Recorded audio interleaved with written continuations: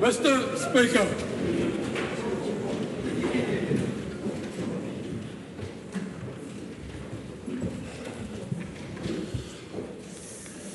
E te atua kaharawa, ka tuku whakamoimati atu mātou mōna karakia ko waihotia mai ki runga i a mātou. Ko waiho i o mātou pānga whaiora katoa ki te taha, ka mihi mātou ki te kingi me te inoi atu, mo te arihitanga i rosi o mātou whakaaroarohanga. Kia mōhio ai, kia whakaiti ai tā mātou whakahaeringa take o te wharenei. Mo te oranga, te maungarongo me te aroha o Aotearoa. Āmene. Members, I'm sure you want to join with me in welcoming Mr. Ray Stevens, Chair of the Queensland Parliament Ethics Committee.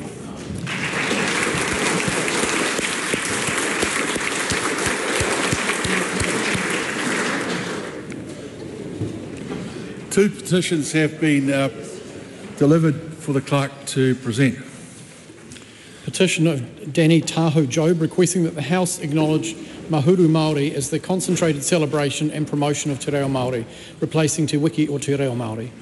Petition of Juliana Carvalho requesting, on behalf of Access Matters Aotearoa, requesting that the House pass a new bill to provide for accessibility for New Zealanders. Those petitions stand referred to the Petitions Committee. No papers have been delivered. A Select Committee report has been delivered for presentation. Report of the Finance and Expenditure Committee on the international treaty examination of the agreement between New Zealand and the Republic of Slovenia for elimination of double taxation with respect to taxes on income and the prevention of tax evasion and avoidance. No bills have been introduced. The House comes to oral questions. The first will have a Mike Butterick. Point of order, the Honourable Simeon Brown. Mr Speaker, I seek leave to make a personal explanation to correct a statement I made in an urgent debate on Tuesday the 4th of March. Leave is sought for that purpose. Is there any objection? There appears to be none. In the urgent debate yesterday, I misspoke when speaking about former Minister Michael Wood. The former Minister was told, I said that the Minister was told 17 times by the Cabinet Office to sell his Auckland transport shares. I should have said 16 times for his Auckland airport shares. Thank you. Mike Butterick. Thank you, Mr Speaker. My question is to the Minister of Finance and asks, what are the Government's priorities for Budget 2025? Mr Speaker. The Honourable Nicola Willis.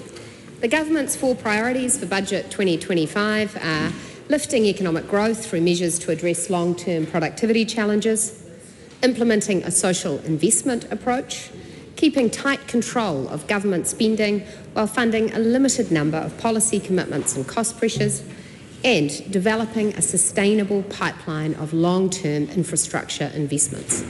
Supplementary. What are examples of policy commitments that will be funded in the budget? Mr Speaker, the Government has already announced a significant policy commitment for Budget 2025. That is the commitment of $1.37 billion a year from 2025 onwards to meet demographic, volume and price pressures for frontline health services. In total, that comes to an additional $5.48 billion for Health New Zealand over the forecast period. Agreeing this very significant increase in funding ahead of time gave Health New Zealand certainty in its planning and demonstrates the Government's commitment to delivering the healthcare New Zealanders need. Supplementary. Has the Government announced any other funding for health ahead of Budget 2025? Mr Speaker, yes. Budget 2025 provides just over $1 billion of extra funding over the forecast period for additional medicines, including cancer treatments. And on Monday, the government announced measures to boost primary care, including increasing the number of doctors and nurses in primary care, and a new 24/7 digital healthcare service for online appointments. These new measures will also be funded from Budget 2025.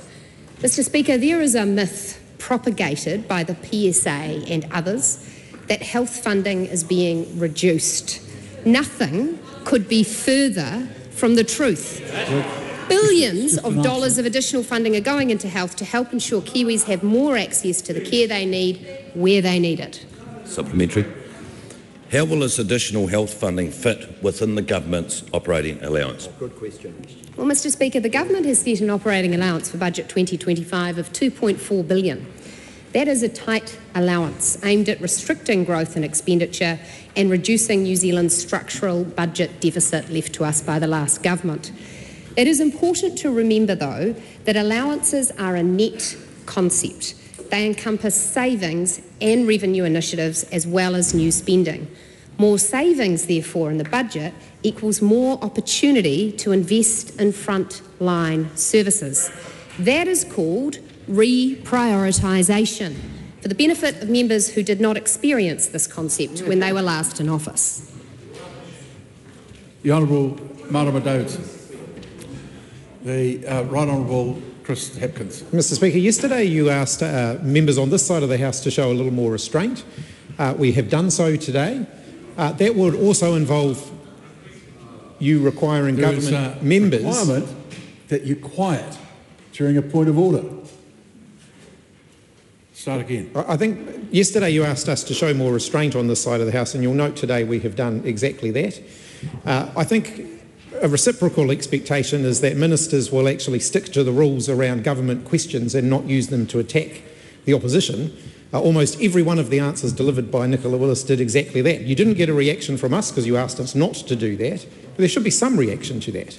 Yes, I did certainly take note of it, and I think, as I've said before, where there is a reference to something from the past that affects the policy today, that's reasonable. But I do think that the commentary that suggests otherwise and questions motives of the other side of the House are unacceptable. And I'd ask all other ministers who are about to answer questions today to bear that in mind. Speaking Right Honourable Chris Hipkins. Chris Bishop. I presume there's a new point of order, given I've just ruled on that one. Speaking to the point of order. Mr. Speaker, politics is about comparing... It has to be a new point of order. I've just ruled on that one.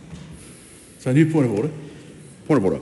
Sir, politics is about comparing and contrasting. It is very difficult to answer questions as a government without drawing some comparison to what has gone before or indeed what is coming into the future. I'll stop you there, because the last part of the last answer referred to something the previous government had not done, and I don't think that's particularly reasonable in the circumstances.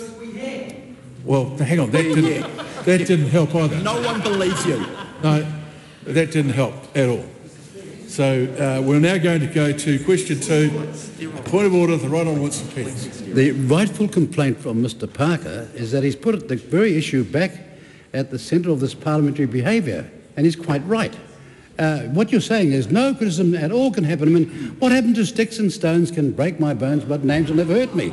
And over there, so sensitive, every little issue. No, that's not the issue. That's, with all due respect, just a minute. With all due respect, that completely misses the point I was making. Question 2, the Honourable Marama Davidson. To the Prime Minister, e tautoko ana ia I ngā kōrero me ngā mahi katoa a tōna kāwanatanga. Right Honourable Prime Minister. Thank you, Mr Speaker. Yes, and especially our action to make it easier for Kiwis to get access to the healthcare that they need. This morning, our excellent Minister of Health, Simeon Brown, announced more support for nurses so they can play a greater role in primary care. And that comes off the back of action yesterday to train more doctors here at home, including in primary care. And on Monday, we announced action to support more nurses into primary care, making it easier for international doctors to practice here and introduce a whole system of digital 24/7 care. Kiwis deserve to be able to see a doctor as quickly as they can. We're working hard to make that a reality, and I would have thought the opposition would want to support that. Does he agree that regardless of socio-economic status, a meal at lunchtime is a basic level of collective care that should be afforded to all tamariki? What I believe is that we need to help kids who are coming to school with no lunches, and that's why we saved the school lunch program that was unfunded, and that's why we're making it, we've got some challenges, but we're working our way through them. Does he agree that providing school lunches is an important collective response and one that is far more helpful than vilifying parents and families doing it tough? Well, what I'd say in the last 24 hours is the vilification from the Labour and Greens who are telling parents who actually working parents across New Zealand happen to give their kids a Marmite sandwich and apple each and every day are bad parents is not acceptable. Does he agree with Mana College Principal Jeff Chapman that the previous school lunch program, quote, was a nice little circular local economy and it was working great. The contractor was providing local employment and using local food, and if so, can he tell the House how many people have lost their jobs as a result of his government's changes to ka ora ka ako? Well, what I can say is that we are actually funding the school lunch program. We are feeding more kids than the previous government did. We are doing so more efficiently, having saved $130 million, which has been put back into health and education for our kids. So I think it's a win-win. We've got some challenges to work through. The Minister will deal with that. Supplementary, the Honourable David Seymour. Is the Prime Minister also... I beg your pardon, Mr Speaker. Your own side was pretty rowdy then, so we'll start again. Sure. Is the Prime Minister also aware that the previous government had left no money in the budget for that nice little circular economy from 2025 onwards, and how has this government responded to that fiscal cliff? Well, I thank the member for their excellent question, because that is... I thank the member for his excellent question, because that is exactly the case. The parties that claim to advocate for those that most need food didn't fund the program. We fund the program and we extended it to more kids. Speaker. Supplementary question, the Right Honourable Chris Hipkins. How many free school lunches programs could be funded for the cost of the tax cuts the government gave to landlords? Well, I think the member is conflating two very different issues. Because what I'm proud about is actually rents under this government are stable, not up $180 per week. What I'm comfortable about is that house prices didn't increase 40 to 50%. And what I'm comfortable about is actually social housing waitlists are going down and kids in emergency housing are out of motels. Nothing that the Labor government could sort out despite the much vaunted equity of housing, which they don't own anymore. And that question demonstrates how difficult it is at times to work out both the value of a question or the intent of a question and the likely answer. Point of order, Mr Speaker. Point of order, Nancy Liu. Mr Speaker, I think the mic for the Prime Minister is actually not on, so most of the MPs sitting here cannot hear him at all. Well, some people might thank the Lord for small mercies, but I will ask the technicians to have a bit of a look at what's going on. Chloe Swarbrick. Point of order, Mr Speaker, thank you. There has been much discussion in this House about truth, and we are not allowed to say the word that denotes the opposite of that, but I am requesting your guidance when the Prime Minister is stating things on the record such as rents have been stable, when the facts demonstrate the clear opposite of that, what we are to do. The member knows that if there is a concern about that, there is a remedy for her in standing orders, and that would be the best way to deal with it. Marama Davidson. Will he stop pointing fingers at his ministers and take responsibility as Prime Minister to feed our tamariki? Well, we are. We have a school lunch program. We have said that, and the Minister said himself that the food is in some cases not up to scratch. He's making sure he holds those contractors to account. He's working through the issues. I've got every confidence that he will do so. I do take responsibility and I have clear accountabilities on my ministers, and that's what I expect to happen. Supplementary. The Honourable David Seymour. Is it the view of his government that good words and good wishes must be backed up by a fiscally sustainable plan to actually pay for the government's programs? And does he believe it's credible to have all those good words and good wishes but no plan to afford them? It is something that we have inherited, a government previously that didn't fund Farmac, a government that didn't fund school lunches, a government that had billions of dollars of blowout on ferries, on Dunedin Hospital. Make the list. We're fixing it. Yeah, I'll just make the point that it's... we'll move on. Marama Davis. Supplementary. Will he commit to continuing ka ora ka ako? I commit. The Minister is very committed to making sure we make the school lunch program work and we get what we have contracted for. But as I have said before, we will continue to provide children who need lunches a school lunch program. It's important because we know the evidence is if they don't have food, they don't learn and they end up on welfare. That's not great. Welfare system. You know, the majority of kids in poverty have... Yeah, when you're ready, parents, we might move on. The Right Honourable Chris Hipkins. Oh, for me. Thank you, Mr. Speaker. To the Prime Minister, does he stand by all of his government's statements and actions? Yes, and especially our action to support Kiwis with the cost of living.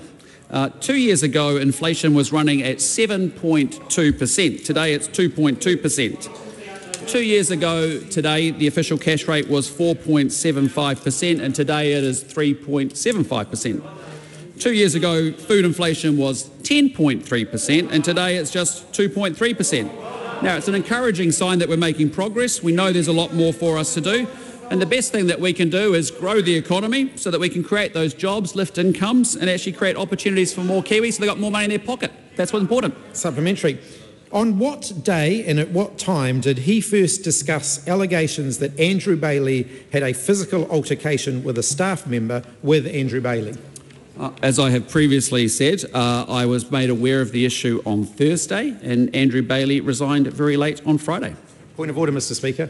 I didn't ask him when he was informed or when Andrew Bailey resigned. I asked him when he first discussed those allegations with Andrew Bailey. Ask the question again.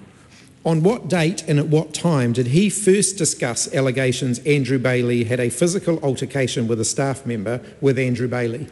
My office had conversations with Andrew Bailey on the Wednesday and the Thursday, and I discussed with Andrew Bailey on the Friday. When did he formally receive Andrew Bailey's resignation as a minister, and in what form was his resignation delivered? It was a phone call very late on Friday evening. Did he indicate to Andrew Bailey that if he didn't resign, he would be dismissed? If so, when did he do that? No, as I have said publicly, Andrew Bailey resigned, and he did make the right decision. If Andrew Bailey resigned on Friday, why didn't he inform the Governor-General of that resignation until Monday? And does he believe that fulfills his legal obligation to, quote, keep the Governor-General fully informed about the general conduct of the government? Yes. Did he ask Andrew Bailey what he did to the staff member who made the complaint, and was Andrew Bailey's account consistent or different from the account of the staff member? Andrew Bailey talked in his statements about the incident, and I've got nothing further to add to that. Point of order, Mr. Speaker. Point of order. This is a serious matter in which the Prime Minister has indicated that if Andrew Bailey hadn't resigned, then he would have fired him.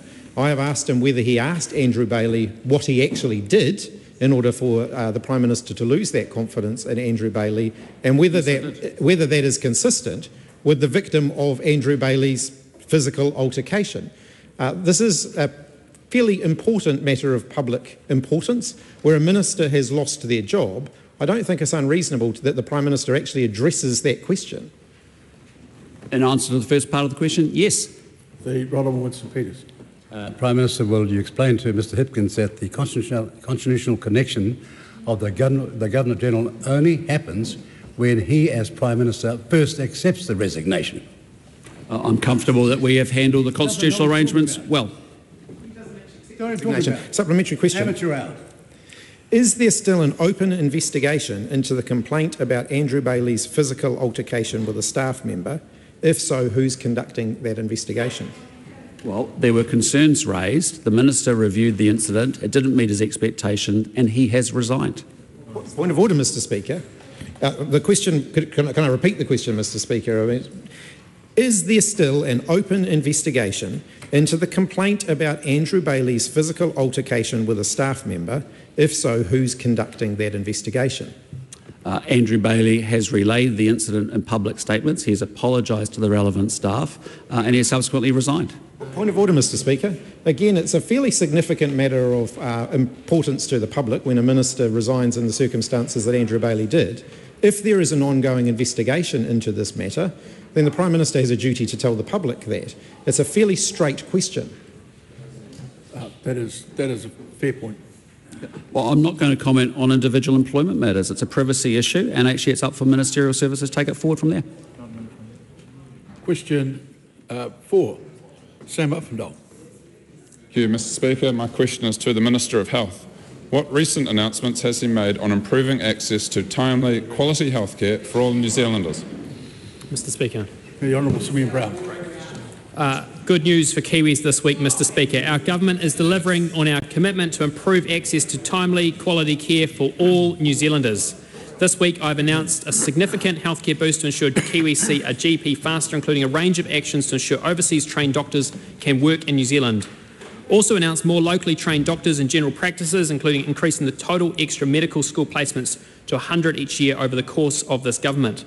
We're also boosting our nursing workforce by training more nurse practitioners and supporting advanced education for nurses in general practices. These initiatives will help strengthen the healthcare workforce, reduce wait times and ensure Kiwis can receive the timely, quality healthcare they need. Supplementary.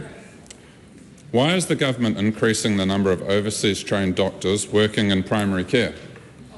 Well, Mr Speaker, we recognise the need for more doctors working in our healthcare system, which is why we are funding a new 2-year primary care training program for up to 100 additional overseas trained doctors. It doesn't make sense that overseas trained doctors living in New Zealand are keen to work in primary care but lack the training opportunities to do so. By funding 100 clinical placements, we will offer the necessary support to help them work in general practices where they're needed to help give Kiwis the timely, quality access to healthcare they need. Supplementary. What is the government doing to increase the number of placements at New Zealand medical schools? Well, Mr Speaker, to reduce wait times for New Zealanders, we can't just rely on sourcing our doctors from overseas. We must also ensure a sustainable pipeline of New Zealand-trained doctors.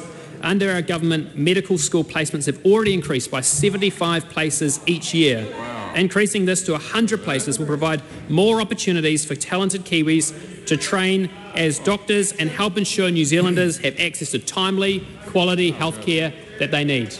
Supplementary. Why is the government increasing the number of training places for nurse practitioners in primary care?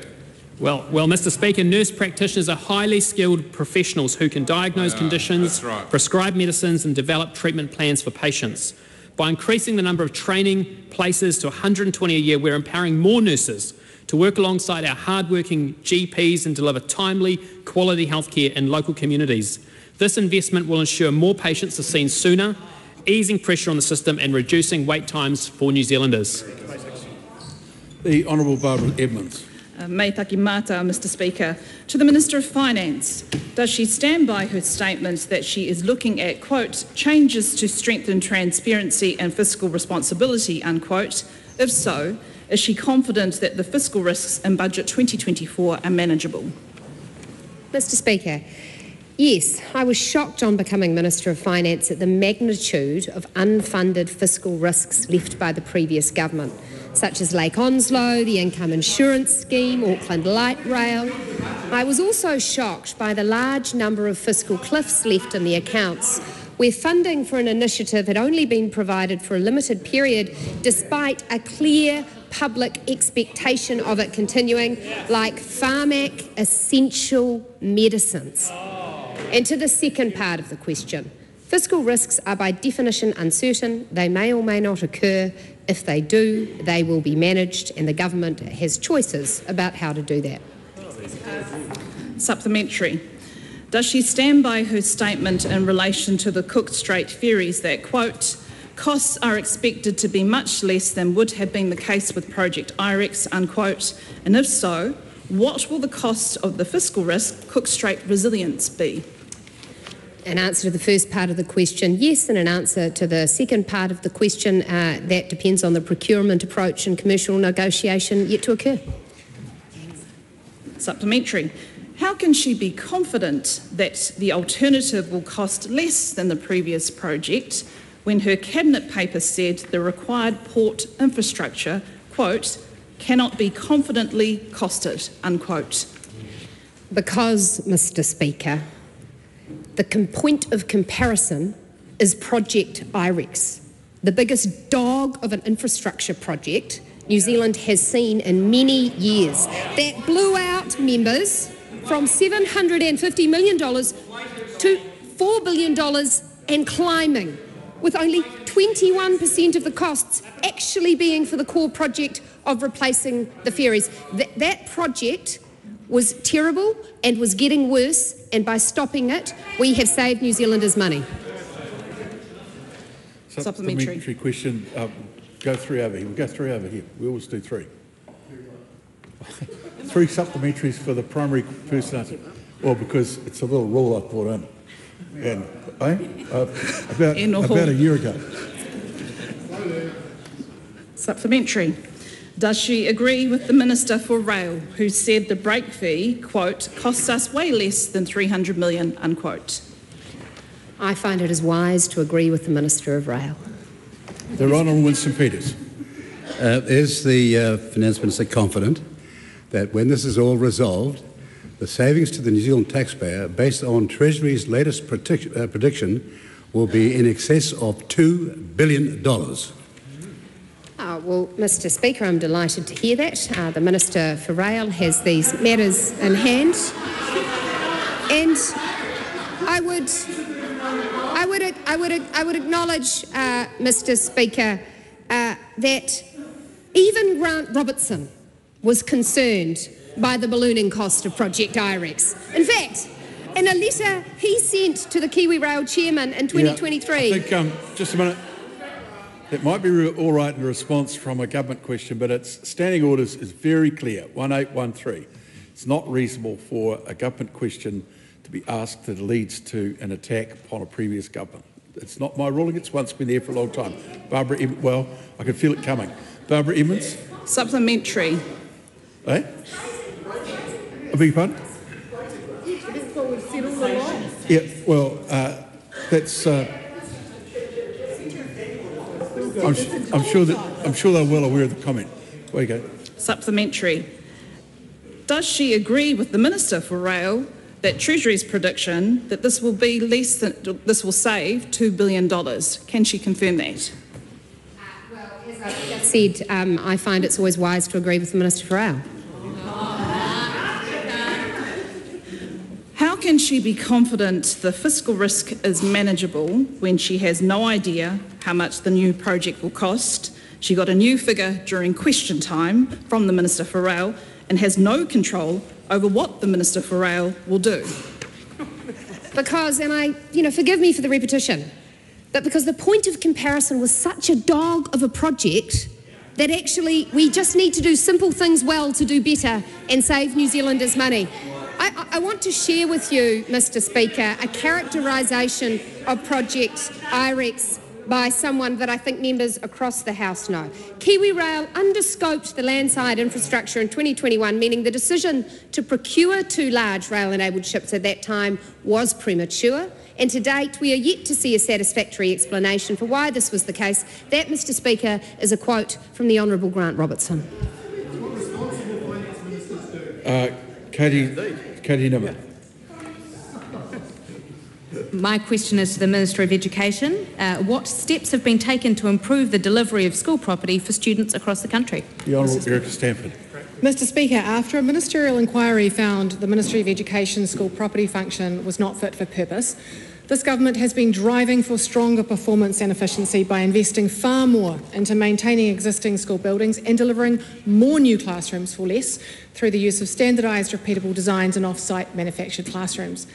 In this financial year, We've already increased the number of cost-effective off-site manufactured buildings delivered, a 35% increase on the last financial year, and we've still got a long way to run. In 2023, only 433 new classrooms were built.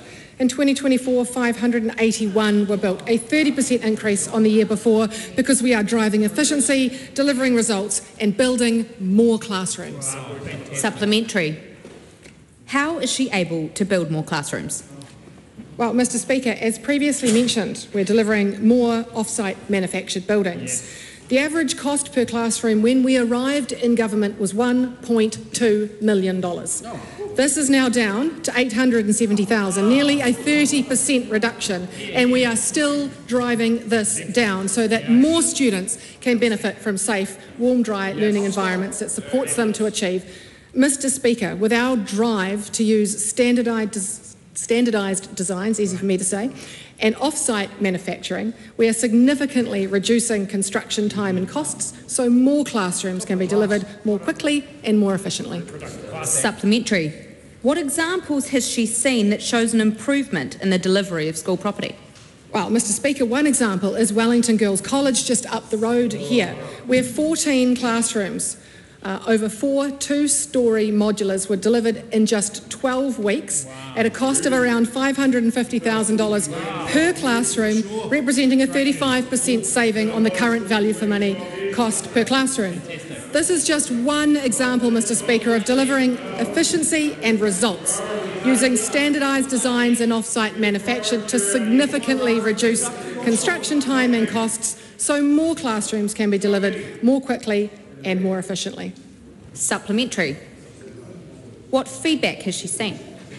Well, Mr Speaker, a school in my electorate, as it turns out, where the ministry drove great value for money by retrofitting an existing building rather than building new, wrote to the ministry, to say, we want to express our deepest gratitude for the exceptional and efficient work you have done over the Christmas period to ensure the successful completion of an interim seismic property project through 4 of our whānau buildings.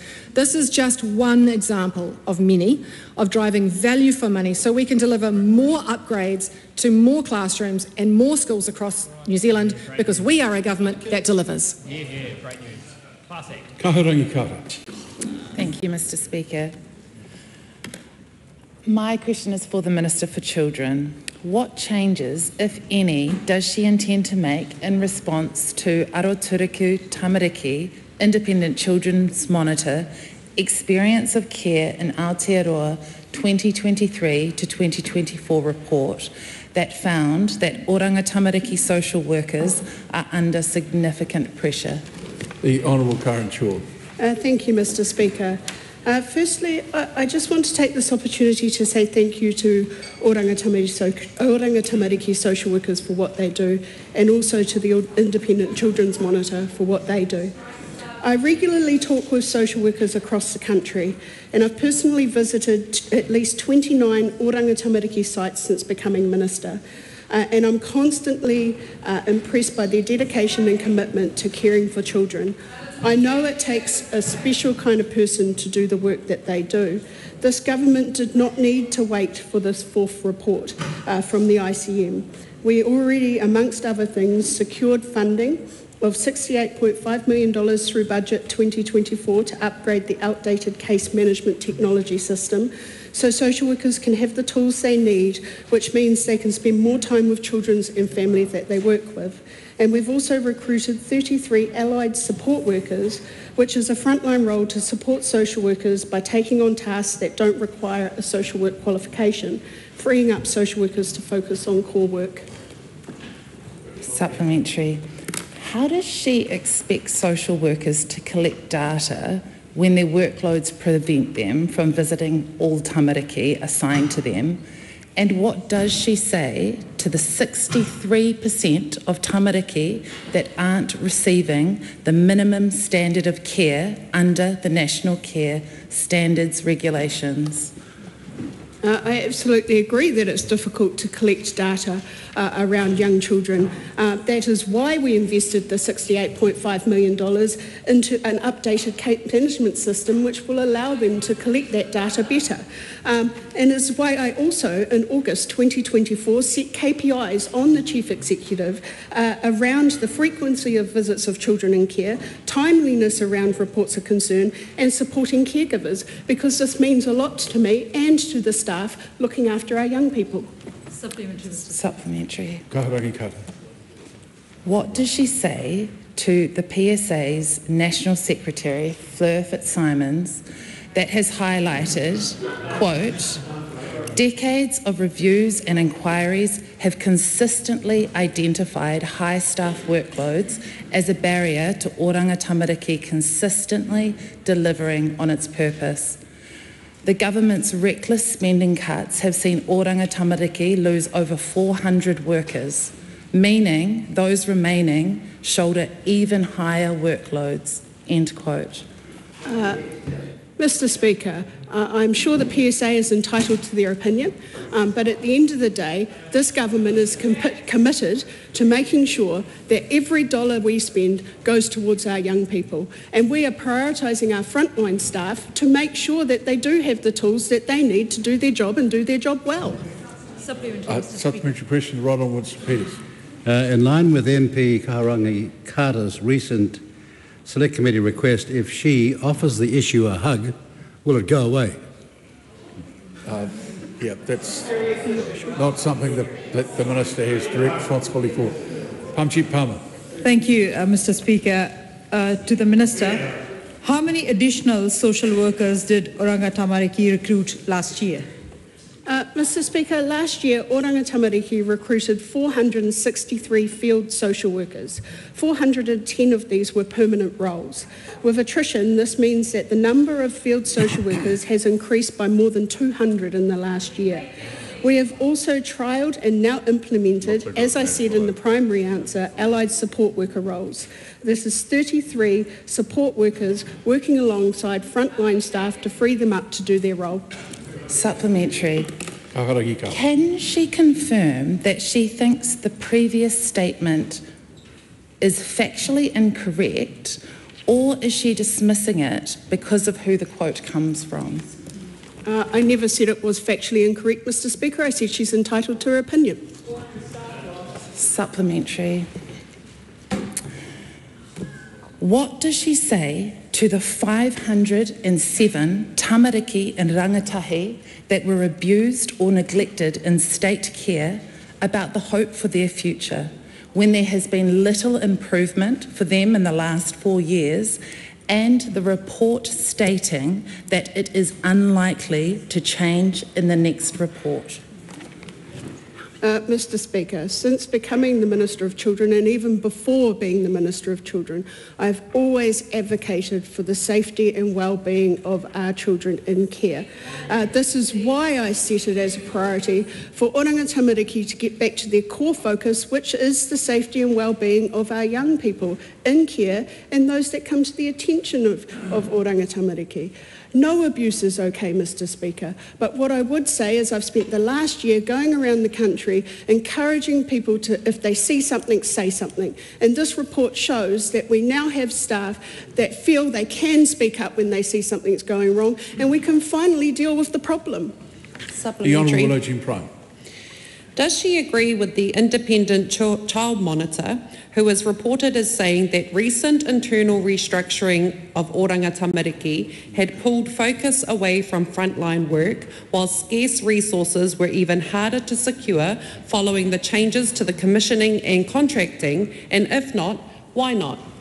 Look, Mr Speaker, change is always hard, but what I can tell you is, going up and down the country since becoming Minister, the culture and the way staff are dealing with our young people is showing a real positive turnaround. This has been an issue for a very long time, Mr Speaker. This is a 4-year report. I'm responsible for this year that has come by. I'm not happy with that report, and I am making sure that we do better in the future. Order, Mr Speaker. She didn't answer my question about whether she agreed with the monitor or not. Well, I think she did by saying that she was responsible for 1 year of the 4, and that she was doing her best to improve on the matters raised. I think that certainly addresses the question. Hana Rafiti Maipi Clark. Koe te pika. My question is to the Minister of Education. Is she confident that her actions will improve education achievement for all rangatahi? The Honourable Erica Stanford. Mr Speaker, I am absolutely confident in that. And I stand by my actions to build a world-class leading education system that delivers excellent and equitable outcomes for every child, including tamariki Māori. And right now, this term, every child learning in Te Reo Māori has access to high-quality, nationally consistent, structured maths books, benefiting 27,000 akonga across the country. We've refreshed Te Marotanga o Aotearoa to be knowledge-rich year by year in Te Reo Māori. We've launched a structured program to teach reading, writing and speaking in Te Reo. We've developed purpose-built phonics check tools to monitor student progression in Te Reo. We're delivering free decodable books that we have created in Te Reo Māori. We're progressing my Māori Education Action Plan, and I've established my Māori Education Advisory Group. Supplementary, Mr Speaker. Does she stand by her new NCEA reading, writing and maths tests when these tests are failing students in low-income schools, and principals at these schools have warned that these changes will create a generation of school leavers with no qualifications, most of whom will be Māori or Pacifica? Mr Speaker, those assessments, literacy and numeracy assessments, are not failing the students are failing the assessments. And it is upon this government to make sure that every single one of those students gets the assistance that they need to get a base level of literacy and numeracy so that they can live the life that they want. Because if we don't do that, we are pushing the problem down the road, and we all know what happens to young rangatahi who do not have good literacy and numeracy, and this government will not stand by and let that happen. Supplementary, Mr Speaker. Does she agree with NZEI President Ripika Lessels that, quote, the evidence shows tamariki Māori succeed best in kura kaupapa Māori where te reo me ngā tikanga is supported? Resource teachers of Māori play a key role in supporting teachers and children in these schools, end quote. Mr Speaker, I agree that children should have choice. And there are many families who would like to send their children to a kura kaupapa, and there are many families who would like to send their children to an English medium school. And the purpose of this government and the drive that I have is to make sure that no matter where a tamariki Māori ends up, that they have an excellent education and equitable outcomes. Supplementary, Mr Speaker. What message is the government sending to young Māori when they stress the importance of literacy on one hand, while considering defunding expert teachers who support literacy and te reo Māori on the other? Well, Mr Speaker, we are out for consultation around a role, the Āti Māori role. And the reason that we're out for consultation, Mr Speaker, is that there have been multiple evaluations that have said that this particular service delivery model is inequitable and is not optimised. And I'll give you one example of that, Mr Speaker. In Southland, there are 5 Āti Māoris.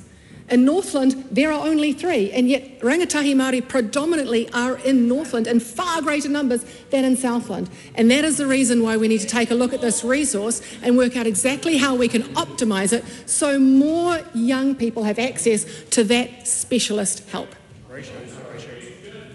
Question number 9, the Honourable Aotearoa. Thank you, Mr Speaker. My question is to the Minister of Health and asks, does he stand by his statement, my focus is, and always will be, on improving patient outcomes? Patients will be my #1 priority. And what is the role of health workers in achieving those outcomes for patients? The Honourable Simeon Brown. Mr Speaker, yes, I stand by my statement in the context it was made, that my focus is and always will be on patients and improving patient outcomes. That's why we are refocusing the healthcare system on delivering access to timely, quality healthcare for all New Zealanders through our government's health targets. Our government knows that frontline health workers are critical in delivering these services. That's why our frontline workforce at Health New Zealand is the largest and strongest it has ever been, with over 2,000 more nurses employed at Health New Zealand since 2023, earning on average a salary of $125,000, comparable now with nurses in New South Wales. On this side of the House, we are unashamed that it is the patients who will always be at the heart of every decision we make, and it is the healthcare workers who are critical to delivering those services. Supplementary, does he agree with Christopher Luxon, who said in respect to nurses, whether they're in aged care, whether they're at GP community practices or in the DHB equivalent system, they should be paid the same? Or Simeon Brown, who said nursing wages are not my job? Look, Mr Speaker, I agree with the Prime Minister, and the quote that was taken out of context by the Post this morning was in regards to contractual negotiations between doctor clinics and their staff. That was a quote taken out of context, but I absolutely agree with the need to make sure that there is pay parity between nurses working in our hospitals and in our primary care areas. And ultimately, we know it will take time to deliver that, but that's why we're focusing back on primary care, which was something the last government didn't. Supplementary, are the dietitians, the mental health nurses, the pharmacists, the public health nurses, represented by the PSA, bureaucrats? Well, Mr Speaker, I'm very happy to talk about the PSA union, led by a failed Labor Party candidate who couldn't even win her seat. And ultimately, the union's doing what the union does. When the National Party's in government, they attack the government. That's what they're doing, and I completely get what they're trying to do. But ultimately, my focus is on the patients and getting better outcomes for them. That's what this government is unashamedly focused on. Supplementary, why did he attack Fleur Fitzsimmons rather than respond to the contents of the PSA report? Couldn't he be the bigger man, at least metaphorically?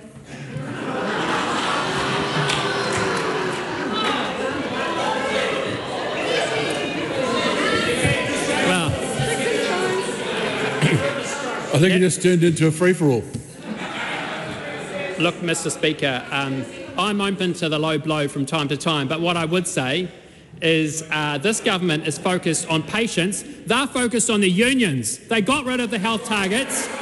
They ran down our health system. They restructured it during the pandemic, and they forgot about the patients. We will stand on the side of the patients while they stand on the side of unions. A shame on them. Supplementary. Why? Just hold on for a minute. Okay. Why, if he's so committed to patient outcomes, won't he respond seriously to a report that documents delays in rehab for stroke patients, malnourished cancer patients, and untreated babies left with cleft palates because of his government's cuts? Well, Mr Speaker, if she's talking about the PSA union's report that she's talking about again, well, I tell you what, the PSA union member who is clearly leading that organisation, who failed to win her seat, clearly all she's trying to do is get a high list ranking at the next election. I think we'll have an answer to the question rather than the political statement. Nothing further to say? She can repeat the question. No, repeat the question, yeah. Without the end, Barb, might be a good idea. Why, if he's so committed to patient outcomes, won't he respond seriously to a report that documents delays in rehab for stroke patients, malnourished cancer patients, and untreated babies left with cleft palates? Well, Mr Speaker, I acknowledge that there is a need for greater investment in our health system, and I'm proud of the investment this government has made. We have increased health funding by $16.68 billion over 3 budgets. We are focusing the system back on frontline service delivery. That is the focus this government is bringing, putting the patients back at the heart, not the bureaucratic change which was what the last government was focused on. Will he take up the invitation posed by professionals struggling with the hiring freeze in Health New Zealand? We'll love someone to come to our team meeting and explain why we do not have approval to advertise for the current vacancies we are holding. And if not, does he worry he is out of touch with the reality of healthcare in New Zealand? Well, Mr Speaker, there are hundreds of jobs advertised at Health New Zealand currently online. and available for people to put their names for. There is no such thing as a hiring freeze. Although we're focused on frontline service delivery. As I said in my primary answer, we have the largest healthcare workforce ever in New Zealand. We have over 2,000 more nurses employed under this government in Health New Zealand. We are focusing back on the delivery of services for New Zealanders, and they should look in the mirror. When they got rid of the health targets, they saw their outcomes reduced for patients, and then they decided to restructure during a pandemic. Shame on them. The Honourable Nicola Willis. Can the Minister confirm that the survey that the opposition member keeps referring to as gospel was actually sent to more than 24,000 union members, yet only 1,287 chose to reply, meaning it only had a 5.3% response rate from its own members? Well, Mr Speaker, that is 100% correct. And what I'd say to the PSA union is start focusing on the patients rather than just trying to get a high Labor Party list spot at the next election. It's a bit of a shame when you make the point and then lose it with that sort of stuff. So, give, no, I don't want to get Cameron Brewer. Thank you, Mr Speaker. My question is to the Minister of Police and asks, what recent announcements has he made about police's work to tackle gangs? Mr Speaker, last week the Minister of Justice and I announced that police have done outstanding work in enforcing the Gangs Act, laying charges and seizing insignia. The Gangs Act has proven to be an enabling piece of legislation as well, providing a vehicle for police to cause further disruption to gangs through a raft of other changes, including firearms. Contrary to all the commentary prior to the implementation of the legislation, compliance has been high, and it is obvious to the public that our police are controlling the streets again, not the gangs. Supplementary. How many charges have police laid under the Gangs Act? Mr Speaker, as of yesterday, police have laid 385 charges under the Gangs Act 2024 and 3,546 other charges overall against individuals on the national gang list. This government is committed to giving police the tools they need to significantly disrupt gangs. Supplementary. How many patch and firearm seizures have been made? Mr Speaker, as at 19th of February, police have seized 76 patches and 67 firearms from gang members since the new legislation came into force. It has proven to be a valuable tool for police to find further evidence of offending and lay more charges. Supplementary. What recent examples of great work in tackling gangs can he share?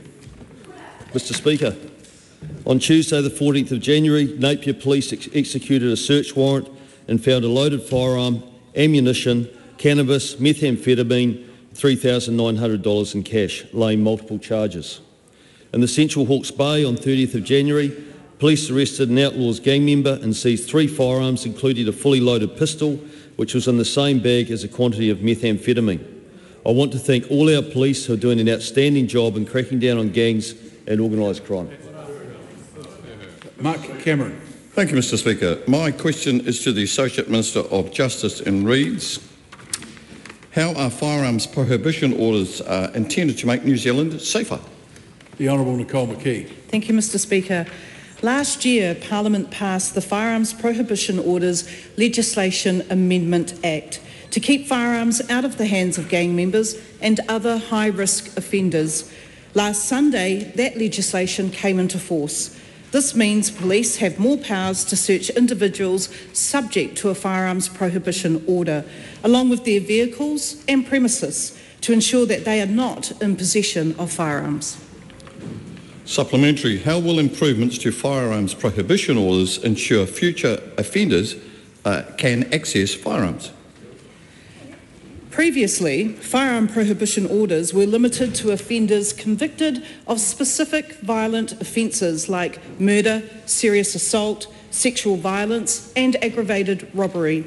I have expanded the qualifying criteria, allowing firearm prohibition orders to be issued to gang members and criminals convicted of drug, firearms and other violent offences. This means senior gang members can no longer avoid firearm prohibition orders by having their prospects commit offences on their behalf. Supplementary. What will improved police search powers mean for offenders subject to firearm prohibition orders now that the new regime is in force? Police now have the power to search gang members and serious offenders subject to a firearms prohibition order at any time. They do not need to suspect they're breaching their firearms prohibition order or that they are committing any other offence. Mr. Speaker, firearms prohibition orders are only effective if police have the power to enforce them, and I have made sure that they do. Criminals are now on notice. Illegal firearm possession will not be tolerated, and they will be held accountable for their actions. Supplementary. What does the improved firearms prohibition orders regime mean for this government's commitment to restoring law and order?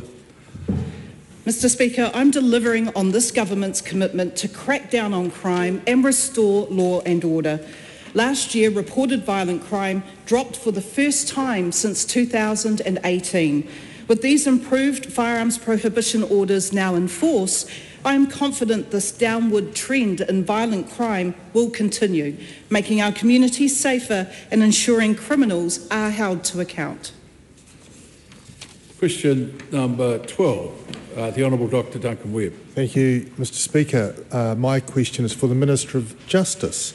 Does he stand by his statements and actions in respect of extended powers of arrest and detention for ordinary citizens? Mr Speaker. The Honourable Paul Goldsmith. Yes, in the context in which they were given. I particularly stand by my statement yesterday that, quote, New Zealanders are fed up with the level of retail crime that they are experiencing in our communities. That's why this government has considered proposals to change the rules, because if you want to have a different outcome, sometimes you have to change things, and that is what we're proposing. Supplementary. Did he consider the opinion of Hospitality New Zealand, who told the Ministerial Advisory Group that Hospitality New Zealand would consider it a significant health and safety risk to both staff and customers if we start advocating for stronger detaining abilities before he announced extended powers of citizens' arrest? Yes, I mean, I think the member is pointing to the fact that there's a widespread variety of views on this matter, but the point I would make is for the hospitality context, we have laws in place after 9 p.m. Where a citizen's arrest can be conducted, but before 9 p.m. it can't be. And so fundamentally it's about trying to rectify that situation. And of course no hospitality worker is obliged to do anything by these proposals. It is an option that is available and can be used if the circumstances are appropriate. Supplementary. Why did he announce proposals for extended powers for citizens' arrest when the only written submissions to Sonny Kushal's Ministerial Advisory Group on retail crime that clearly supported increased powers of arrest for ordinary citizens was the submission of Sonny Kushal in the name of the Theory and Business Owners Group? Why? Well, because we believe it's a good policy. And the Ministerial Advisory Group, led by Sonny Kushal, has a variety of people in it, and they all have their different views. And we fully expect that we'll come up with proposals which are bold and which may well be pushing the boat out. But we need to experiment and come up with different approaches, otherwise we're going to have the same outcome. Because I think all New Zealanders are fed up with the level of retail crime that they're seeing in our communities. We've had a very significant increase over the past few years. And if the member wants to argue for the current arrangements being perfect and everything is fine, well, that's up to him. But I think we need to do something differently. Supplementary. Did he or his Ministerial Advisory Group for Victims of Retail Crime consult with the Police Association, whose president, Chris Cahill, said the idea that the public can do this safely is just putting them at risk? That isn't necessary, before he announced his powers of citizens' arrest? Well, I'd be interested as to how the Police Association consider it's okay at 9:05 to do something and not okay at 8:55 to do something. So anyway, that's part of the ongoing discussion. And this legislation, when it's introduced, will come into the House, and we are sure that we'll get a wide variety of views in the Select Committee process. But this is a government that is prepared to do different things to get different outcomes. And we're not satisfied with the situation on our streets right now. We're not satisfied with the level of retail crime, and this is one of many things that we're considering in order to improve the situation, alongside bringing real consequences for crime with our sentencing regime, the return of 3 strikes, and many other things, such as giving the police extra powers to deal with organised crime. Is it the fact that he or his ministerial advisory group consulted with Destiny Church leader Brian Tamaki, who suggested his thugs who have disrupted lawful activities will use power of arrest and detention when he said, "How excited am I? Man Up is about to receive increased powers to police where law and order has failed." And is he concerned that new citizens' arrest powers may be misused by such malicious actors? Well, Mr. Speaker, I did think it was a cheap shot by the Herald to refer to the Destiny being in support of this proposal. Nobody asked the Destiny, nobody is particularly concerned in the views of the Destiny Church on this matter, and we certainly don't make our decisions as to whether progress law and order policies based on the opinions of the good bishop. And I'd encourage that member not to pay too much attention to his views either. Is he concerned that Sonny Kushal, the chair of the Ministerial Advisory Group, had a deep and significant conflict of interest when he essentially made a submission to himself when he submitted in his capacity as chair of the Dairy and Business Owners Group, and then largely adopted the recommendations he had made to himself?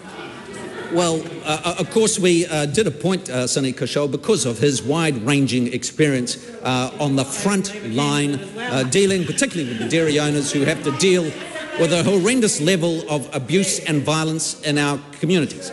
And we have very much in mind the thoughts for particularly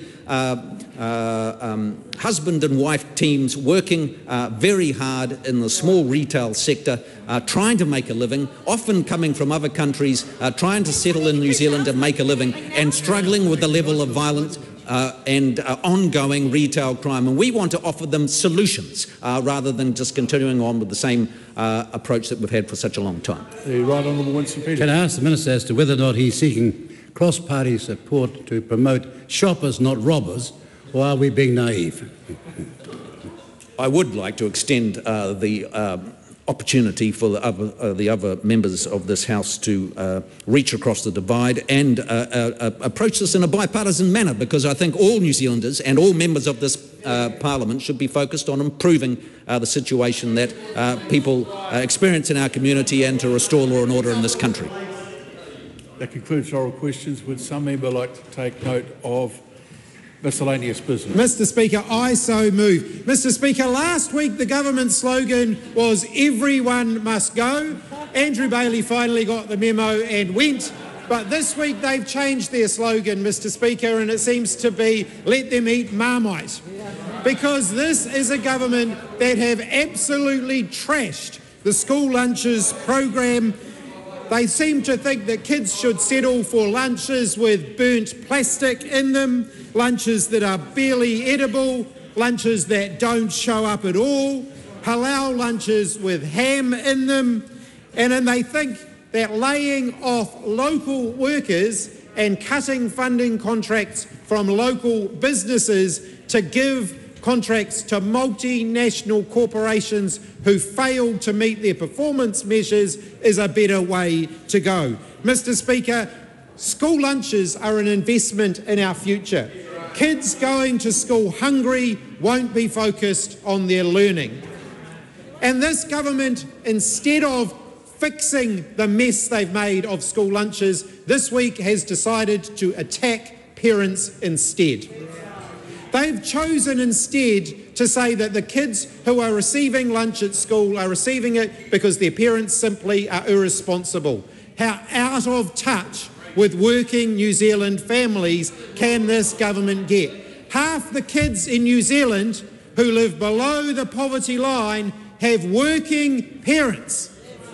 How out of touch for this government to simply say, well, those families should just front up with the lunches.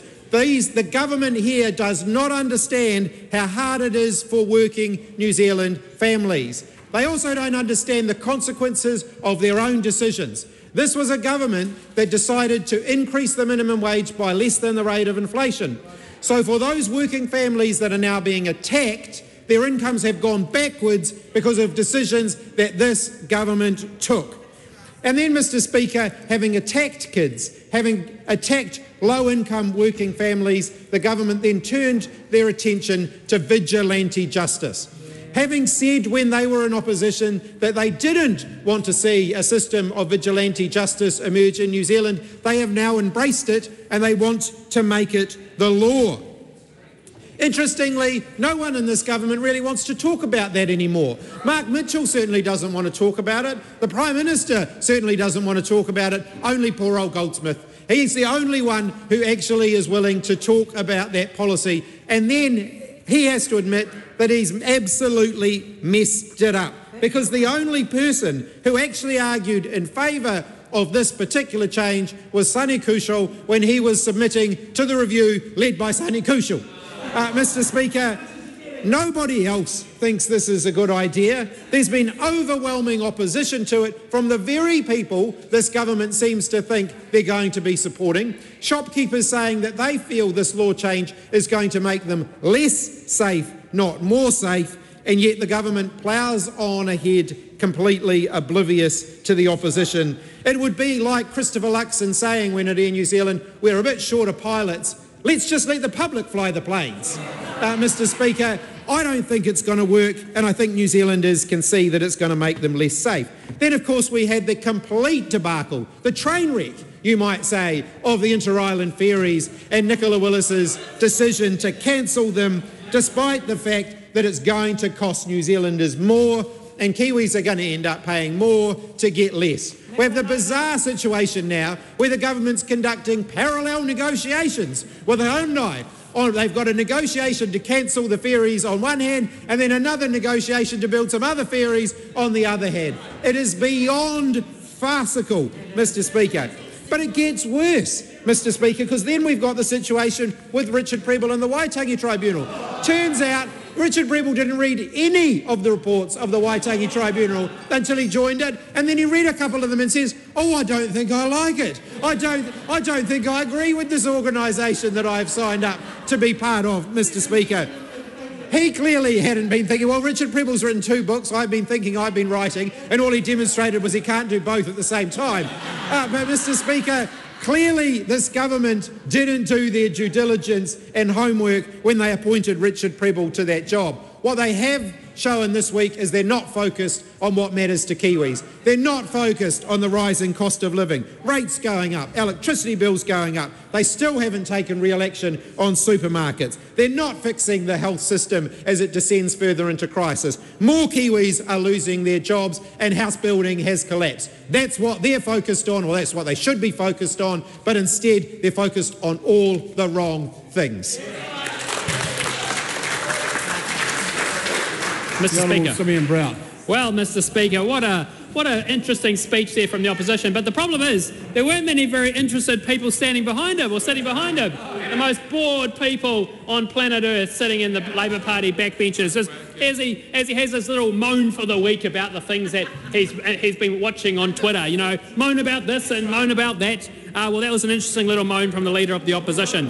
And while they're moaning, we're getting things done. We're actually getting things done for New Zealanders. We're focused on the issues that matter, and we're delivering for New Zealanders.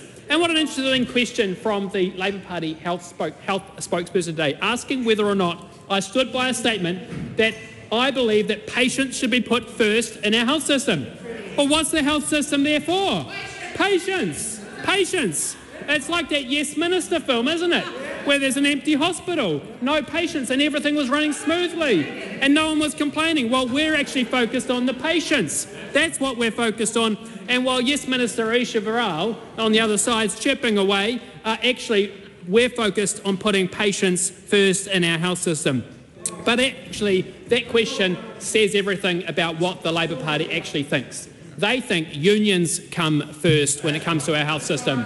They think actually it's the unions which matter first, because what were all the supplementaries about? Unions, unions, unions. Nothing about the patients. We are focused on the patients, and that is exactly what we're doing. And this week, it's been a pleasure to be talking about health care and the things that this government is doing and putting the focus back on primary health care and the critically important role that primary health care plays in our community. And of course, it's all part of this government's record investment in healthcare. Record investment, $16.68 billion more put into our health system over 3 years.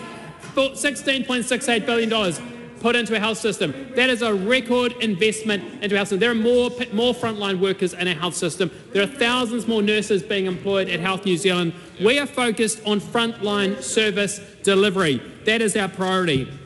And of course, what was the last government focused on? Bureaucracy, restructuring themselves. Yes, absolutely.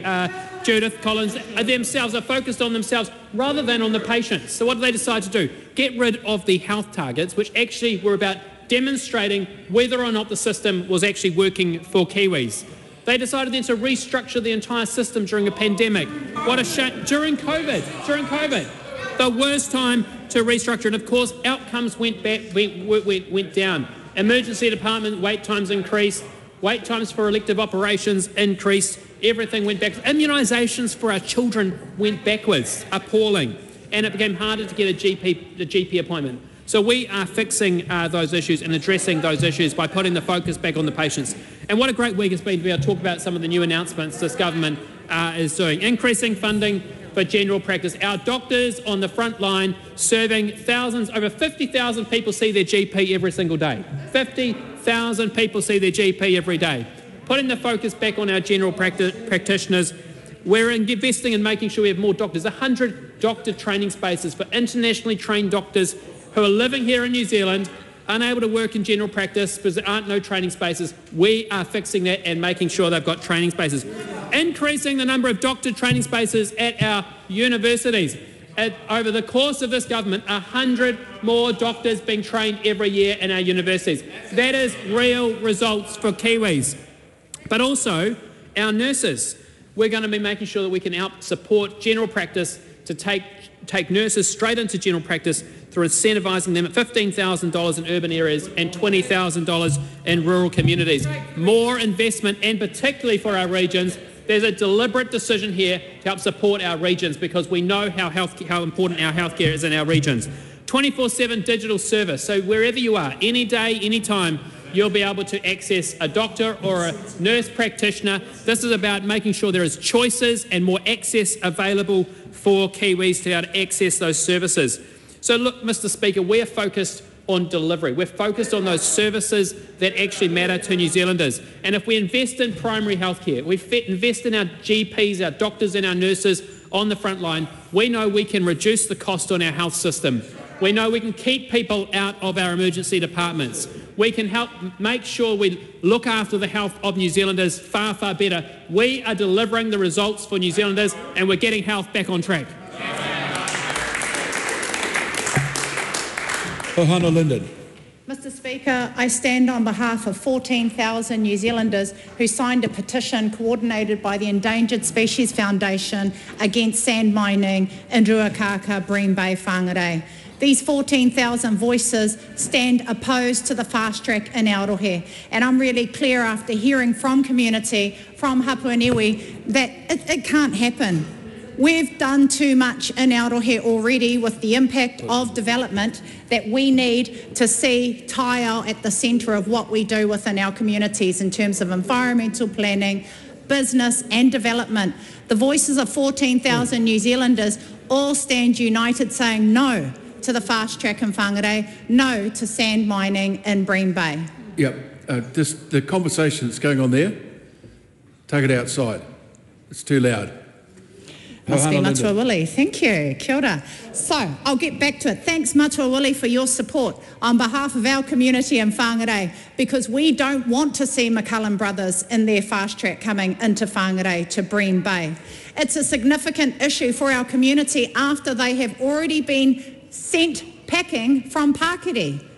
We have to learn from our communities and what the impact has been in Pakiri, and now sending them north into the Whangarei Rohe. Now, there are other options in terms of what we can do to provide concrete into our community. There are land-based options that exist already. The issue is that we're going to see legislation in place that will shut out the community. It will shut out hapu and iwi. And in particular in southern Whangarei, we've got 6 projects coming. 6 projects and more to come, because the fast track is the issue. You're opening it up for big business. You're saying no my Northport, you're saying no my dry dock, and we've got 14,000 community members from hapu, iwi and residents and ratepayers who are saying no, not in my backyard, because sand mining is going to affect our Ako. That's our coastline. I invite you to come up and face our community and say, it's good for you. It's only going to impact your taiao. It's only going to impact the pātaka kai. You won't be able to go fishing or have your mokopuna swim in the moana. I can tell you, after being in Pakiri and hearing and listening in the Environment Court to the local haukainga who said no more, no more. Hapu, marae, community stood together and said no more, McCullum Brothers. But no, the fast track's opening up the door for more. Because what is it? The fast track to destruction. Fast track to destruction. That's what this government's opening up the door for our people in Whangarei. And we're going to roll out with a big flotilla on the 16th of March and get those boats in the water, and they're going to go out large and say, no, not in our backyard, not in our moana, not in the takutai moana of Te Ako Te Paipairoa. No, absolutely, we don't want to see sand mining. And in fact, we have to think about our tomorrow. That's one of the issues, is that we're only worried about today and how much concrete we can supply into community or into business. No. No, this is about our tomorrow. Where is our thinking for the taiao, and where is the thinking for our mokopuna who will inherit the decisions of today? When we think about our sandbirds, te taraiti, do you know how many taraiti we have? Oh, like 14. That's how few we have in New Zealand. And we have members in this house that are in Mahurangi. You know, we have endangered species on our Ako who will be impacted by sand mining. That's what happened, and that's what we heard in Pakiri, and that's what you're going to bring into our communities of Whangarei with McCullum Brothers being unleashed. For 35 years, 9 million cubic metres to be taken from our Ako. That will change our moana, that will change the pātaka kai and impact on the taiao and our community. And I pause because I think it's really important for us to think about, well, what if it came into our backyard? What if it came into your coastal communities? What would you say then? You wouldn't be happy, because it's going to impact on the way that you can harvest, you can swim, and actually, you know, are our jobs going to really grow from McCullum Brothers coming into our community, or are they going to be importing kaimahi from Auckland? Is it really going to grow employment opportunities for us, or are they going to import from other communities and bring them into Whangarei and take from our takutai moana? These are issues that are serious for our community, and the 14,000 voices that supported this petition say no. And we will go out on the boats on the 16th of March, and we will have a flotilla, and you will see our people on waka, on boats, out there saying, no, not in our takutai. Whangarei Harbour is too beautiful to see sand mining and dredging for 35 years, 6 days a week, 9 million cubic metres of te Aotearoa taken. Kia ora.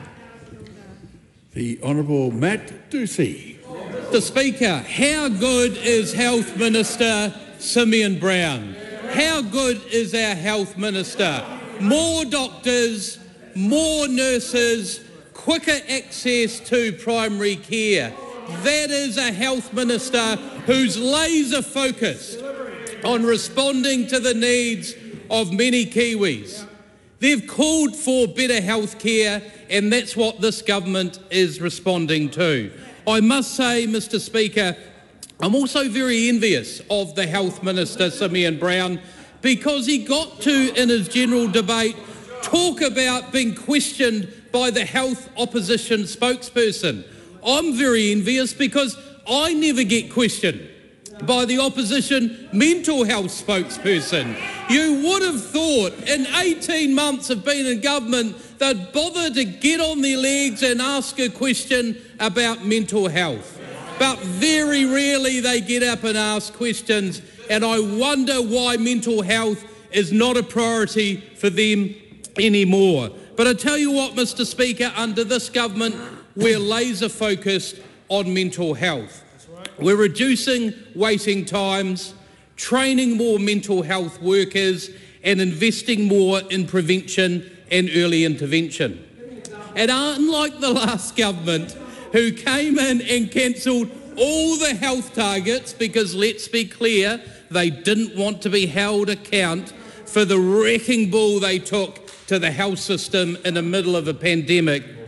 Not only have we brought back health targets, but for the first time in New Zealand, we've brought in mental health targets to hold us to account as a government of delivering better mental health.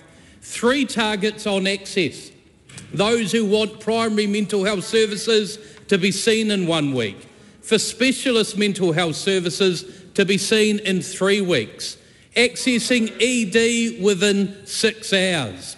That will deliver timely access to mental health support. And for mental health workers to train 500 mental health workers a year, and to invest 25% of the $2.6 billion we spend every year on mental health and addiction into prevention and early intervention. So we'll be reporting on those access targets, not only nationally, but also in the 4 regions, the regionalisation of the new health system. Unlike the last government that wanted to centralise everything under their failed socialist experiment, we know Wellington doesn't know best. We're pushing out the decision-making closer to the front line. But we're also reporting those access targets to the 20 district levels. So every person in their district will know how they benchmark themselves in those access targets of 1 week for primary mental health, 3 weeks for specialist, and 6 hours for ED. We're also committed to training 500 mental health professionals. We published the first mental health workforce plan. It beggars belief the Auditor-General was scathing in the last government for not having a mental health workforce plan. We published that in our first year. Increasing psychiatry registrar places by 50%. Doubling the number of clinical psychology interns by 100%. A new registration next year, associate psychology students will be turning up in our universities, and in 2027 they'll be entering the workforce. A new registration. But what I'm most proud about, Mr. Speaker, is a quiet revolution. The peer support lived experience workers. We've announced a $1 million fund that will train 100 new peer support workers to go out and provide lived experience peer support work. We came into government, Mr. Speaker, saying we'll get more money out of Wellington to the front line. And that's what we've had with the Community Mental Health Innovation Fund. Already 6 announcements. We've given more money to the Mental Health Foundation, to Youthline, to Sir John Kirwan's school mental health education program.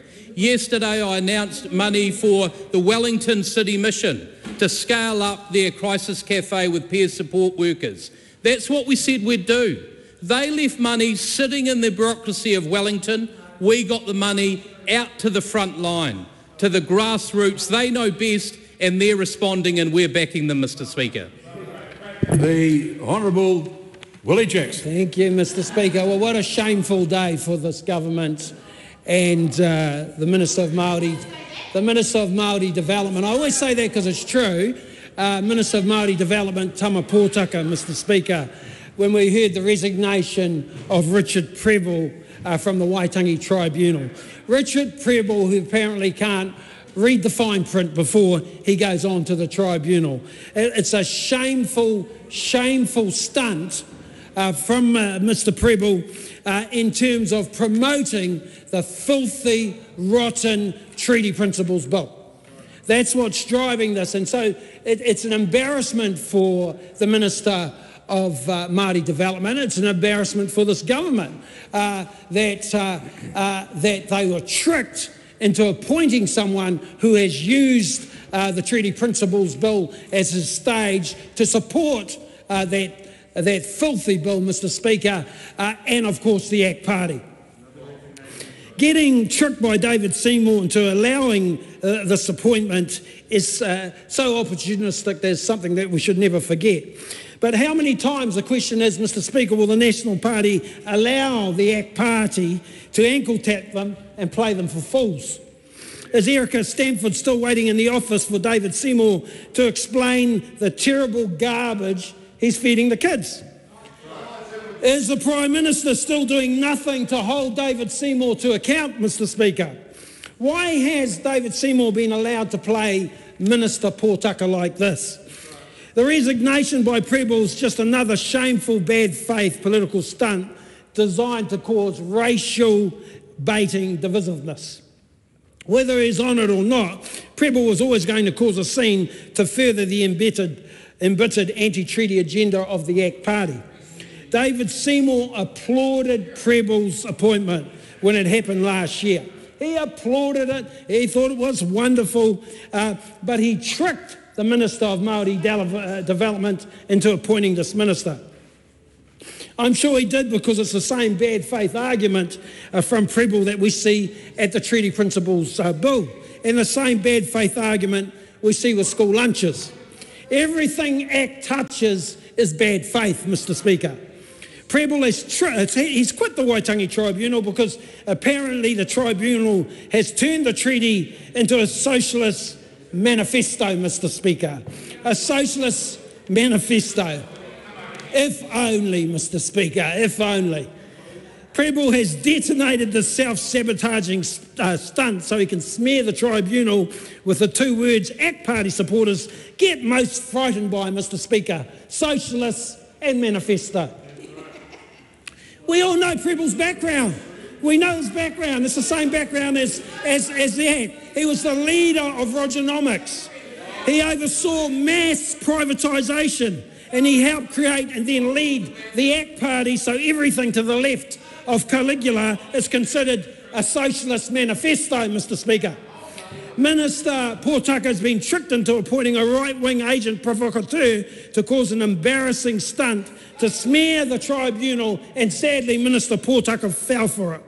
I warned him. I told him it was a mistake, that he was that Prebble had talked about the tribunal being racist, apartheid, but I tried to help Tama Portaka, Mr Speaker, but he wouldn't listen. The stunt smells as bad as ACT school lunches and is a waste of time to undermine this Parliament's important work.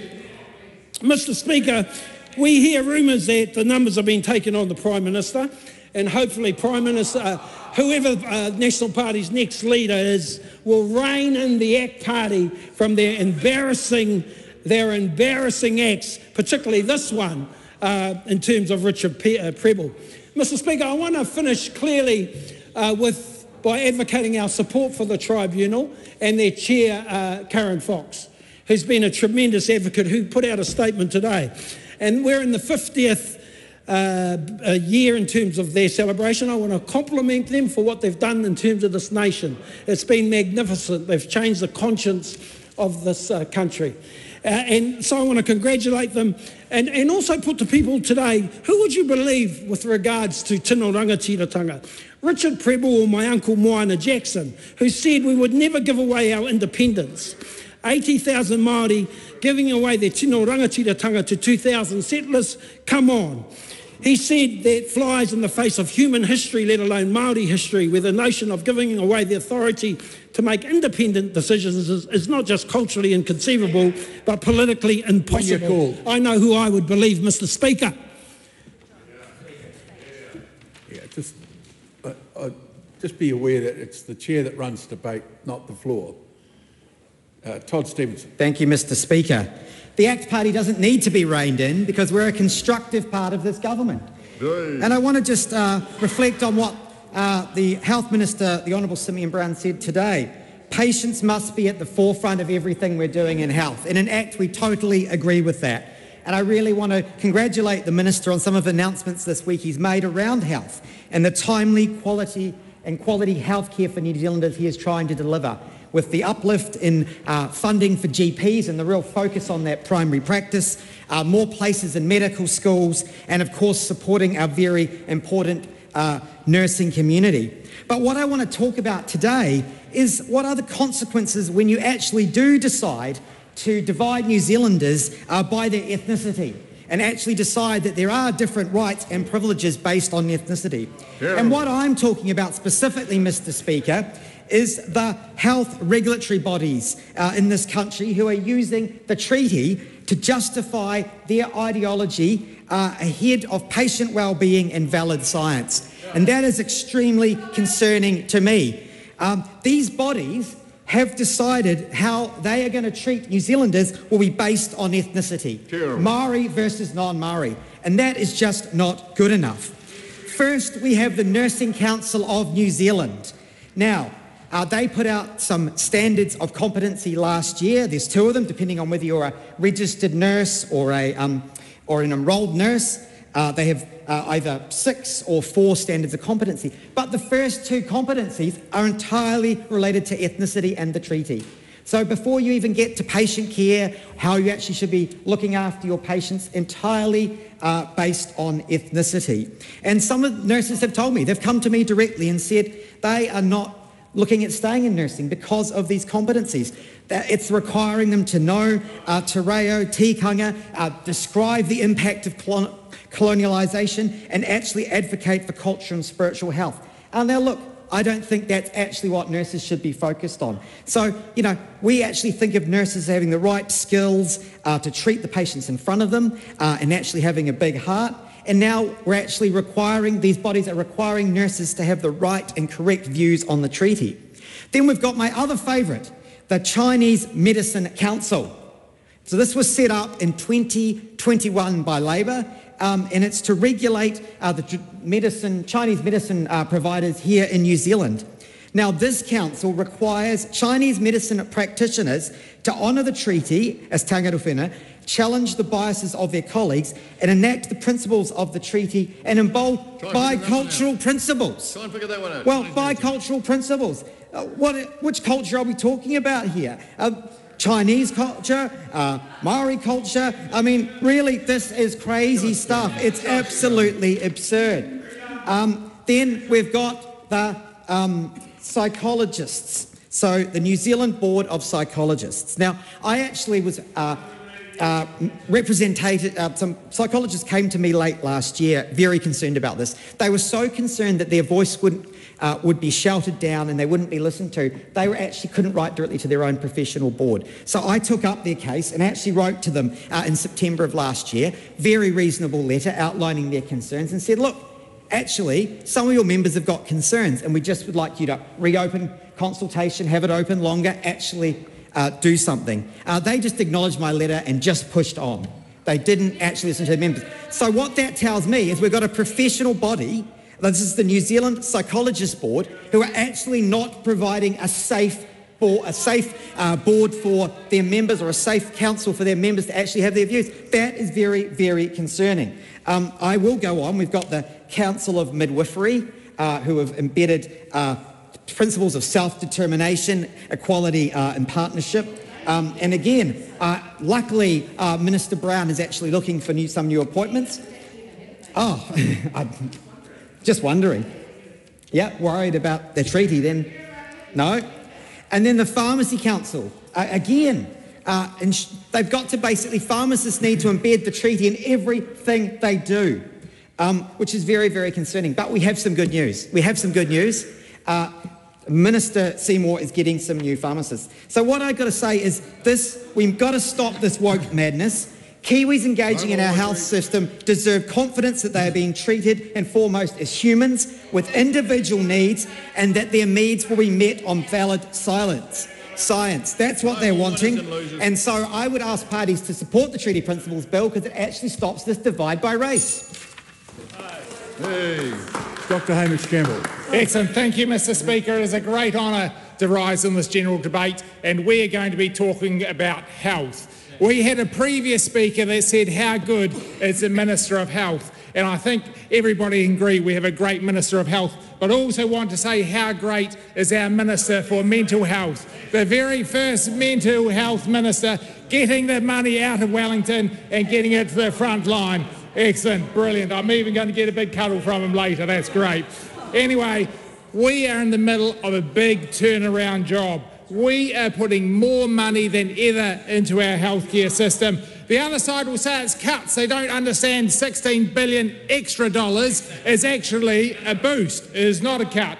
This is extra money above inflation and above population growth because we are turning around this healthcare system. And last year in the Health Select Committee, which I am the Deputy Chair of, we heard that the combined DHBs have a lower output than the individual DHBs. That is surely a sign of a complete failure of a reform when that actually happens. But don't worry, we are going to fix that. We are driving a patient-centred healthcare system, and I do want to acknowledge the great work that the healthcare professionals do in delivering that. I've had a number of constituents over the last week in our recess who have come to me and explained how great treatment they have had at the Christchurch Hospital, including a lady called Margaret who had a pacemaker put in under 48 hours. Of course, we've reintroduced healthcare targets because we actually want outcomes from our healthcare system. We want to, and those outcomes are better health for all New Zealanders. These include faster cancer treatment, so 90% of patients will receive cancer treatment within 30 days of the decision to treat. We want improved immunisation for our children. We want 95% of our children fully immunised by 24 months of age. We want shorter stays in the ED department. We want 95% of patients that are to be either admitted, discharged or transferred from ED within 6 hours. We want a shorter wait time for first specialist appointments, and we want shorter wait times for elective treatments. Now, who would actually put our healthcare system through a reform during a pandemic? Probably those people that are shouting at me right now, but we are going to make sure we get better outcomes. And data shows we've already put the brakes on the decline that the other side drove through their reform. And it does bring to mind, Mr. Speaker, a saying: if you don't have a goal, you'll spend your time running up and down the field and you'll never score. Probably quite apt for the other side. They've never scored. Anyway, we have seen reduction in the time for cancer treatment. We've seen the increase in time as people move through the ED, but I'm not standing up here claiming that we've cleaned up all the mess that was left to us. Now, I want to change tack a little bit. I appreciate I only have limited time this afternoon to run through all the boosts that we have made to our healthcare system, whether that be in primary healthcare, we've already heard about that, whether it's a boost that we've done with the mental health care, including training more of workforce and actually having a workforce plan. Absolutely amazing the previous government didn't do that. Or our boost to Pharmac. That has led to up to 26 more cancer treatments. Or our work to modernise our gene technology bill, which will significantly streamline the development of new medical treatments, including life-saving treatments such as CAR T-cell. And actually just last week, the Milligan Institute has announced they've expanded their clinical trial into their groundbreaking CAR T-cell therapy. And that's going to include cancer patients in Christchurch and Auckland, meaning that we can actually have access to some of these treatments. Also wanted to give a shout out to BUTTERICK, a biotech company which is developing, in conjunction with the Milligan, an automated system to actually be able to deliver CAR T-cell cheaper and more efficiently. But this is why we do need to modernise our gene technology bill so we can have more of this. I've already talked about Pharmac. Let's talk about primary health care. We've had a huge focus on it this week. We've got more clinical placements for overseas trained doctors. We're training more doctors. And we're up to an extra 2,000 more nurses. We've got 100 places for new medical students. These are all things that are going to shorten the wait for a GP, because I can tell you the mums and dads of New Zealand, they want to be able to take their children, see the GP when they have issues. We are focused on the patients. We're not focused on the unions. Yeah, the Honourable Ginny Ennis. Mr. Speaker, thank you. When I get up in the morning, I often look out the window and I think of the state of New Zealand as it is right now, with kids getting served up slop for lunch, more New Zealanders homeless, billions going to landlords, citizens arrest laws from back in 1893 when women got the vote being resurrected, division over treaty principles bills, and still no ferries. It's kind of like a bad fairy tale, except it's true.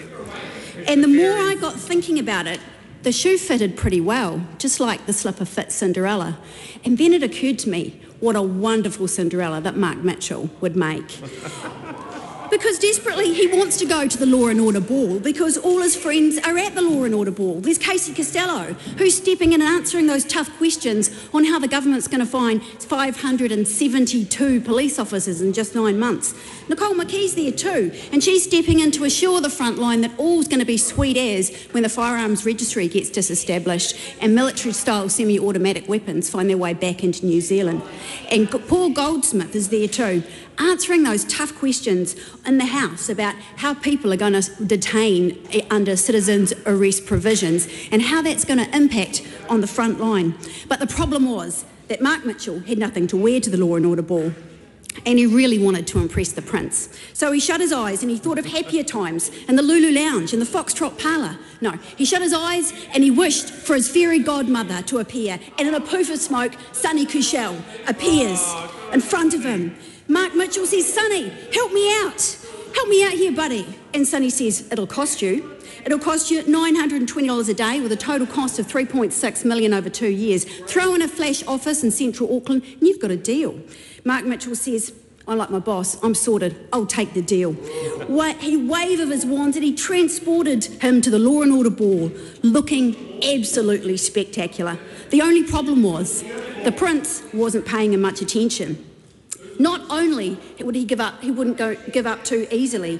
Technically, the Prince, Mark thought, the Prince has stolen my heart, and that's definitely worth under $1,000. That means I can do a citizen's arrest. And so he went in, got him in a headlock, but Paul Goldsmith popped up and went, "That's not ideal. That's not ideal. You just need to hold him steady until the police arrive." And then Casey Costello says, "You might be waiting some time. You might be waiting some time because we've got a problem. We've only got 72 fewer police than when we started. Most of them are tied up looking for gang patches. And to top things off, methamphetamine has gone through the roof. But don't stress, we can just blame Labor." Mark Mitchell says, "That's a great idea, Casey Costello. I've been so worried with the likes of no one liking our citizens' arrest powers. Sonny promised they would, but they're just not. Retail crime is still going up, and violent crime has gone up as well, and it's not looking great either. But I'm sure New Zealanders will believe me if I just say it enough. And if they don't, I'll find a Twitter handle that proves it anyway." Well, the trumpets blew and the floor parted, and in entered the Emperor, Christopher Luxon. And as he paraded through the ball, everyone exclaimed how fine his clothing was, how well tailored it was, except for one little boy with his mouth agape by the name of Mike Hoskins. He had done a few interviews lately with the Emperor, and loudly he proclaimed, "The Emperor has no clothes on." And he was right. People from across Aotearoa finally saw that the Emperor, in fact, did have no clothes on. Sorry for the bad visuals, Mr. Speaker. I promise to stay classy here. While all fairy tales end with themes of unity, truth and courage, sadly, not this one. The land of Aotearoa will need to get more than what they voted for, because they're not. Because National and this government is taking us backwards. They have the wrong priorities and they are way out of touch with New Zealand public. And they are shambolic, incompetent and divided. For if the land of Aotearoa is going to get its wish and have outcomes that provide a stronger, more stable and united community, they are going to have to change this government and all of the fairy tale characters within it, Mr. Speaker.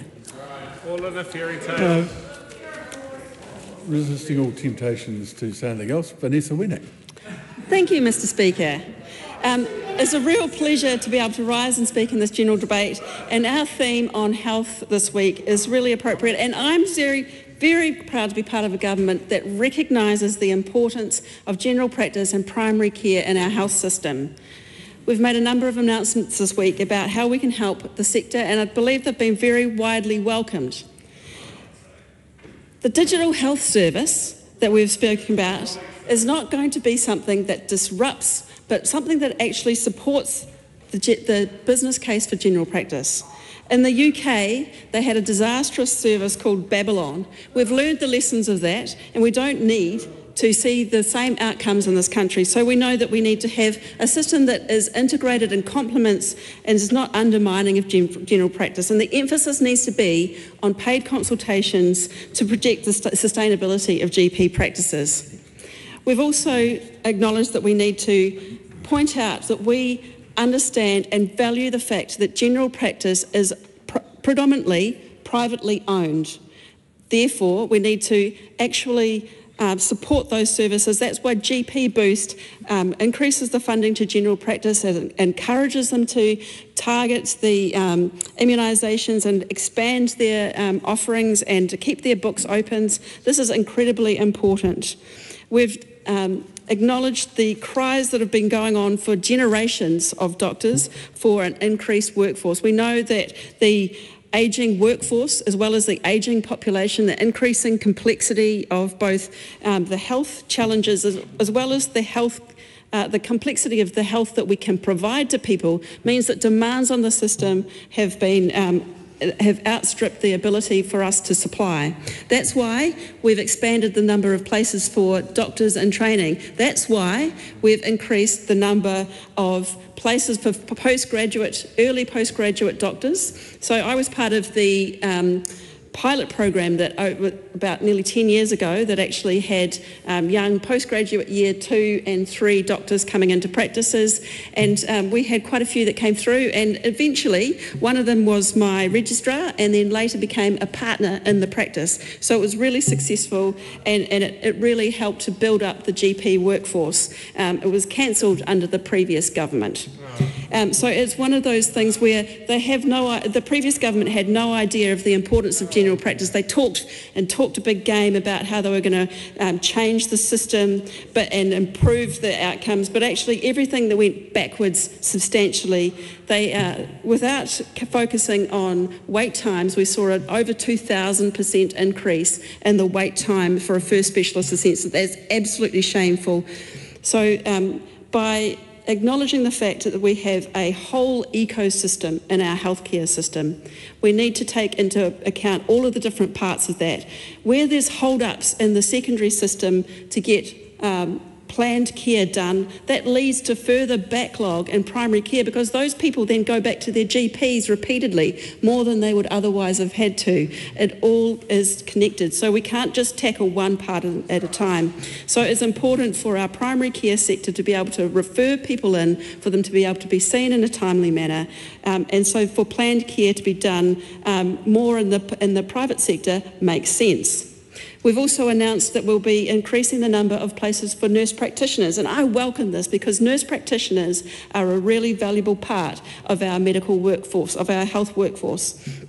It's important to highlight to GPs out there that we know that nurse practitioners are not a substitute for GPs, they're a complement for GPs. They work together well, but with one working without the other, they don't, neither is efficient. We need to make sure that we've got more of everyone. That's why we're training more doctors, we're making more places for graduates. That's why we're allowing people who have done the Primex exam to be able to do their 2-year placement under supervision in general practice. It makes absolutely no sense that GPs are crying out for extra help and workforce, and we can't have those overseas trained doctors who are able to be trained further. Why can't they train in general practice? It's been absolutely ridiculous that they can't, and now we're making that change happen. So this is all about continuing integration with GPs into multidisciplinary workforces. It's about emphasising and creating an effective, collaborative and efficient healthcare system so that we can improve the public access to our healthcare system, improve the whole ecosystem and improve healthcare outcomes and delivery. The Honourable Giantonetti. Thank you, Mr. Speaker. Every morning at the moment when we look at the news, it's like Groundhog Day. We see more cuts, we see more shambolic practices from this government every single day, and no more so, Mr. Speaker, than we look at the media around the school lunch program. Mr. Speaker, I thought that I would start with some greatest hits of the media, and I thought let's look at the last week, but that would have taken maybe 10 minutes. I thought let's just look at the last couple of days, but that would have taken about 5 minutes of the whole of the speech. So I've chosen just a couple to read out to you, Mr. Speaker. Yesterday, children eat burnt plastic in appalling school lunch. Today, too hot to hold, children left with steam burns from lunches, school says. Mr. Speaker, these issues were predictable and avoidable, and unfortunately this has been a shambolic start to this lunch program. Every day, every single day there is a new issue, and sometimes it's not even one, sometimes it's many new issues that come through every single day. We've seen enough, the principals have seen enough, and they've called for a restart. They've called for a return to the healthy lunch program. It's time to front up and return. But instead of taking responsibility, this government likes to vilify and blame parents because they are the ones that are living in poverty because of their policies. Mr. Speaker, Ka Ora Ka Ako was launched in 2020 under the Labour government. It was launched because as a government we wanted young people to be the best that they can be, to be in the best place for learning. We knew the pressures that families were under, and the program was designed to ensure that those families had some ability to alleviate those pressures. We got told by parents along the way that it was saving them quite a lot a week, that they could put that money back into food at home or into other aspects that they could see at home to improve their lives as family and to ensure that their young people didn't go hungry. Because we believe our young people are an investment for the future. We know that feeding our kids ensures that they are in the best possible place for learning, and we are not going to vilify their parents, and we are not going to blame them because they are living in poverty.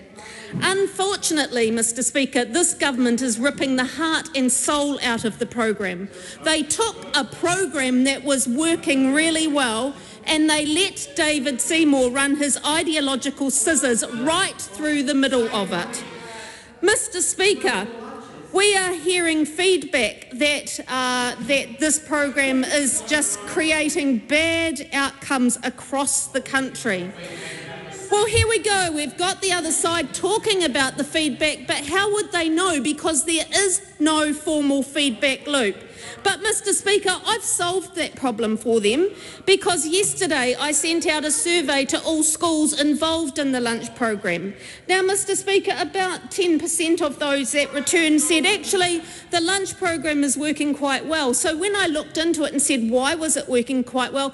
Because they haven't actually gone into the new lunch program yet. They're still, that 10% are still working with providing their own lunches, and they're absolutely worried with what they're seeing of what the other schools are starting to show them, Mr. Speaker, and what we're seeing in the media.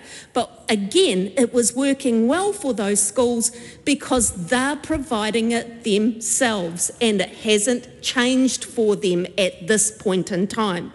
But for the 127,000 kids, Mr. Speaker, who are now getting lunches under the new program, the feedback is really damning. Principals are saying this is a shocker.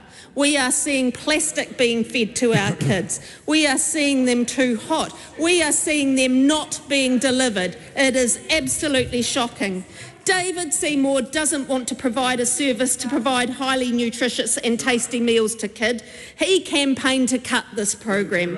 His commitment to ideology is far stronger than the evidence of the difference this program makes. He isn't fronting up because he wants to see this program stop. Tiana Tuyona. All the performers on the Matatini stage, and I note that although many of us go to the Matatini stage, very few of us actually make it on the stage. Very few of us have the vocal range or the necessary coordination to make it on the stage. So, Mr. Speaker, this is my Matatini. I'm going to sing you a bit of a song, and hopefully MP Lan Farm will back me up. And it goes like this. Ngai wie kia kotahira te moana nui a kiwa. Ngai wie kia kotahira te moana nui a kiwa. Whakarongo tautoko. Okay, that's enough for the singing. Mr. Speaker, I start with that song because it has a very, very clear message in it, and a message I think, oh, is that 10 out of 10? Thank you, Mr. Speaker.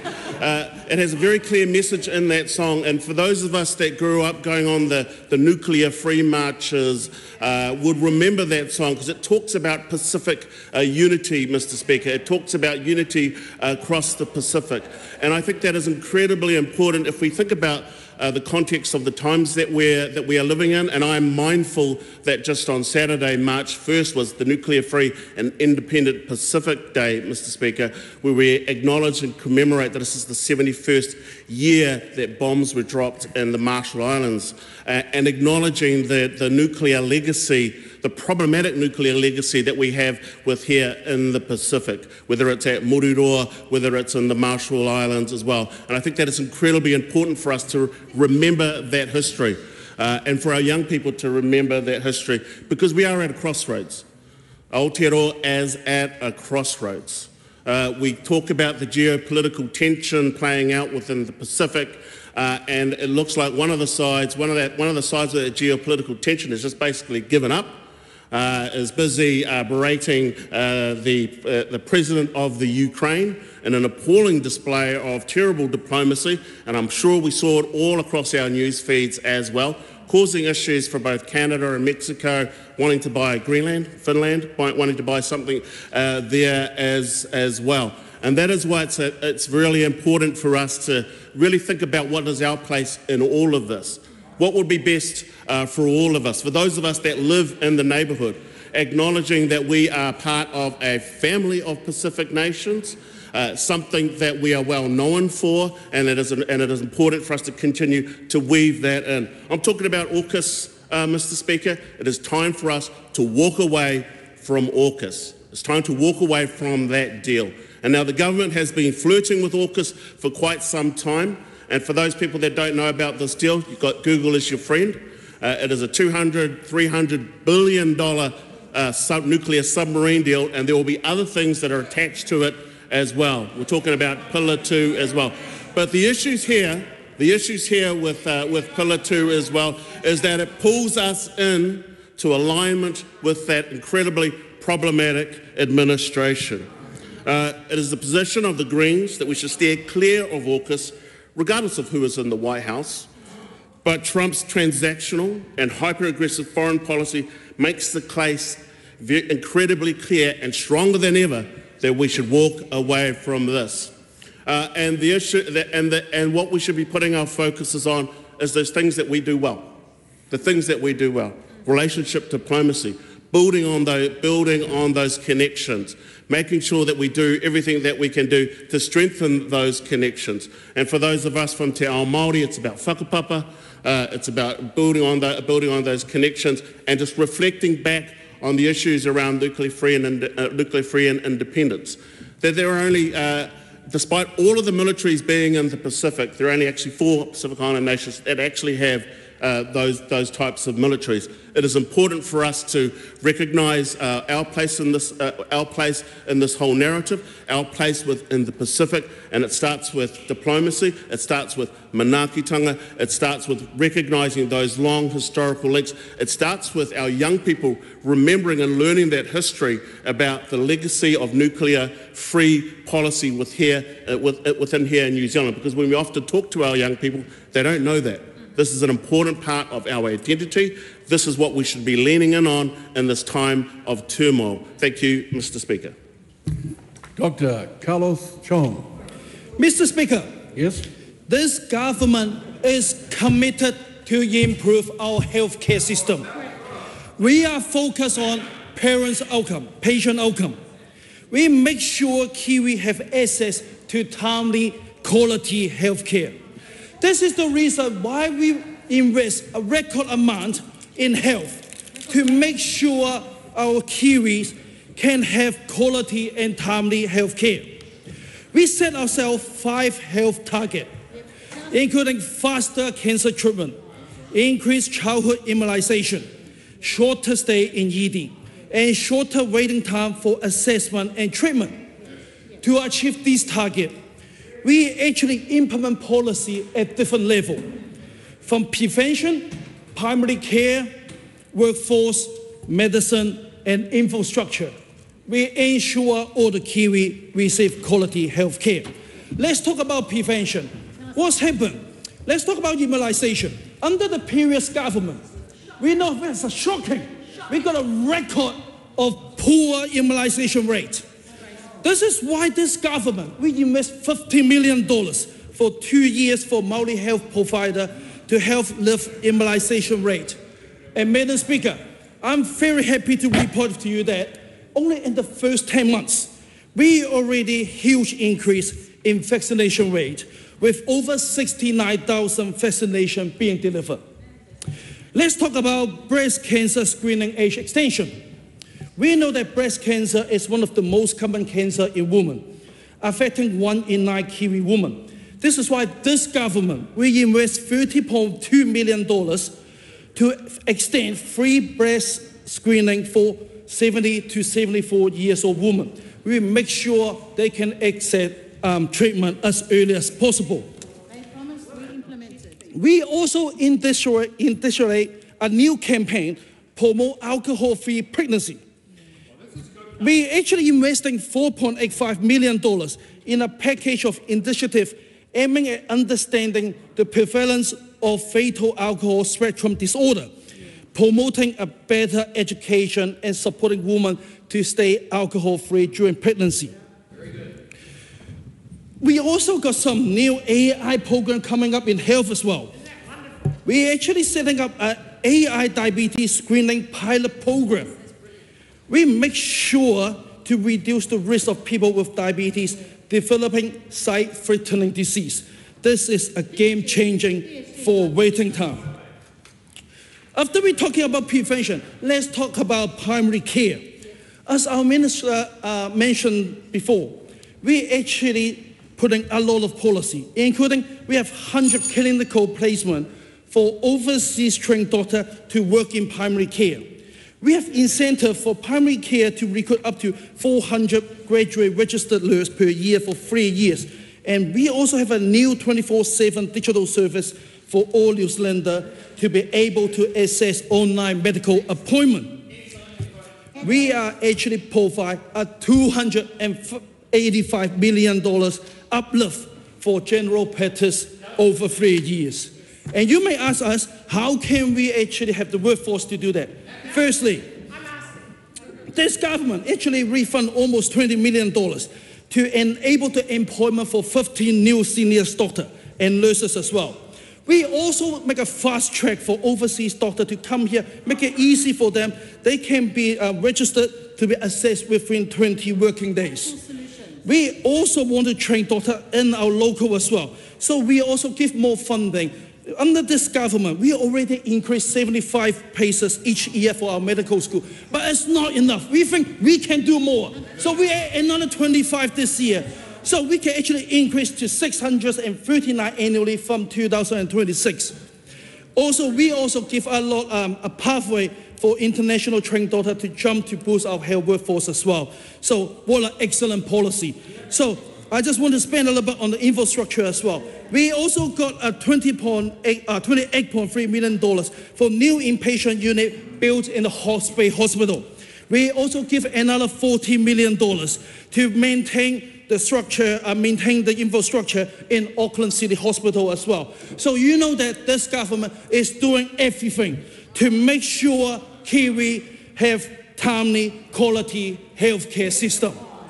Thank you. Members, the time for this debate has expired. I call the Honourable Judith Collins. Thank you, Madam Speaker. I move that the sitting of the House today be extended into tomorrow morning for the remaining stages of the Te Korowai or Aotearoa Claim Settlement Bill and the third reading of the District Court Judges Amendment Bill and the second reading of the Social Workers Registration Amendment Bill. The question is that the motion be agreed to. Those of that opinion will say aye. Aye. To the contrary, no. The ayes have it. I call on Government Order of the Day number 1. Term of Parliament Enabling 4-Year Term Legislation Amendment Bill, first reading. Madam Speaker. I call the Honourable Paul Goldsmith. I present a legislative statement on the Term of Parliament Enabling 4-Year Term Legislation Amendment Bill. This legislative statement is published under the authority of the House and can be found on the Parliament website. Honourable Paul Goldsmith. I move that the Term of Parliament Enabling 4-Year Term Legislation Amendment Bill be now read first time, and I nominate the Justice Committee to consider the bill. The bill is an omnibus bill that amends the Constitution Act 1986 and the Electoral Act 1993 to enable a 4-year parliamentary term. Under this bill, the standard maximum term of Parliament will remain 3 years, with the potential to extend the term of Parliament to 4 years at the start of each parliamentary term if a specific condition is met. The specific condition is that the membership of a subject select committee is proportionate to the non-executive party membership of the House. In effect, the bill creates a variable term of Parliament. A proposal to extend the term of Parliament to 4 years has gone to referendum twice before, once in the late 1960s, and curiously I've written a couple of books about participants in that debate, and the last time was in 1990, where voters chose to retain a 3-year parliamentary term. Time has passed since then, and New Zealand has changed significantly in the intervening 35 years, particularly with the introduction of MMP, and so the coalition government has, in introducing this bill, decided that it's a time at least to consider having that debate again. Now, the arguments for and against a 4-year term are reasonably well canvassed. The primary argument in favour is the hope and expectation that a longer term will lead to improved law making. A 4-year term would provide a longer period of effective decision making and legislating before the political challenges of the election year come around. You know, quite often first-term governments will spend a portion of the first year establishing themselves and then a significant proportion of their third year preparing for re-election, and that time of effective decision-making is relatively limited, and so a 4-year term would allow for a longer period. It also has the potential to reduce the disruption caused by more regular changes of government, which would benefit longer-term policy projects such as infrastructure, where the cost of change can be high. New Zealand is relatively rare as one of only 3 nations with similar systems with a 3-year term. The Australian Federal Parliament has a 3-year term, but interestingly, all of the states have over the past few decades shifted to a 4-year term, and some will argue that that works well. The primary argument against is that New Zealand Parliament faces relatively few checks and balances, and that argues for more regular opportunities for the electorate to pass judgment on the government's success or otherwise, and if they're not happy, to throw them out. So the bill, as addressed, is introduced, addresses that concern by strengthening the checks and balances on the government through the select committee requirement to help balance the effect of a longer term. In practice, this would typically result in opposition parties having more seats on the subject select committees and quite likely having a majority on those committees. And that would is intended to enable stronger accountability and increased scrutiny on the government. So the trade-off would be a longer period, but increased scrutiny through the select committees. Key provisions in the bill allow the term to be extended by a proclamation issued by the Governor-General. A proclamation can only be issued if the House of Representatives has passed a resolution confirming that the proportionality required is satisfied.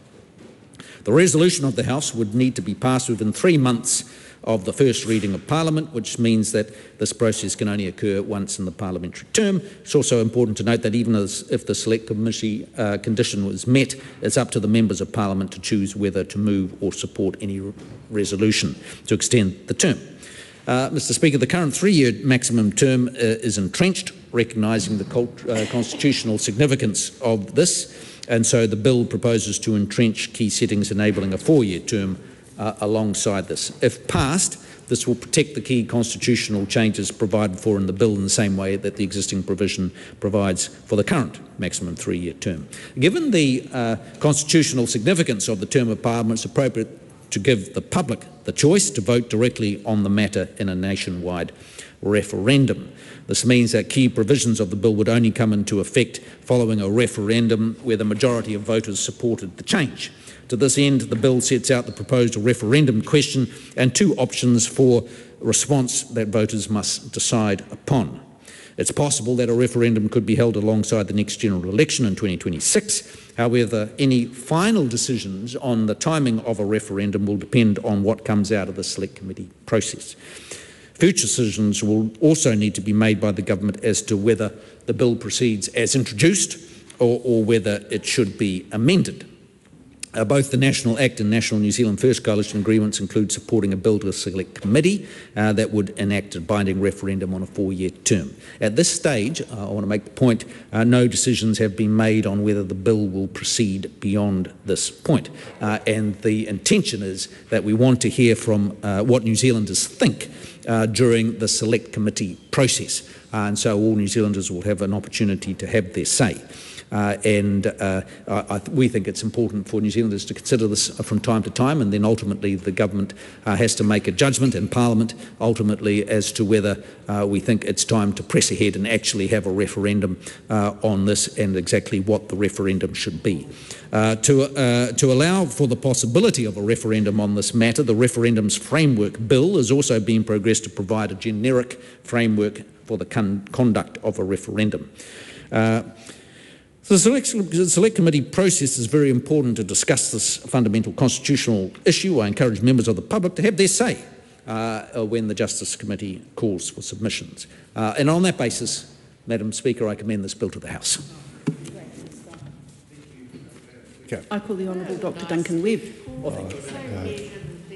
Thank you, Madam Speaker. And it may be indeed that this is a rare case of a genuinely open Select Committee process, because we on this side of the House are taking a similar approach.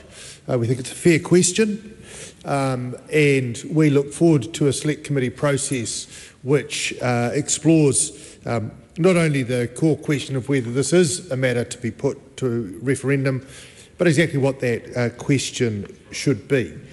So in principle, yes, and that's what first readings are all about.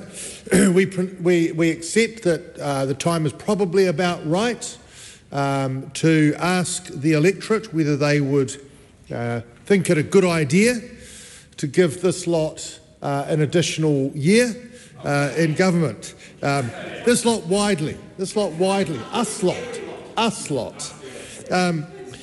I do note that there has been already some criticism, and I just want to identify that. Very eminent person has suggested that there should be an overarching review, and there is always space for a constitutional review, and other things that have been going on in this House and elsewhere would indicate that might be a good idea. But we tend to think that this is an issue which is sufficiently discrete that it is appropriate to consider it a loan.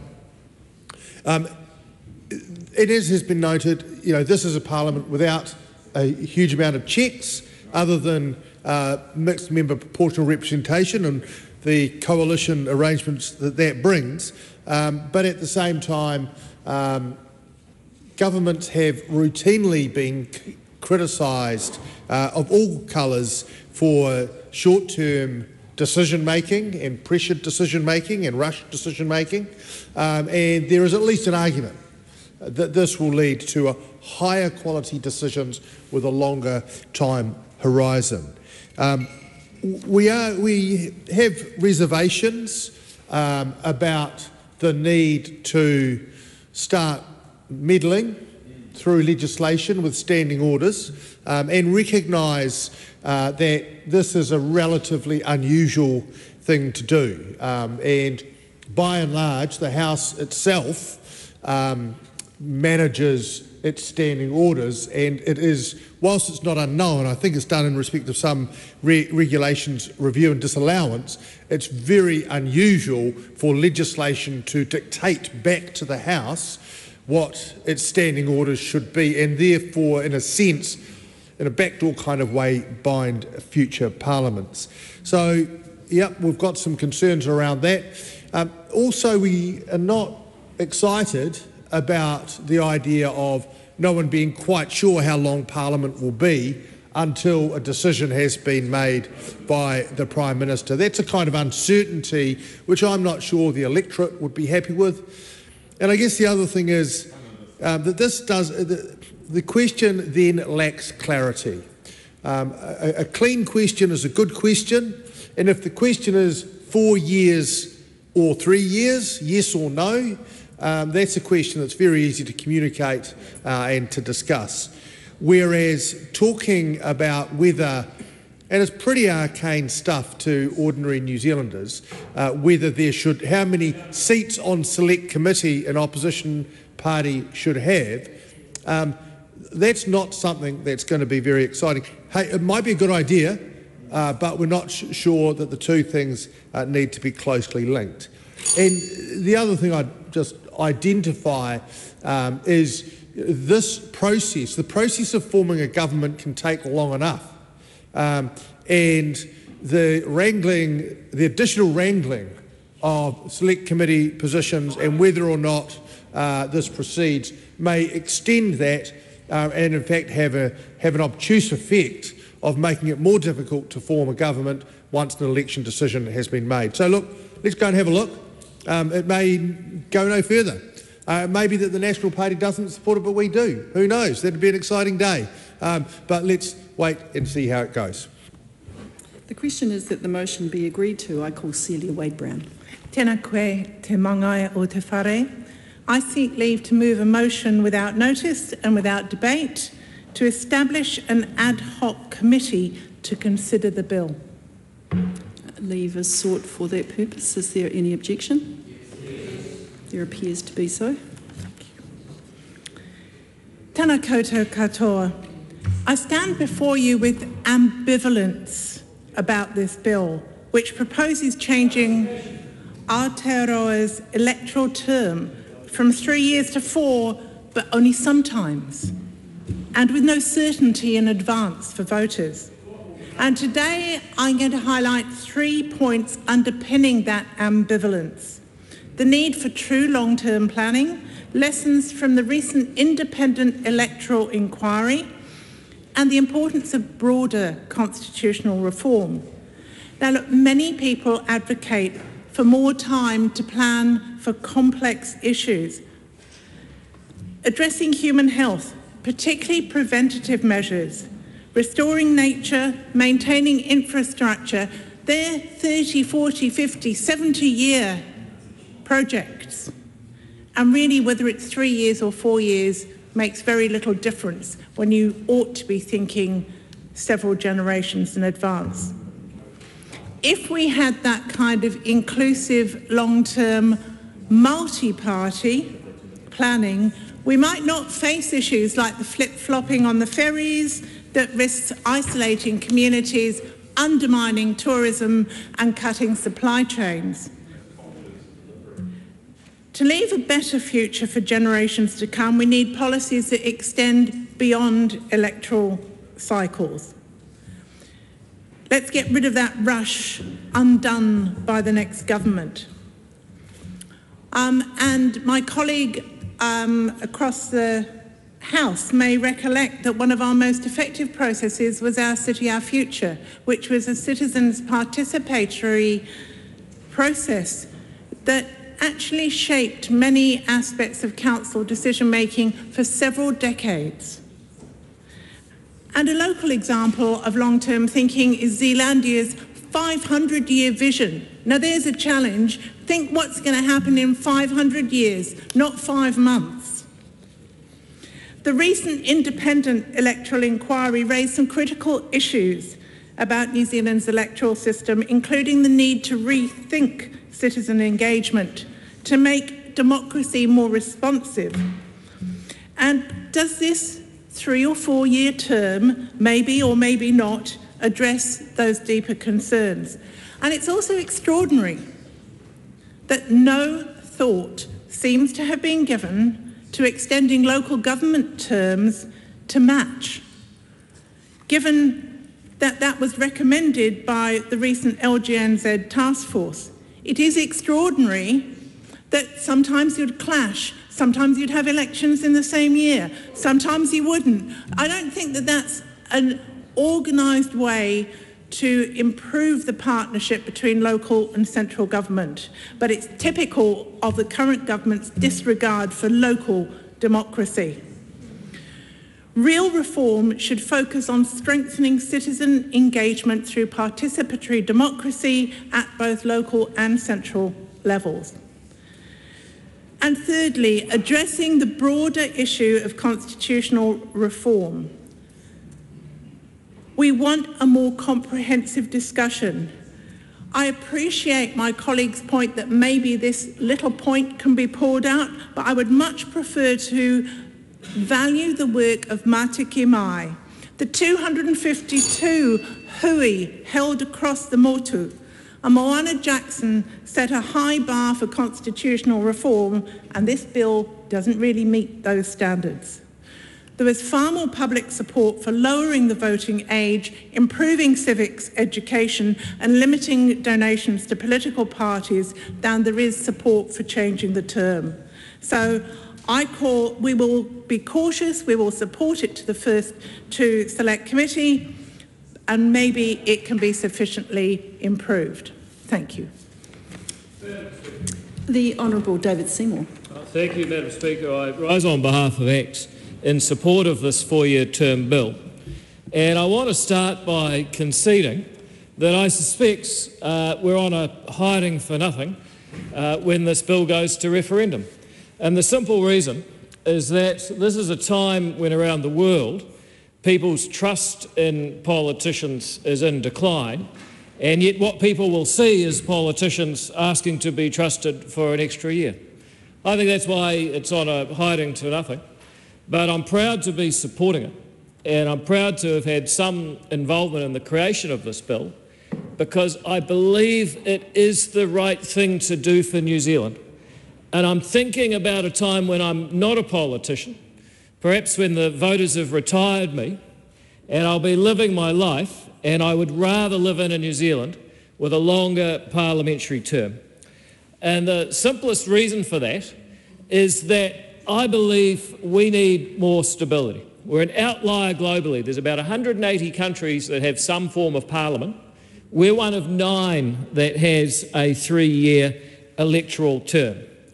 And it's not just 3 years to 4, because as Paul Goldsmith mentioned, with election campaigns and the bedding in and establishment of new governments, 3 years is really 2 of effective debate and policy making and thinking. So if we go to 4 years in total, we're really going from an effective 2 years to an effective 3 years. It's not a 33% increase, it's a 50% increase in the effective length of a government.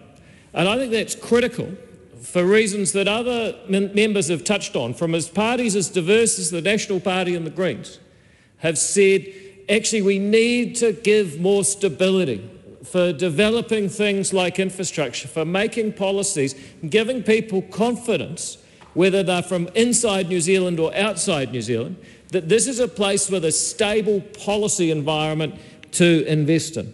In many ways, it is about our maturity as a country. I think our current constitutional setup could perhaps unkindly be described as a sort of teenage setup. We have no upper house, we have no states or provinces, we have no written constitution. What we have is this 3-year term, and it leads to erratic lawmaking. But there's a second part to this proposal which I think is important. And that's why I've called it in the past a 4-year term with a twist. It also involves changing the way that this place operates to be slower, more accountable, more sober, and ultimately a better place to make laws with more participation from all of the people in this chamber, not just those who are ministers. And that change is simply to ensure that most of the time the opposition will be running the select committees, the smaller versions of Parliament that scrutinise new laws, that call in public officials to hold them accountable, that can run inquiries. That will be run by opposition, while the government will still have a majority in this chamber and make the ultimate laws. And the effects of that, I believe, will give more voice to New Zealanders through their elected representatives, because select committees and committee of the whole House stages, for that matter, will be more of a contest with more debate about policy, with more voice.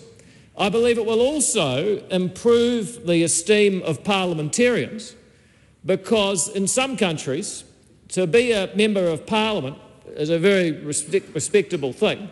Here people really want to become a minister.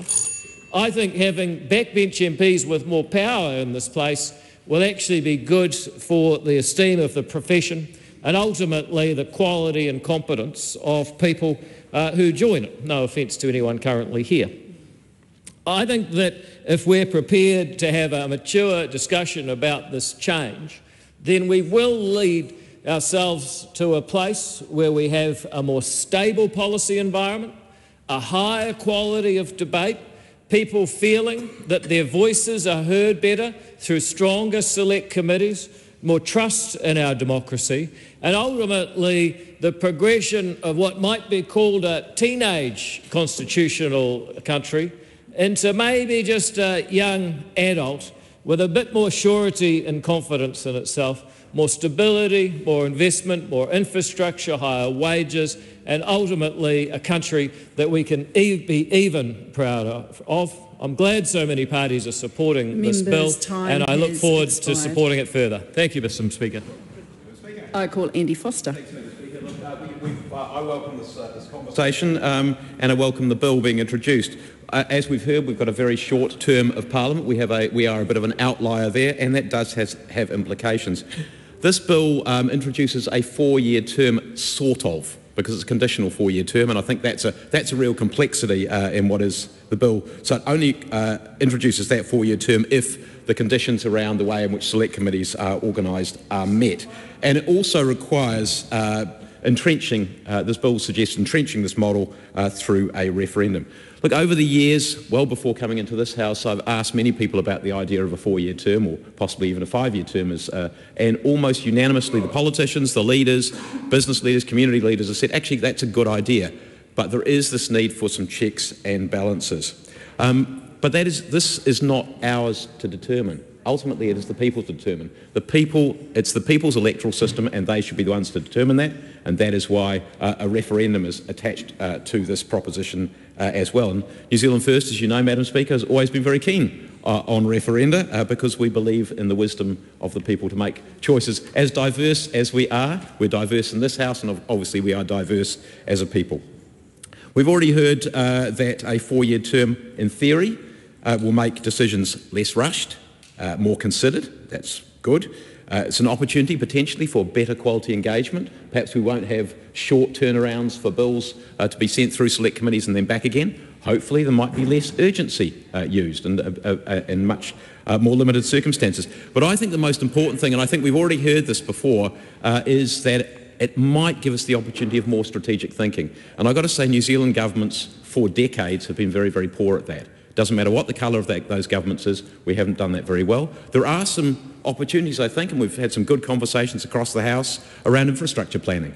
You know, if we could do some of those long-term things and do them together so they are multi-partisan and survive changes of government, that will be a really, really good thing for New Zealand. Our coalition agreements. Our coalition agreements actually aren't quite the same. The National Act Agreement says, pass this bill, the Constitution, well, what it was originally titled, pass the Constitutional Enabling a 4-year Term Amendment Bill through first reading in the first 15 months of this term. Well, we're actually about 16 months, but never mind. So that's what the National Act Agreement said. The National New Zealand First Agreement is actually broader. What it said is support to Select Committee a bill that would enact a binding referendum on a 4-year term of Parliament. So in other words, it didn't put conditions around that. So that's the conversation that we're having, I suppose, as a coalition. We've actually got two different parts of the agreement. But both of them do say that we should take this through a Select Committee process and we should allow the people of New Zealand to have a say. And the bill rightly proposes that any change be a decision for the people. And I think what that says is also New Zealanders recognise the need for checks and balances. And it was actually, if people can remember the title Unbridled Power, you know, going back to the Roger Douglas days, it was actually that encouraged me to get involved in politics, because I saw a government doing what it did, for good or for ill. Labor didn't, what the colour of the government didn't matter, but it was the unbridled power nature which was the critical thing. And in fact, the explanatory note to this bill actually recognises that. It says the intention of this, the proportionality requirement, is that the term of a parliament could only be extended if there are improved checks and balances on the government. So the bill itself recognises the need to do that. It proposes a particular way of doing that, but it's only one way of doing it. There are multiple different ways of doing it. There are other things which are missing in this bill, Madam Speaker, and one of those, and we will all be aware that local government New Zealanders said, as my colleague over the way there said, they have said, well, what about a 4-year term for us? This bill is missing any reference to local government, because otherwise there will be clashes when elections are held effectively at the same time. That is going to confuse people a lot. So I think that is something that needs to be considered, and I would encourage submissions along those lines. It's a lot harder for us to put checks and balances on Parliament than it is to put them on local government, but it is possible. And just, if I may finish off, Madam Speaker, we don't have, as we know, we don't have a second chamber. We do have the courts, but the courts are subject to decisions that the government makes. In fact, visiting the Supreme Court, they did say that quite explicitly. If we don't like what the courts do, we can change those things, and we should do that. What about the role of the Bill of Rights? What about the role of referenda? So there are a lot of things, Madam Speaker, that I hope that the public of New Zealand will engage in. I'm going to commend this bill to the House, and I'm going to be really interested in the discussion going forward. Here you go. I call Rawiri Waititi. Checks and balances. Look, once upon a time I probably would have supported a bill like this, but I'll tell you what, you're asking for 4 years. I can tell you what you've done in 16 months. In just over 16 months, just over a year, this government has dismantled the Māori Health Authority, scrapped smoke-free targets, whitewashed the school curriculum, cut 300 million of targeted Māori funding, cut BUTTERICK funding, cut school lunches, rejected the United Nations Declaration of Rights of Indigenous Peoples, defunded Section 27 reports, banned gang patches, enabled the police to terrorise our communities, whitewashed the Treaty of Waitangi Tribunal and undermined the courts, demoted Te Reo Māori to a second-class language. They have brought back 3 strikes and boot camps for children. They are throwing families out of emergency housing and buildings, a mega prison. They are repealing Section 7AA of the Oranga Tamariki Act, displacing another generation of our mokopuna. They are ram-raiding our environment with fast-track legislation, reversing oil and gas bans and privatising freshwater management. They are entrenching the confiscation of our coastline through the Marine and Coastal Area Act. They have gutted our health system. They are cutting benefits at record numbers after cutting 10,000 jobs. And right now, they are debating our very existence as Māori with the Treaty Principles Bill. 16 months. Shocking. 16 months. And you want 4 years. I tell you what, 4 years has been a hate campaign against Māori. We cannot stand another 4 years. Now, I tell you what, it has been 3 terms for a government over the last few governments. 9 years. You add 4 years, that's 12 years of terrorising our people.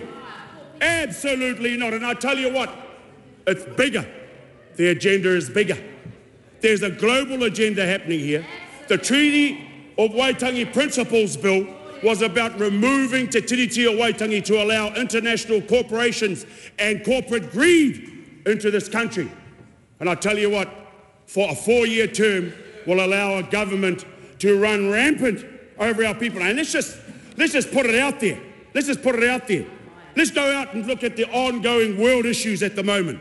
And I hear, just in some of the speeches, the Americanizing of our country, states, all of those types of, that type of speak, trumping making our country like a Trump-type nation. I'll tell you what, the ongoing world issues, the Russian war with Ukraine, the uprising global strikes, continuing war zones in the Middle East, Israel and versus Gaza, supply lines delays in the Red Sea, China surging into the Pacific, high interest rates worldwide now falling slowly, inflation not under control, and Trump stirring up the world trade by tariff increases and crazy outlandish statements. This government needs investors to mine, to buy properties to exploit us.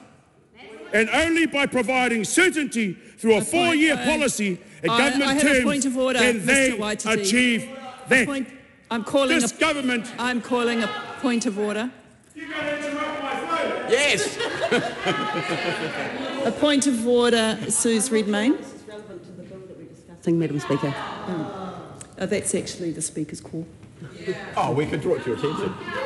This government is true. Doesn't care about ordinary families struggling to get ahead, who are here forever. Our whānau and our people are here forever to look after our beautiful nation. And you want to open it up and exploit it. And this is what a 4-year term will do with that type of government in control. Now, if there was a 3-term government, you're going to get 12 years of that? Absolutely not. And you're going to be lucky to get this 3 years. Because I tell you what, you're going to be gone after that. So we are absolutely against a 4-year term. And if you're going to repeat it 8 years, 12 years, oh, cripe's sakes, where does that leave our people? Where does that leave our people? And I tell you what, just in 16 months, the damage that this government has done. And you want 4 years? Absolutely not. Once upon a time, I may have supported a bill like this, but after your actions and after the way you've run this country, absolutely not. Please don't bring the Speaker into the debate. This particular bill, Madam Speaker. Everything I have said is exactly what this bill talks about. And we're not talking about the real issues here. This is the reason why you want 4 years. It's not just about 4 years of strategic planning and infrastructure. What a whole lot of rubbish. What a whole lot of rubbish. You want more time to unravel decades of development. You want to continue to crush poverty, people who are living in poverty, crushing Māori in terms of the way you run this government. Absolutely not. This is, it's got everything to do with 4 years, because look what you did in 16 months. So we do not want a 4-year term. This bill should be thrown in the rubbish along with this government. Kia ora tātou. I call Carl Bates. Madam Speaker, unfortunately the debate about the value of 4-year term, I think, might come down to a clip of that speech justifying why this government needs 12 years and why this government should continue to be in power to make sure that sort of thing is not in the Treasury benches. Madam Speaker, as much as I was looking forward to a considered select committee process about this bill and may not exactly support it or not at this stage personally, Madam Speaker, that speech, that rubbish, to quote the last speaker, is going to make people want this government having 4 years for terms to come. Madam Speaker, when we look at this bill, and this bill talks about going to select committee, and I will note that it was Dr. Duncan Webb who brought politics into this first reading right at the beginning, Madam Speaker. And you know, the opposition has made a lot, even this afternoon, Madam Speaker. Point of order, Debbie Ngāwiwa-Packer. Thank you. Just seeking clarity from the Speaker. Is it acceptable for a member to call another member's speech rubbish? Just seeking clarity. I don't want to interrupt your compelling speech. Speaking to a point of order? No, because it's not a point of order. Thank you, Madam Speaker. Madam Speaker, as I was saying, it was the Honourable Dr. Duncan Webb who brought politics into this discussion early in the first reading. And I just wonder, Madam Speaker, in the context of this bill, and particularly the component that talks about the opposition having control, essentially, of the select committees, whether New Zealanders that voted this government in would want to see any of that side of the House in charge of any of the select committees dealing with the rubbish that we took over and had to sort out under this term. But, Madam Speaker, I'm sure there will be lots of New Zealanders that will submit on this bill and raise those points as part of the select committee process. And as a member of the Justice Committee, Madam Speaker, I look forward to interrogating those questions, interrogating those submissions, and looking where we take this when it comes back to the House for a second reading. Madam Speaker, I commend the bill to the House. Thank you, Madam Speaker. It's an honour to be able to take a short call on this important bill, which is of constitutional significance, the Term of Parliament Enabling 4-Year Term Legislation Amendment Bill.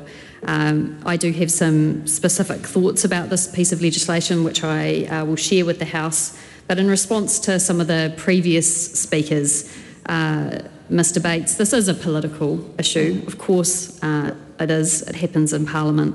And definitely the support of the Labour Party is certainly not an endorsement of anything that this government is doing. I think what we're looking at when we're looking about constitutional change is from a bipartisan or non-partisan perspective, what is the best thing for New Zealand in terms of the way that New Zealand is governed and the constitutional arrangement that New Zealand has. And so obviously from our perspective, the next election couldn't come soon enough, but at the same time we're able to take a wider view of this and look at comparative jurisdictions and also acknowledge our own experience in relation to having 3 years in order to achieve what I think all parties in this Parliament have, which is a high level of ambition to make New Zealand a better place. No matter what the political leanings are. So, as my colleagues have said, we will be supporting this bill to Select Committee, but that does not mean that we support all of the provisions in the bill or that we don't have some very serious thoughts which do require due consideration at Select Committee, and those are mainly to do with the what I would describe as quite an odd way that this bill has been drafted. The fact that the 4th year is reliant on changes to Select Committee membership is highly unusual and I think highly problematic. The second issue that I wish to bring up, and that is not at all to say that I don't think there are good discussions that can be made, helpful discussions that can be made about the effectiveness of Select Committees and how a greater opposition role in Select Committees might aid our democracy. I think those are valid questions, but I think the way that this bill is set up is incredibly odd and will be confusing to most New Zealanders. I understand it as someone who has been here now for 4 years. I don't think most Kiwis would. The second issue that I wanted to raise was the question that is being put to referendum. Now, I haven't had the opportunity to go back and look at some of the questions that have been put in referendums in the past, but I intend to do that as this bill progresses through the House. My memory and understanding of that is the simpler the question, the more likely it is to be a correct reflection of the desire of New Zealanders responding to that referendum. This question, do you support the Term of Parliament Enabling 4-Year Term Legislation Amendment Act coming into force, is not a simple question. The question should be, do you support a 4-year term of Parliament? Full stop. And we can provide additional information for that. If that is the will of New Zealanders, in a referendum, then the Parliament should be able to enact that in a way that is fair and reasonable and consistent with our constitutional requirements. This question will call into play every detail of the bill which accompanies it, and we've seen how that hasn't worked in very recent referendums in the past. So I would like to flag those two issues, and I would also like to encourage those on the Justice Select Committee to look to the examples of our near neighbours in Australia, who we've been recently discussing the experience that they've had in Queensland with some visiting members to the New Zealand Parliament of going from a 3-year term to a 4-year term. And in fact, in Australia, many of the jurisdictions, apart from the federal Parliament, have moved to a 4-year term. We should be looking to see what was effective in those very near neighbours of ours, making it a large constitutional change like we are considering, and making sure that that is done in an effective way. I think all parties are approaching this with good faith.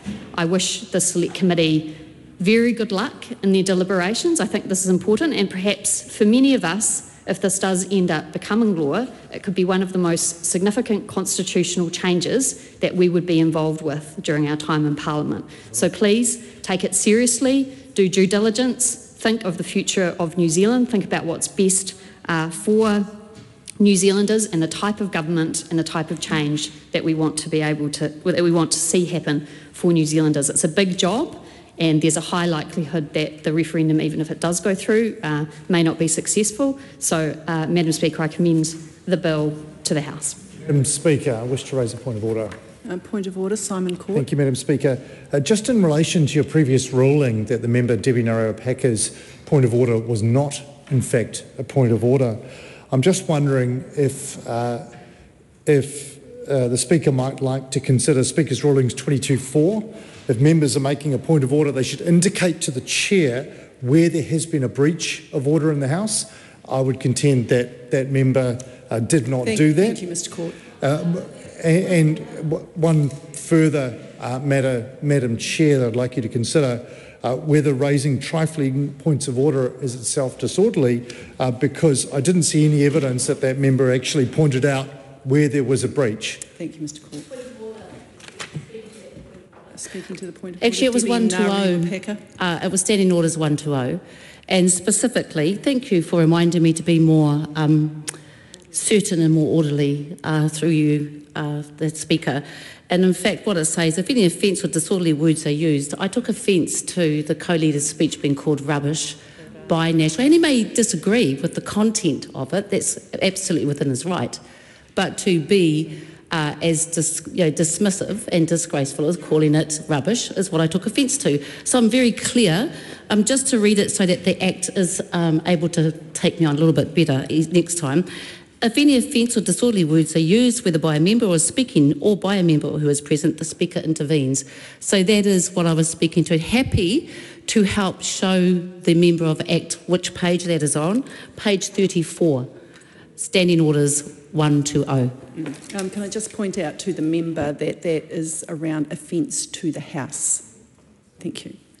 Points noted. Madam Speaker. I call Rima Nakle. Thank you, Madam Speaker. I'm grateful to be able to stand up and add my kōrero in the first reading of the Term of Parliament Enabling 4-Year Term Legislation Amendment Bill. And Madam Speaker, it is part of our obligations with our ACT coalition partners, part of the ACT National Coalition Agreement. And I do reference the Honourable Paul Goldsmith in his first reading speech moments ago, how he said essentially those arguments in favour of making this change here in Aotearoa, New Zealand, is essentially that hopefully a longer term will lead to improved lawmaking and also prevent the disruption, as he put it, and I'm paraphrasing, disruption to implementing long-term projects like in the infrastructure realm. And I do think of Mill Road in the Takanini and Papakura electorates, Papakura, where we were ready to go in 2017. It was shovel ready, as we said, and unfortunately a big stop was put to that, even though it was promised by the opposition parties at that stage, and then the government in 2020, that Mill Road will go ahead, but they reneged on that promise. So I think of that when I am thinking of what do I support in this bill. Madam Speaker, we had the fortunate situation, as the member before me said so eloquently, of speaking to a member from the Queensland Parliament, Mr. Ray Stevens, the MP for Mermaid Beach, and he shared with us his journey and their journey with respect to going to a 4-year term over there in Queensland, and how he played a strong role in that, and he clearly was very much in favour of it. Madam Speaker, I do look forward to going through the due diligence, as was said, with respect to this bill in the Justice Select Committee, and for now I commend this bill to the House. I call the Honourable Penny Henare.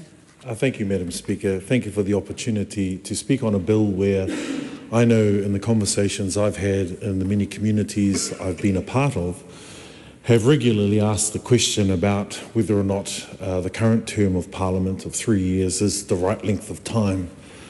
What often is missed in these conversations is whether or not there's any evidence to suggest that, well, 4 years makes the policy decision-making process better.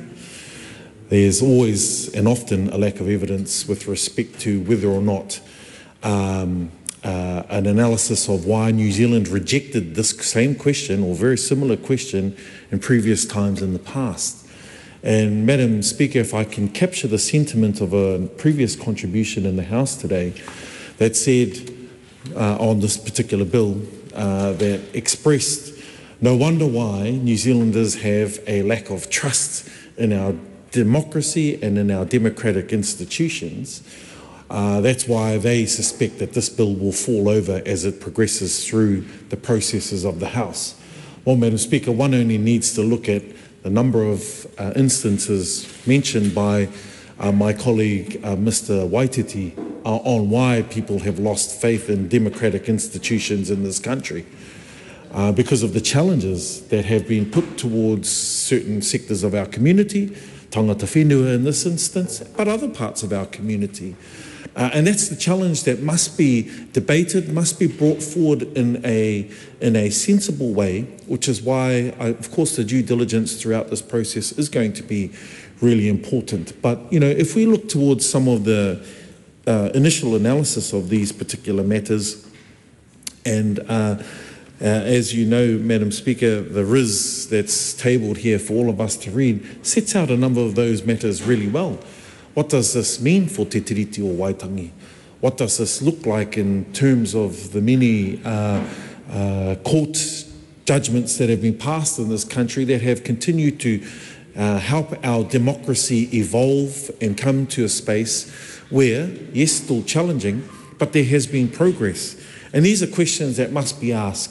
They must be put to, not put to a wider perspective on debate that doesn't simply look towards, well, what does a 4-year term mean? Because there are other things in this bill, and the members on the other side of the House have mentioned it, around the makeup of select committees. What does it mean for the democracy in this House? That's simply saying, or at least putting to the New Zealand public, that if the select committee process changes under a new regime, if you will, or a 4-year regime, does that necessarily mean that we'll get better process and policy, better lawmaking? Well, the evidence just simply doesn't suggest that. To simply try and experiment in the hope that 4 years is the best thing for our country moving forward, and we'll tinker with some of our democratic institutions in order to get that across the line, the evidence just simply does not back that up. And Madam Speaker, there's a reflection I have when I talk with my adult son about this matter, because he's one that says, you should have a 4-year term, Dad. Well, if a government is good enough, and we've seen many examples of both Labour-led and National-led governments that have continued to have a 9-year term in office, that's 3 3-year terms, they've managed to do really well. 2 4-year terms is 8 years, yet governments have been able to manage to hold on to power for 3 terms. And you know what? For me, that feels about right. Kiwis actually sit back and say, maybe we should go for a bit of change, despite how things might have looked, despite how outcomes might have been for them in their particular community. It was the case in 2017 when Labour came into power. It was the case when National came into power after the Helen Clark administration. And of course, there is the odd rare phoenix, if you will, in this debate, and that was good old Kiwi Keith, who managed to do it for 4 terms in this country. So it's doable if the government is leading the country correctly. We don't need to change legislation to do that. However, I acknowledge that there is a debate to be had about whether or not these things have to change.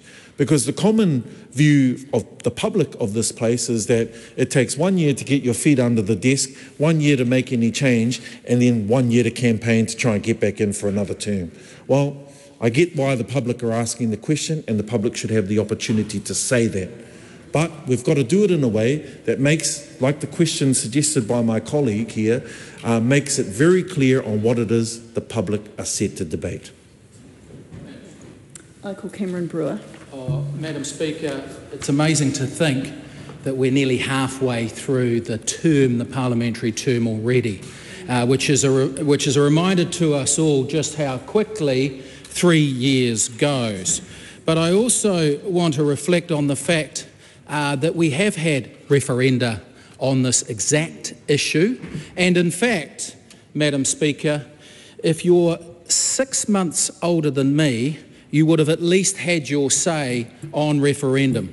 And that is because in 1990, when I was 17 and a half, they had a referendum, and the results were this. 69.3% of Kiwis supported 3 years, and 30.6% of Kiwis supported 4 years ago. That was 35 years ago. So more than 2 to 1 supported a 3-year term. But 35 years is another generational shift, and perhaps we need to test it. If we reflect, as Minister Goldsmith said on the first referendum, a similar result. 68.1% in favour of a 3-year term. And so, Madam Speaker, I think it's worthy to test the tenure of the parliamentary term. It is well worth the test. And there's also others that would like us to look at a 4-year term. And I think fondly of LGNZ, who conducted a poll whether local council should have a 4-year term. And again, a significant poll by Courier.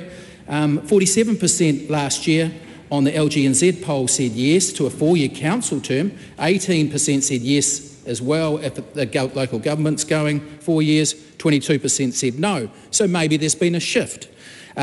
We know through submissions the LGNZ Electoral Reform Working Group and the likes of Nick Smith would welcome dialogue on this issue. And so, Madam Speaker, it is timely to have this debate. National is very happy to support it to Select Committee, and then let's open it for public submissions, and let's see what the public think, let's see what the stakeholders think, let's see what local government think, and then let's report it back to the House. So I commend this first reading.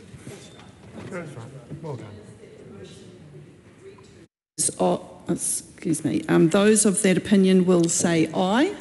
To the contrary, no. The ayes have it. Term of Parliament Enabling 4-Year Term Legislation Amendment Bill, first reading. The question is that the Term of Parliament Enabling 4-Year Term Legislation Amendment Bill be considered by the Justice Committee. Those of that opinion will say aye. To the contrary, no. The ayes have it. Is there party vote called? Party vote is called for, Mr. Clark. New Zealand National. 49 votes in favour. New Zealand Labour. 34 votes in favour. Green Party of Aotearoa, New Zealand. 15 votes in favour. ACT New Zealand. 11 votes in favour. New Zealand First. 8 votes in favour. Te Pāti Māori. 6 votes opposed.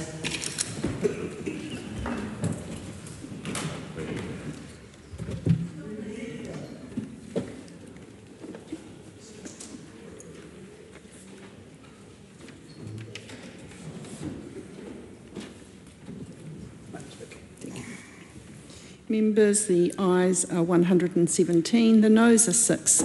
The question is agreed to. I declare the House... Oh, sorry, Mr Clark, you've got something to go? I call on Government Orders of the Day numbers 2 to 5. Regulatory Systems Immigration and Workforce Amendment Bill Committee stage, Regulatory Systems Economic Development Amendment Bill Committee stage, Taxation Annual Rates for 2024-25 Emergency Response and Remedial Matters Bill Committee stage, Sentencing Reform Amendment Bill Committee stage continued. Point of order, Debbie. My apologies. I think I missed the first vote, which should be recorded as opposed, if it's possible to. If it's not, that's okay. You just know how we feel. But I did miss the first call. So I seek leave to correct it, please. That is the proper process. So leave is sought for that purpose. Is there any objection? Yes. Leave. There is no leave granted. So now I declare the House in committee for consideration of those bills.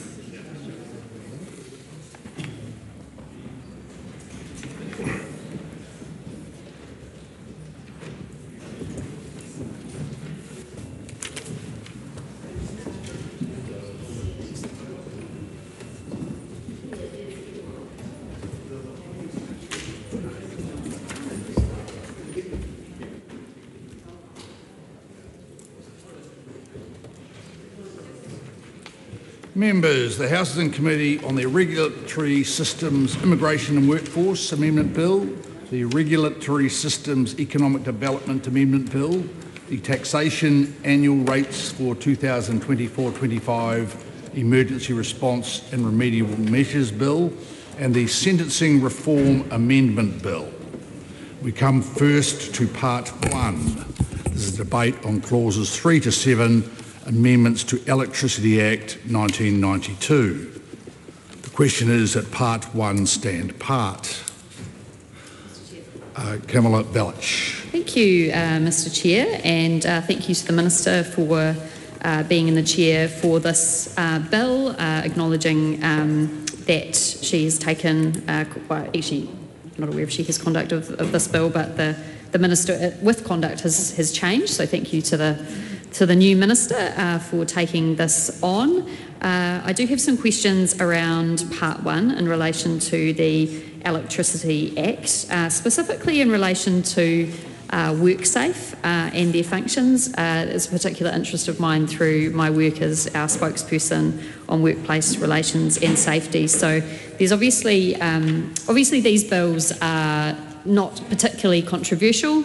Many of them, and we just had the second reading yesterday, so we should all be very familiar with them, and they do seek to make pragmatic changes to existing legislation that should in general be bipartisan, and in fact I do believe, I could be corrected, but I do believe it did attract support of the majority of the House yesterday. So I won't attempt to filibuster any of these questions, but just ask some genuine questions that the Minister may be able to answer in relation to some of these sections and parts. So the first question I have is in relation to 169E, which is at the end of Part 1, in relation to the Minister's delegations in this section. I understand, and it'd be helpful if the Minister could provide clarity, that these types of delegations are relatively common to WorkSafe.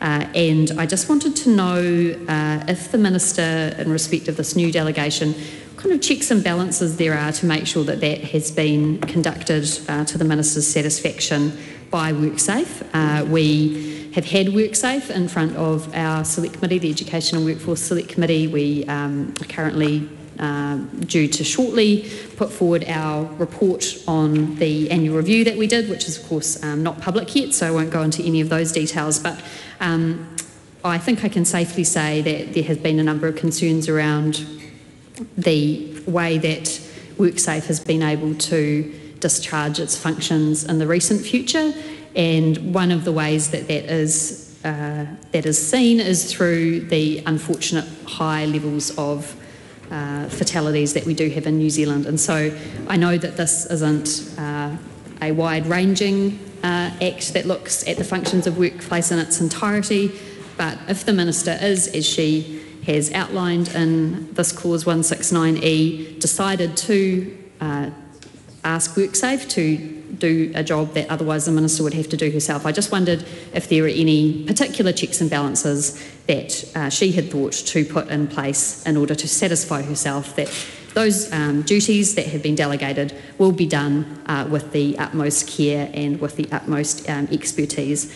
Just hazard to probably say, Mr. Speaker, Mr. Chair, that it is in all of our interests that this is done in the best possible way, and I believe in all of our interests that WorkSafe functions effectively. So I do hope that the Minister has been able to satisfy herself, and I do hope that the answer was that it's been done to the best of their abilities. And so in relation to the scrutiny of this Act, just wanting some commentary or assurances from the Minister on that particular point. Mr. Chair. The Honourable Louise Upston. Mr. Chair, I seek leave for all provisions to be taken as one question.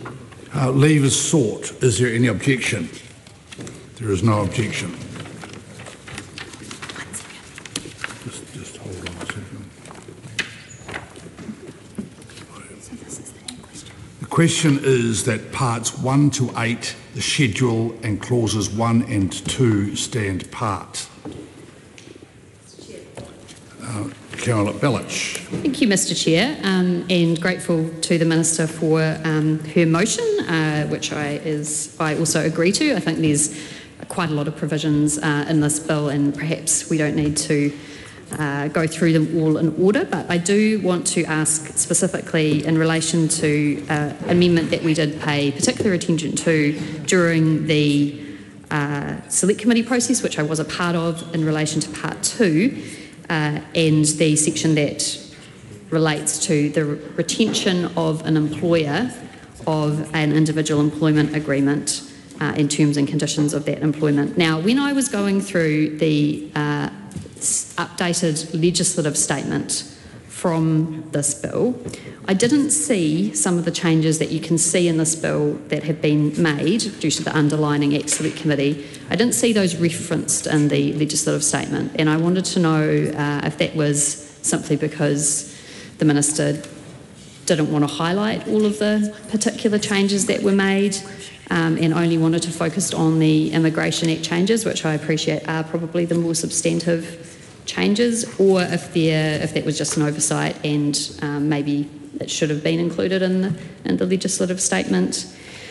So that's probably my first question in relation to that. The other point was we did have a significant debate at Select Committee, and I did mention this in my second reading speech yesterday, about the desire for terms and conditions of employment to be reciprocally held between employer and employee, and we did make some changes in relation to that. But there was a little bit of concern that the fact of making sure that an employer retains a copy may put extra emphasis on the employer holding a copy and not the employee. And we did discuss additionally the way that employment agreements might be shared in this day and age. So, for example, in the past it might be that people only had paper copies, and there might be, usually you'd have two, one for each party. That would be best practice. But these days, perhaps people are sharing employment agreements electronically more, and I had another thought that I wondered if there was any consideration to how this might be managed, and effectively if any information will be going out to employers about this additional obligation as well. So I think it's something that we all support. Both parties have a copy of the employment agreement, but it is a slightly new change to our legislation, and there will probably need to be some education for employers about that additional duty and whether there will be any monitoring of that, and of course my original questions around the legislative statement. Madam Chair. Honourable Louise Upston. Thank you, Madam Chair, and thank you to the member for raising the questions. These regulatory systems bills, for those who are watching the House, are unanimously agreed and are non-contentious. I thank the member for her question around education, and I'll take that back and ask the Minister in charge to consider that.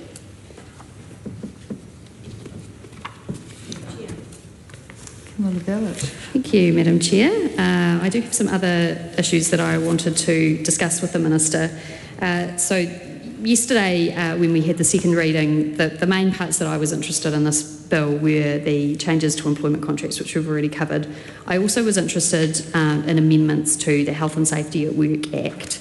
And the reason that I was interested in that is, obviously, as previously mentioned, the scrutiny that I perform in my role as opposition spokesperson in relation to WorkSafe.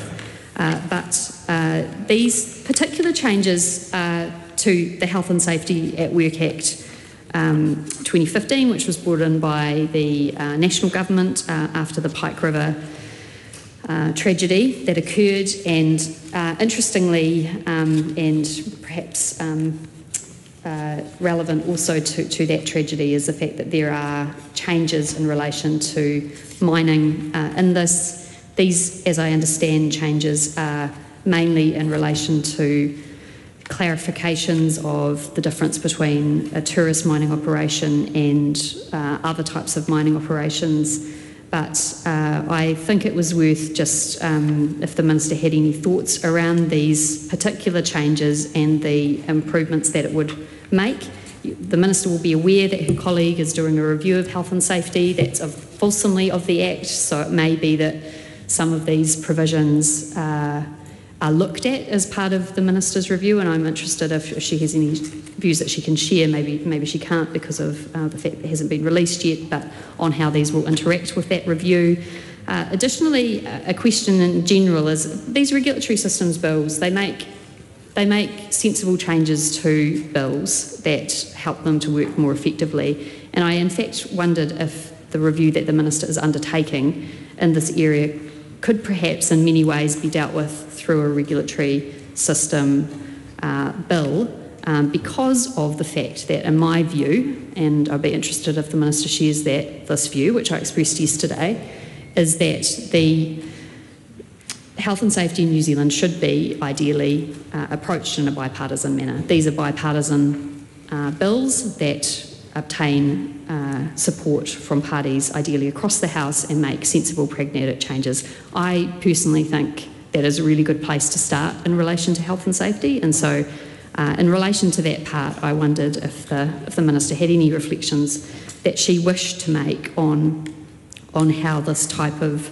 review of this very important Act would be able to maintain its bipartisan support moving forward, and any reflections or discussions she's been able to have on the Minister of her work in this particular area, and that's in relation to Part 4. Honourable Louise Madam Upston. Chair, Madam Chair, I'm sure every member in this House shares the member's interest in health and safety, but the review is out scope of this regulatory systems bill, so I won't be commenting on that. Camilla Ballard. The other matter which I would be interested to find out some additional thoughts from the Minister on is in relation to Part 7, which is the section that talks about preterm baby payments. Now, the Minister, and I thank the Minister for this, answered favourably in relation to the idea of education following this bill. But I think perhaps this section is even more important. And so just to sum up, essentially the Part 7 of this bill makes it clear that a preterm baby payment will be allowed, will be available to those parents who have a baby prior to 37 weeks, and that is in addition to the parental leave that they're entitled to. So this is actually, although it's a change that is, I think, appropriately made under a regulatory system bill, it is actually something that I think would benefit from some education and some publicity around the fact that this is actually the case. I reflected yesterday in the second reading that, and I'm sure everyone agrees, that when you have a preterm baby it's an extremely stressful time, and so I think we can all be very proud that we are supporting legislation to make it clear that 13 weeks at maximum in addition to your paid parental leave payments will be available for preterm babies, and that's for, I think, babies as small as 24 weeks, which is a very, very early baby, to be born, but of course through the incredible health professionals that we have who work with preterm babies, they are able to have very successful outcomes with some of these very early babies. But of course, we all acknowledge that parents need support, and this is a very good policy, I think, and the fact that it clarifies that it is in addition to not kind of coinciding with parental leave is really important. But I do, want to ask the Minister how we will best be able to tell New Zealanders about this. I think it's something that's positive, and I think it should be information which is available to people in hospitals, perhaps. Perhaps that would be the best way, is people who are in NICU units, if there's information available. It may be, as this is a clarification of, I think, something that should have already been the case, that this information is currently available to people. But if that's not the case, then we should provide, the government, I believe, should be providing information to people to make sure that they are clear about their entitlements. And just to acknowledge, Madam Chair, the incredibly difficult time that a lot of people who have preterm babies go through, which I'm sure is shared with everyone, and it's great that we're doing something about it, that we can all agree, everyone agrees with that. So it'd be great to have some clarification from the Minister, if she has any thoughts on that, and about further education on the preterm baby intersection with parental leave under Part 7. Dr. Lawrence Yunnan. Thank you, Madam Chair. I have a question for the Minister with regards to Part 5 of this bill, if I may, on the amendments to the Immigration Advisors Licensing Act 2007. Specifically looking at Clause 25 and on the replacement of Section 9 of the Act. And I want to hone in on 9(1)(b). Now, the reason I mentioned this, and I mentioned this, Madam Chair, in my second reading, is the fact that if you're looking at 9(1)(b), which is those who are exempted from the requirement to be licensed under Section 11 of the bill, specifically refers to, and this is Section 11 of the Immigration Advisors Licensing Act 2017, Section 11H, 1 and 2. So the reason I want to ask the Minister is whether the Minister or the official has considered making an amendment to this, because for Section 11 of the bill, H1 and 2, it talks about those people who are exempted are persons who provide immigration advice offshore, and the advice only in respect to the application made under the Immigration Act 2009 for a temporary entry class visa, temporary visa, and student visa. Now, one of the things I highlight in my second reading is the fact that we do see this loophole in our immigration system where unlicensed immigration advisors offshore is able to provide advice to students, to potential international students when they are coming onshore to study. And this has been also highlighted in media a number of times where we do see international students being exploited as a result of having unlicensed immigration advisors offshore. So my question to the Minister is, if we are making these sort of technical changes, which is what the regulatory bill is doing, was there any consideration being given when we are looking at potentially amending Section 11? I can see that Clause 26 does in fact amend Section 11 of the Immigration Advisors Licensing Act. So whether that has also been considered when it comes to amending 11H. And if not, has there been any advice that the Minister's been received or been given on why that part wasn't amended, noting that we do have quite a serious issue around international student exploitation by offshore unlicensed advisors? Thank you. Madam Chair. Honourable Louise Upston. Thank you, Madam Chair, and I thank the member for his question. This was a matter that was raised in the Select Committee consideration of the bill, but it was considered to be outside of the scope of this regulatory systems bill. They're very tight in scope in nature and non-controversial, so it wasn't able to be considered as part of this bill. The question is that parts 1 to 8, the schedule, and clauses 1 and 2 stand part. All those in favour say aye. To the contrary, no. The question is agreed. I will report this bill without amendment.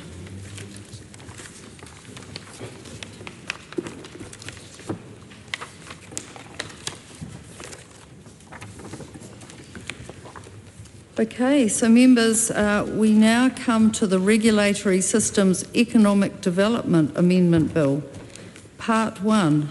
Part 1 is the debate on clauses 3 to 6, amendments to the Auctioneers Act 2013. The question is that Part 1 stand part. Madam Chair. Honourable Louise Upston. I seek leave for all provisions to be taken as one question. Leave is sought for that purpose. Is there any objection? There is not. So let me just get the right. There we go. Okay, so now the question is that parts 1 to 24, schedules 1 to 10, and clauses 1 and 2 stand part.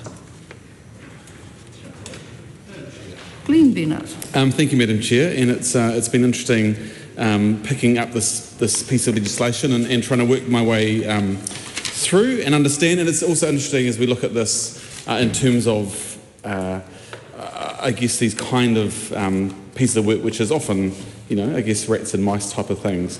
But I'm looking at this and I wanted to, I'm just trying to flick through to find the right space. And it's around Part 4 and the amendments to the Charitable Trust Act of 1957. And just to the Minister, I'm looking at this and just wanting to understand in terms of the insertion of new section 2B, and it's around the transitional savings and related provisions. And it's the new addition is the transitional savings and related provisions set out in section 1AA have effect according to their terms. And I get a bit confused from time to time, to be honest, to connect to the different schedules and understand it. So I'm just wanting to sort of get a little bit of clarity on that. But also in terms of Part 31, in terms of an electronic address for the purpose of any communications with the board. This happens so regularly. Is I guess within the process that we go through, that it is completely standard for this to happen. And are there ways or means in terms of if we look at this legislation, the previous legislation, and more legislation to come, where there is a way or a process that can actually, I guess what I'm trying to say, Madam Chair, is that this kind of thing is just a no-brainer, and I guess we don't need to be debating it. So it's how do we ensure that we do these things fast and quickly. The next part I wanted to speak to was around the name of board, which is the addition that the registrar must refuse to incorporate a board under a name if the registrar's options, and it goes to list them on. I just want to understand where those A to E, where those points came from, in terms of it's not overly fulsome. It's just 5 points, and I guess any advice in terms of was that thoroughly thought through in terms of what names aren't able to be used in terms of a board, and was it given full consideration in terms of should there be other clauses added to that? So that's a couple of things to get us started.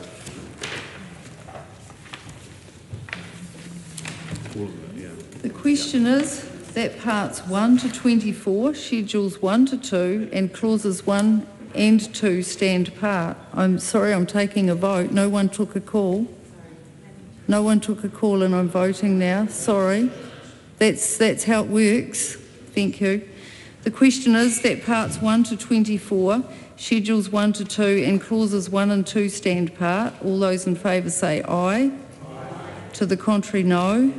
The question is agreed. I will report this bill without amendment.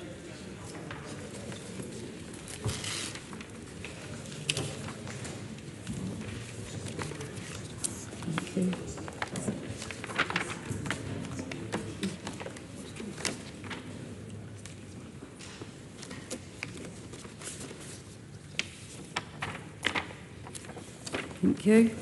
Members, we now turn to the taxation annual rates for 2024-25 Emergency Response and Remedial Measures Bill.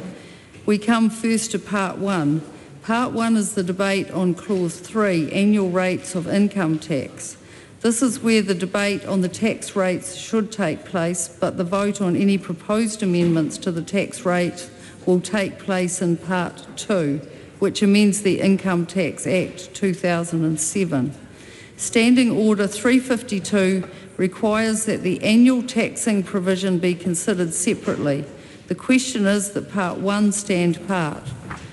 Honourable Dr Megan Woods. Madam Chair, and happy to take a call on Part 1, which is of course the part where the sets out the annual rates in this legislation. This is an important piece of legislation that comes to this House every year, because really it's in this setting out of the annual rates that you really do see the priorities of a government and what a government is making sure that it is supporting, but importantly it's what is not being supported as well. So while we support some of the technical various tax measures that are carried on later in the bill, and I'm sure my colleague, the Honourable Deborah Russell, who can speak about tax like nobody else in this House, will talk to the technical nature of those later provisions. But Madam Speaker, we do oppose this bill because of the tax rates that are set out here in Part 1 of the bill. We oppose it for the very simple reason because of the failure to address the annual rates in a meaningful way to ensure that the tax system generates sufficient revenue to support all of the activities of the government. And if we think back to discussions that we've had in this House today, we can see the failure of Part 1 of this bill. We can see the failure of the government to generate sufficient revenue to adequately fund a school lunch program.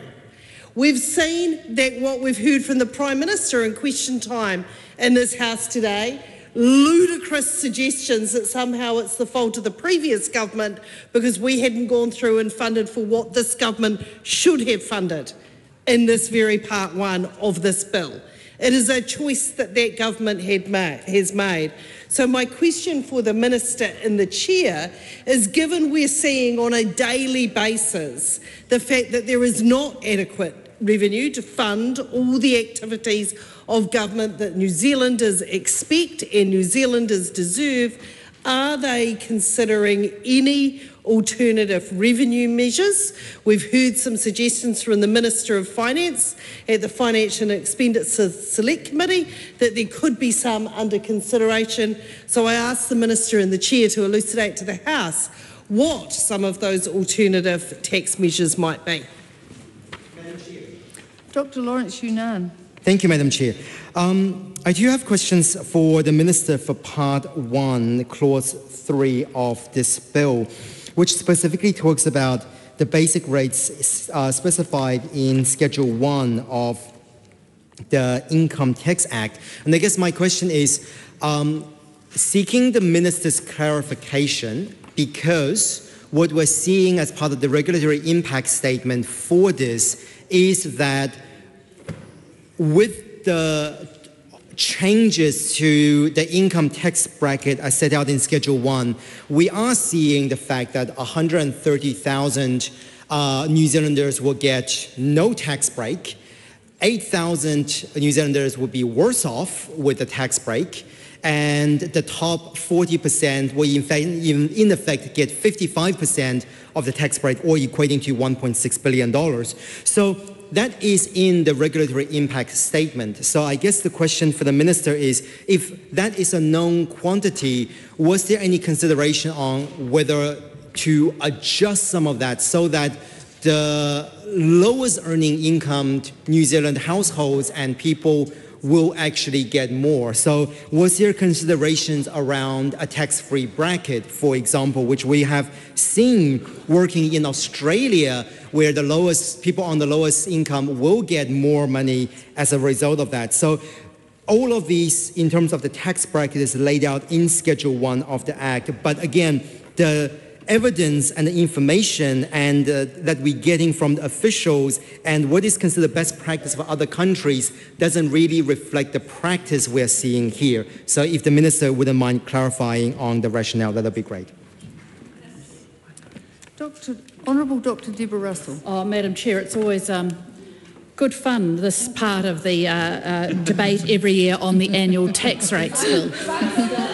And so for the edification of the still somewhat new members across the other side of the House, is the taxation annual rates for 2024-25 emergency response and remedial measures bill. And by tradition, as we debate part 1, this is the time when we have the rather free-ranging debate about tax rates in this country, about fiscal strategy, about how the government is choosing to collect its revenue, about whether or not it has chosen to make changes to tax rates. So we don't have that debate at any other time. So the part 1 debate of the annual taxing bill is the time we do have this debate. So I would invite the members on the other side of the House to consider participating in it. It is the one time you have in the House this year, speaking to the members on the other side of the House, of course not you, Madam Chair, the one time that's available for people to stand up and have, say what they think about the current tax rates. So I'm inviting especially the Chair of the Finance and Expenditure Committee, Mr Cameron Brewer, to have a few opinions about it too. There has to be some fun in being a government backbencher. This is it. So we are, and I'm sure the Minister would agree with me about that. So it's time to talk about tax rates. Now, and I would certainly invite all members of the House to participate in this. I know that my colleagues from the ACT Party will have some particular views about tax rates as well. I'm hoping, gentlemen, that you might consider standing up and participating in this debate too. So, the annual tax rates bill is required by law. Every year, the House actually has to set the tax rates for the year. And it does this via the annual rates bill. And if you look at the clause that's sitting in the bill itself, it doesn't look particularly exciting. It's not that exciting, I promise you, Megan, it's not that exciting. All it says is that income tax imposed by Section BB1, which is the imposition of income tax, of the Income Tax Act 2007 must, for the 2024-25 tax year, be paid at the basic rate specified in Schedule 1 of that Act. Now that's quite interesting in itself. So it's for the 2024-25 tax year, and of course that tax year ends on 31 March 2025, so it ends in just a few weeks. And here we are only at the end of the year setting the tax rates for the year. So much to, I guess most people won't know this, all this year when as people have been receiving their pay packets, if they've been getting paid each week, their employer has been deducting, or perhaps if they're self-employed, they've been putting away money each week at a specified amount each week, and it's just taken out of the pay packet by the PAYE system.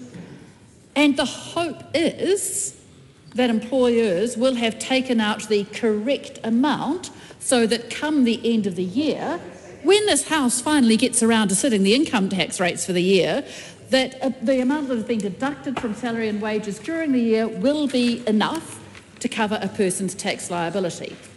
And of course that tax liability is measured at 31 March, and that's why we've got to set the tax rates by then, and it's the incumbent on the government to do that. So all this year, as each of us has received our own pay every fortnight for the job we do in this House, some money has been deducted, and we better hope that Parliamentary Services has gotten that right, otherwise we'll have a tax bill to pay. And it does beg a little bit of a question about the tax system, as to why we're setting these rates so far sort of after people have already made the deductions. And I suppose there's a chance that the government could change the tax rates, but it doesn't do that. So that's one of the curious things about it. But aside from that, it's really important to note that governments make choices about tax rates. They make choices about how much tax revenue to collect. And even when there is no change to Schedule 1 of the Income Tax Act, when in effect the government is just confirming those tax rates from year to year, that is still a choice. Choosing the status quo is a choice. And it is a choice that has impacts on ordinary New Zealanders. It's not just, it's a choice, of course, the obvious impact is how much tax each of us pays and contributes to the wealth of this nation. Honourable Dr. Deborah Russell. Thank you, Madam Chair. But there is another choice that the government is making there. Now, the government chooses how much tax to collect. And part of the role of the Minister of Revenue is to ensure that the revenue system generates sufficient revenue to meet the government's needs. And if the revenue system does not generate enough revenue to meet the government's needs, then services get cut. Services get cut. And actually we're seeing that in place at the moment. We are seeing the health system under strain. We are seeing that no provision has been made for increases to the education vote. We are seeing the absolute tawdry mess of the lunches that are being served to our children in schools. We are seeing the increasing fees elsewhere in the system, the little chislings away of grabbing more money out of people's pockets quietly, without doing it explicitly through the Income Tax Act. We're seeing, despite the the former Minister of Transport's protestations, we are still seeing potholes on the roads. We are seeing a looming bill for the ferries that we need to get from one island to the other. We are living in an increasingly uncertain world, a world where the European Union has just made a major commitment to increase their defence funding, a world where our Minister of Defence has said that we need to increase our defence funding up to about 2% of our budget. It's only about 1% of the money, only about 1% of it at the moment. That's a lot of money, and it's got to come from somewhere. And where it comes from is from the revenue system. And yet this government has chosen to make no changes to the revenue that we collect. So what they are choosing is the cuts. And that Minister of Revenue has not notified any new measures that he is going to take in order to increase revenue. Now, there's some interesting ones out there. There's a discussion paper out there at the moment on the taxation of charities. And of course, many of us think that perhaps charities should be taxed the extent to which they are running businesses. Those businesses are competing with other businesses. Those businesses are maybe making profits that are not then being deployed into charity work. That's a good thing for us to look at. It's the other sneaky little tax grab in that discussion paper that's interesting, and that's around the taxation of not-for-profit entities, the small clubs and associations, which now look like they might be hit with a tax bill because the way the law has been interpreted is going to change according to that discussion paper. I find that's a very sad way to get revenue because these are the small guys. You know, the big guys will be able to, get some advice, pay for it. But it's going to be a small neighbourhood associations who are suddenly going to have tax bills. So I'm just going to interrupt the member. I understand it's your portfolio and you're very passionate about this, but we're on our second speech of the committee stage and I haven't yet heard a question. So I'd like the purposes for the member to ask the minister some questions on the views that she has. So here is the question for the minister. The question in this usually free-ranging tax debate at the start of the annual rates committee stage. It's all context. What is that minister going to do to ensure that the revenue system for which he is responsible is going to generate sufficient revenue for the government to do the things that New Zealanders want to do? The things like more healthcare, the things like better education, the things like feeding children in schools. What is that minister going to do? Honourable Barbara Edmonds. Thank you, Madam Chair. Always a privilege to be able to stand and take a call and to ask the Minister questions in relation to taxation bills. In particular, this committee's the whole stage of the taxation annual rates for 24-25 emergency response and remedial measures bill. Madam Chair, as the previous speaker just talked about, the particular context in relation to this bill is that there is a number of actually, probably what's more missing is revenue measures to help the government balance their books. And I do understand the government is taking a sort of cut across the board in order to bring in that type of revenue or savings, as they would say, very similar to the fiscal savings program that our government ran of 1% to 2% just before the election. But the question that I have for the Minister and for him to have some consideration is, there has been some media statements which have been made by the Minister of Finance in relation to corporate tax cuts. Now, I do note that Part 1 of this particular bill does not make those changes to the schedules within the Tax Act. But in particular, just whether the Minister has any comment in relation to the current Minister of Finance comments around a corporate tax cut. And in particular, whether there is any evidence of economic rents, which is in layman's terms is similar to what we're doing with the banking inquiry, trying to figure out whether there are excess profits within different particular sectors, which would therefore mean that actually if you give a corporate tax cut, it means you're actually giving more corporate tax cuts to, say, banks, power companies. You know, has the Minister considered, has he received any advice from officials in relation to that? Do we expect to see any corporate tax cuts come through the later stages of this particular bill, or actually anything further through the committee of the whole stage? Just wanted to ask him that question quickly before I continue. No? So I will continue then. Madam Chair. Honourable Barbara Edmonds. Thank you, Madam Chair. So again, I'll go back to what Part 1 is about for this particular bill. It's about setting the annual rates for the 24-25 year. Tax bills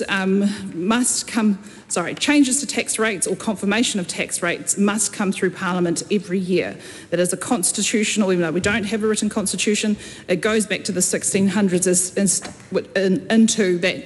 If governments want to tax people, if they want to raise revenue, there needs to be legislation which underpins that. Obviously, this legislation which the Minister has brought to the House, which we did have a good ability to be able to scrutinise at the Select Committee, and I do want to actually thank the Minister for that. Not every Minister has given Select Committees the privilege and the time to be able to assess particular bills. But in this particular bill around the tax rates, very much picking up on some of the comments that the previous member talked about, there are some measures in here around some of the digital services, There are measures in here which don't point to the digital services tax, which is currently on Parliament's order paper, but obviously is still counted within the revenue, within the books by the government. And my question is to the Minister, will he be bringing forward that digital services tax cut as part of this bill, or is there no changes to the digital services taxes bill, particularly in light of what's happening in the US, and particularly in light of the executive orders which the new President has been signing off regularly? That has an impact on New Zealand, because the digital services tax, which was a bill that I introduced, and this government has every discretion to be able to withdraw it, that points to US domiciled companies who trade in New Zealand basically being able to tax them a certain percentage of those profits that they raise here in New Zealand. Has the Minister come any further in relation to digital services tax? If so, why are we not seeing it in this particular bill?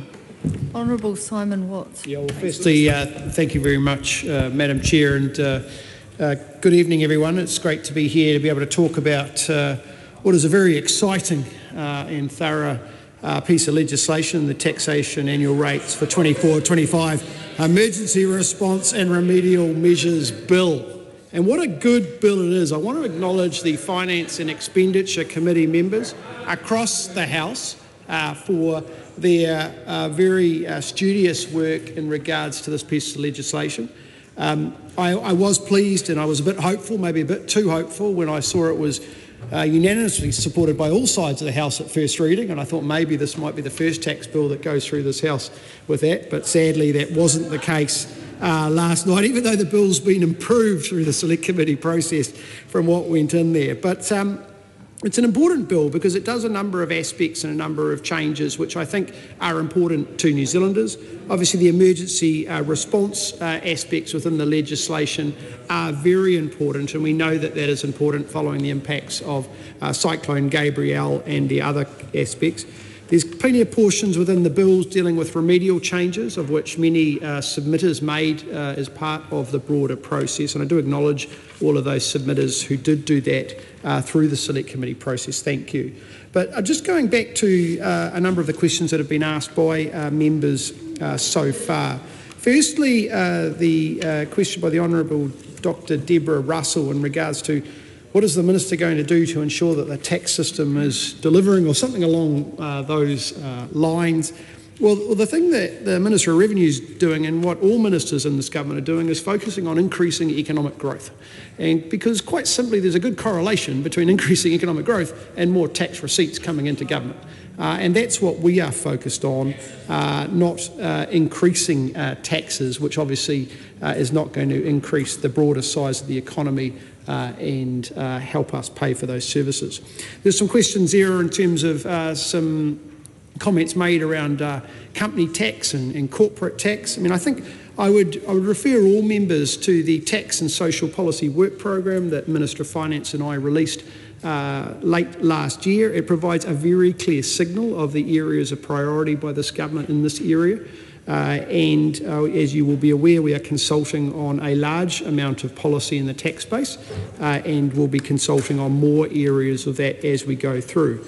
It is fair to say that the corporate tax contribution in terms of the broader economy is significant, but as a government, we are obviously continually looking to identify areas of opportunity where we can ensure that we can grow our economy, and any changes across the board will be coming through, no doubt, in the budget process. I can't say anything more in terms of detail, but we are looking at a wide range of options in that space to increase economic growth. We had another question, I think, by the Honourable Barbara Edmonds, just in regards to the digital services tax. I think it is a absolute fair question. We've got a degree of focus across the world at the moment. We do have that bill sitting on the order paper. It's under active consideration by the government in terms of what we do in that respect, and you will be hearing more from us on that in due course in terms of clarity around what will be happening in that space. So those are the three questions we've had so far. Very much looking forward to engaging dialogue on what is a very important bill, and with that, I look forward to members' questions. Honourable Dr Megan Woods. Chair, and I just have a question for the Minister in terms of how it was that the distribution of the tax cuts that are set out in Schedule 1, how they've fallen, because of course it's not once we get into the tax year that we can really see the true numbers of people, that of course the IR does its estimates of the number of people that will benefit. Of course at the election we had National coming out and talking about the number of people that would be eligible for $252 a fortnight, and the tax cuts that were laid out in their plan, how that's translated into this legislation, and how many New Zealanders or New Zealand families have received $252 or more from the tax measures laid out in this piece of legislation. Madam Chair. Honourable Dr Deborah Russell. Madam Chair, I want to pursue something that the Minister spoke about just a few moments ago when he took a call to answer some of the questions. And I'd raised the question in my opening speech about looking after the revenue system and ensuring that it did raise the revenue needed for the government. And the Minister, and I'm paraphrasing here, Minister, but I'm sure you'll be happy with this, said more or less that said that the strategy was to go for economic growth, and that would grow the revenue base. I trust you're happy with that gloss on that. I have to say that in terms of going for economic growth, that government isn't doing very well so far, is it? It's kind of, in a bit of a hole over there. And I think the economy has been in recession.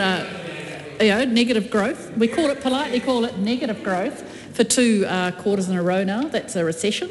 And the indicators, people talk about green shoots, so they look pretty damn shrivelled to me. So we'll see what happens with that.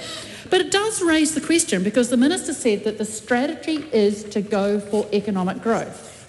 So there's a good question around that, Minister, and that is, which measures in this bill are going to generate the economic growth that you say will look after the revenue system?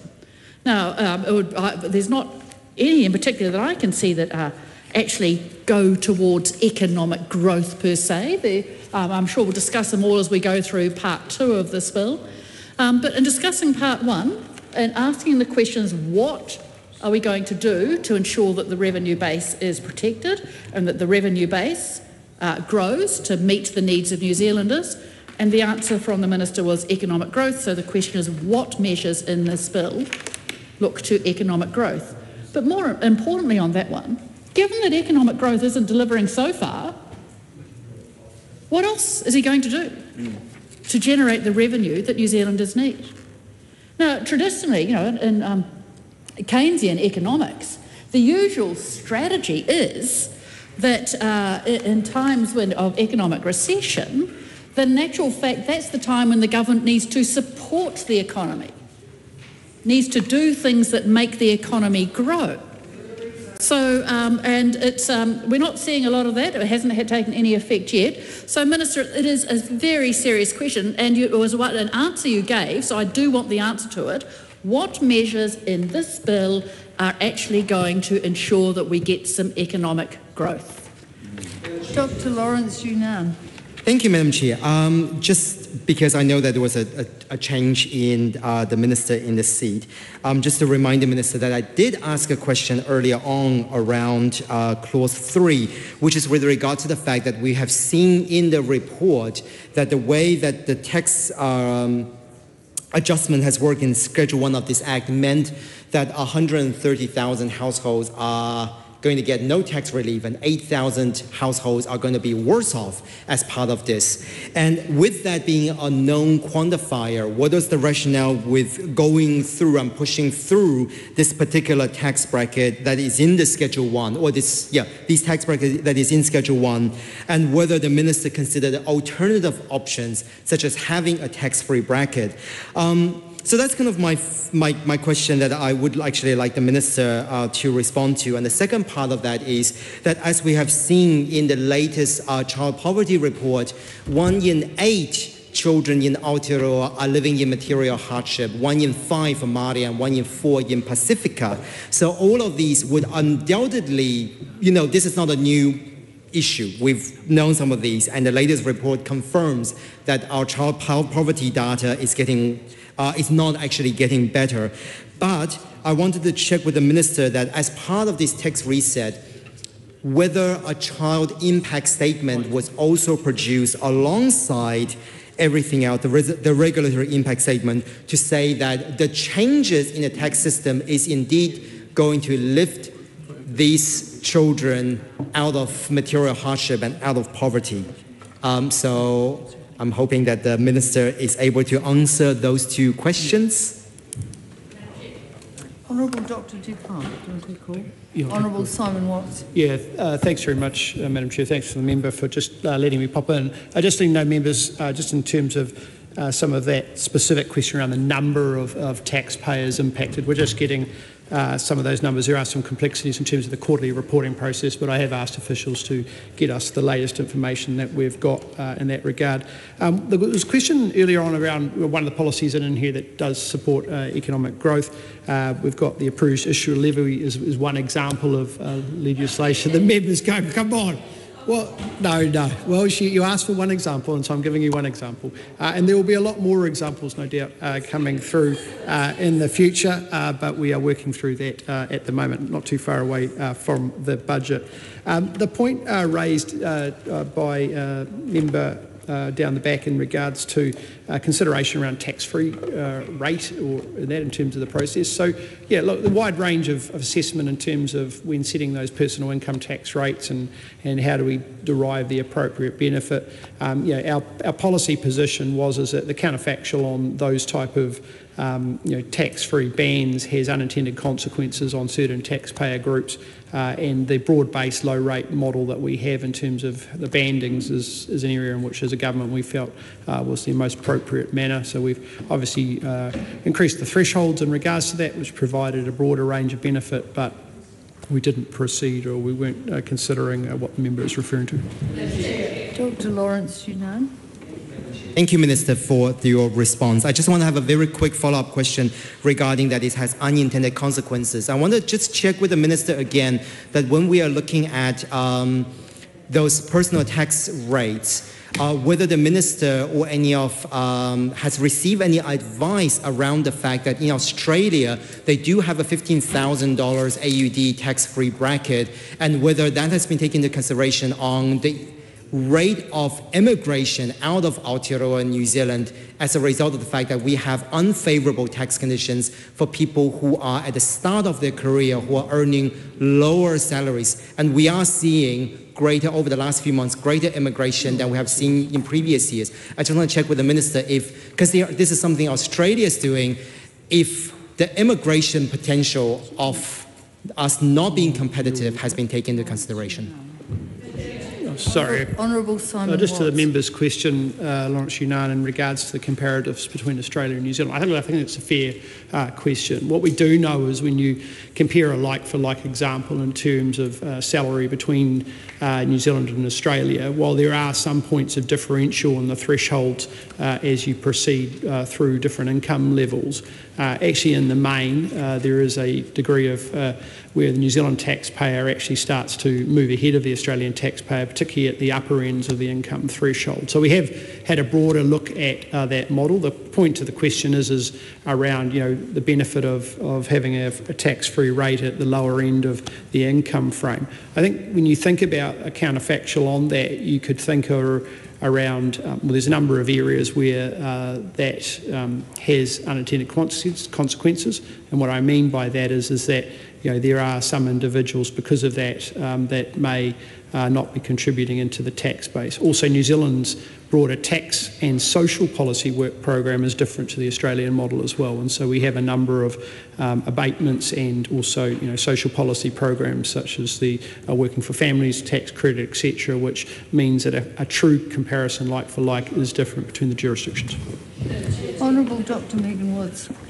Chair, and I have just a question for the Minister, because of course the taxation rates that are laid out in Schedule 1 are the result of decisions made, and of course governments receive multiple strands of advice about what different revenue measures are open to it in terms of setting taxation. So I just wonder if the Minister could tell us whether or not the government, he as Minister or the government more broadly, received advice on raising tax revenue from sources other than taxing income and salaries. What other measures was the government given advice on in terms of that, particularly advice from Treasury, and whether or not the government has given any active consideration to that? Madam Chair. The time has come for me to leave the House for the dinner break. The House will resume at 7:30.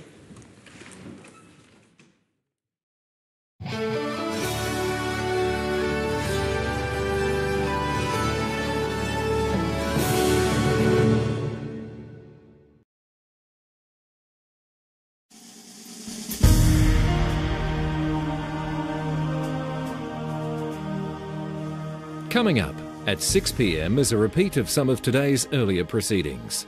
Live coverage from the House of Representatives will resume at 7:30 p.m.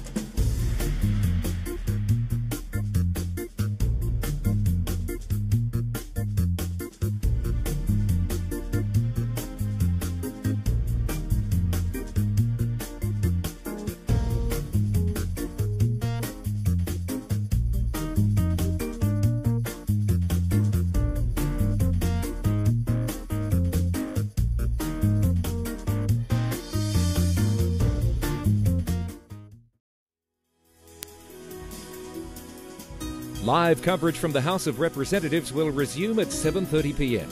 Until then, some of today's earlier proceedings will be repeated.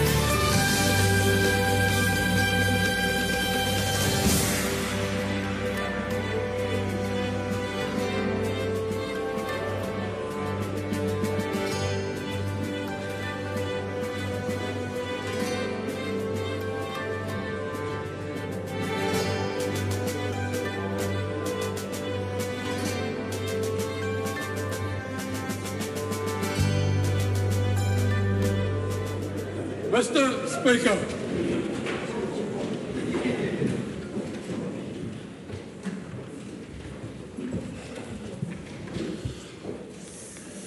E te atua kaharawa, ka tuku whakamoimati atu mātou mōna karakia ko waihotia mai ki runga i a mātou.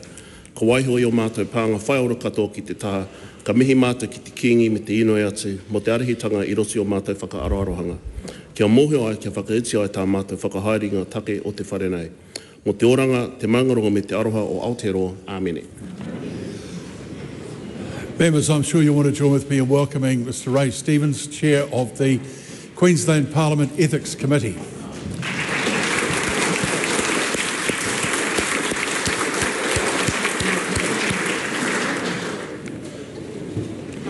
Two petitions have been delivered for the clerk to present.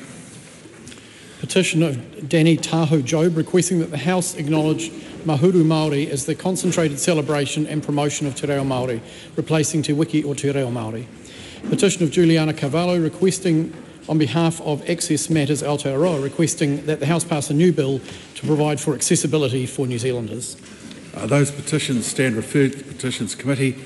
No papers have been delivered. A Select Committee report has been delivered for presentation. Report of the Finance and Expenditure Committee on the international treaty examination of the agreement between New Zealand and the Republic of Slovenia for elimination of double taxation with respect to taxes on income and the prevention of tax evasion and avoidance. No bills have been introduced. The House comes to oral questions. The first in the name of Mike Butterick. Point of order, the Honourable Simeon Brown. Mr Speaker, I seek leave to make a personal explanation to correct a statement I made in an urgent debate on Tuesday the 4th of March. Leave is sought for that purpose. Is there any objection? There appears to be none. In the urgent debate yesterday, I misspoke when speaking about former Minister Michael Wood. The former Minister was told, I said that the Minister was told 17 times by the Cabinet Office to sell his Auckland transport shares. I should have said 16 times for his Auckland airport shares. Thank you. Mike Butterick. Thank you, Mr Speaker. My question is to the Minister of Finance and asks, what are the Government's priorities for Budget 2025? Mr Speaker. The Honourable Nicola Willis.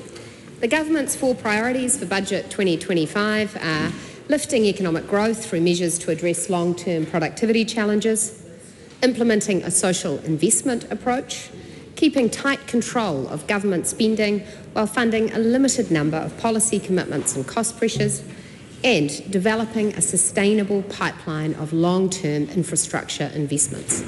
Supplementary. What are examples of policy commitments that will be funded in the budget? Mr Speaker, the Government has already announced a significant policy commitment for Budget 2025. That is the commitment of $1.37 billion a year from 2025 onwards to meet demographic, volume and price pressures for frontline health services. In total, that comes to an additional $5.48 billion for Health New Zealand over the forecast period. Agreeing this very significant increase in funding ahead of time gave Health New Zealand certainty in its planning and demonstrates the Government's commitment to delivering the healthcare New Zealanders need. Supplementary. Has the Government announced any other funding for health ahead of Budget 2025? Mr Speaker, yes. Budget 2025 provides just over $1 billion of extra funding over the forecast period for additional medicines, including cancer treatments. And on Monday, the government announced measures to boost primary care, including increasing the number of doctors and nurses in primary care and a new 24/7 digital healthcare service for online appointments. These new measures will also be funded from Budget 2025.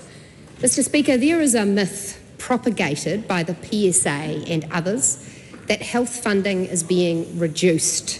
Nothing could be further from the truth. Billions of dollars of additional funding are going into health to help ensure Kiwis have more access to the care they need where they need it. Supplementary. How will this additional health funding fit within the government's operating allowance? Good question. Well, Mr. Speaker, the government has set an operating allowance for Budget 2025 of $2.4 billion. That is a tight allowance aimed at restricting growth and expenditure and reducing New Zealand's structural budget deficit left to us by the last government. It is important to remember, though, that allowances are a net concept. They encompass savings and revenue initiatives as well as new spending. More savings, therefore, in the budget equals more opportunity to invest in frontline services. That is called reprioritisation, for the benefit of members who did not experience this concept when they were last in office. The Honourable Marama Davidson. The Right Honourable Chris Hapkins. Mr. Speaker, yesterday you asked members on this side of the House to show a little more restraint. We have done so today. That would also involve you requiring government members... There is a requirement that you're quiet during a point of order. Start again. I think yesterday you asked us to show more restraint on this side of the House, and you'll note today we have done exactly that. I think a reciprocal expectation is that ministers will actually stick to the rules around government questions and not use them to attack the opposition. Almost every one of the answers delivered by Nicola Willis did exactly that. You didn't get a reaction from us because you asked us not to do that, but there should be some reaction to that. Yes, I did certainly take note of it, and I think, as I've said before, where there is a reference to something from the past that affects the policy today, that's reasonable. But I do think that the commentary that suggests otherwise and questions motives of the other side of the House are unacceptable. And I'd ask all other ministers who are about to answer questions today to bear that in mind. Speaking Right Honourable Chris Hipkins. Chris Bishop. I presume there's a new point of order, given I've just ruled on that one. Speaking to the point of order. Mr. Speaker, politics is about comparing... It has to be a new point of order. I've just ruled on that one. So, new point of order. Point of order. Sir, politics is about comparing and contrasting. It is very difficult to answer questions as a government without drawing some comparison to what has gone before or indeed what is coming into the future. I'll stop you there, because the last part of the last answer referred to something the previous government had not done, and I don't think that's particularly reasonable in the circumstances. Well, hang on, that didn't help either. No one believes you. No, that didn't help at all. So we're now going to go to question 2. Point of order, the Right Honourable Winston Peters. The rightful complaint from Mr Parker is that he's put the very issue back at the centre of this parliamentary behaviour, and he's quite right. What you're saying is no criticism at all can happen. I mean, what happened to sticks and stones can break my bones, but names will never hurt me. And over there, so sensitive, every little issue. No, that's not the issue. That's, with all due respect, Just a minute. With all due respect, that completely misses the point I was making. Question 2, the Honourable Marama Davidson. To the Prime Minister. E tautoko ana ia I ngā kōrero me ngā mahi katoa a tōna kāwanatanga. Right Honourable Prime Minister. Thank you, Mr Speaker. Yes, and especially our action to make it easier for Kiwis to get access to the healthcare that they need. This morning, our excellent Minister of Health, Simeon Brown, announced more support for nurses so they can play a greater role in primary care. That comes off the back of action yesterday to train more doctors here at home, including in primary care. And on Monday, we announced action to support more nurses into primary care, making it easier for international doctors to practice here and introduce a whole system of digital 24/7 care. Kiwis deserve to be able to see a doctor as quickly as they can. We're working hard to make that a reality, and I would have thought the opposition would want to support that. Does he agree that regardless of socio-economic status, a meal at lunchtime is a basic level of collective care that should be afforded to all tamariki? What I believe is that we need to help kids who are coming to school with no lunches, and that's why we saved the school lunch program that was unfunded, and that's why we're making it, we've got some challenges, but we're working our way through them. Does he agree that providing school lunches is an important collective response and one that is far more helpful than vilifying parents and families doing it tough? Well, what I'd say in the last 24 hours is the vilification from the Labour and Greens who are telling parents who actually happen to, working parents across New Zealand, happen to give their kids a Marmite sandwich and apple each and every day are bad parents is not acceptable. Does he agree with Mana College Principal Jeff Chapman that the previous school lunch program, quote, was a nice little circular local economy and it was working great. The contractor was providing local employment and using local food, and if so, can he tell the House how many people have lost their jobs as a result of his government's changes to kaora ka'ako? Well, what I can say is that we are actually funding the school lunch program. We are feeding more kids than the previous government did. We are doing so more efficiently, having saved $130 million, which has been put back into health and education for our kids. So I think it's a win-win. We've got some challenges to work through. The Minister will deal with that. Supplementary, the Honourable David Seymour. Is the Prime Minister also... I beg your pardon, Mr Speaker. Your own side was pretty rowdy then, so we'll just start again. Sure. Is the Prime Minister also aware that the previous government had left no money in the budget for that nice little circular economy from 2025 onwards, and how has this government responded to that fiscal cliff? Well, I thank the member for their excellent question, because that is... I thank the member for his excellent question, because that is exactly the case.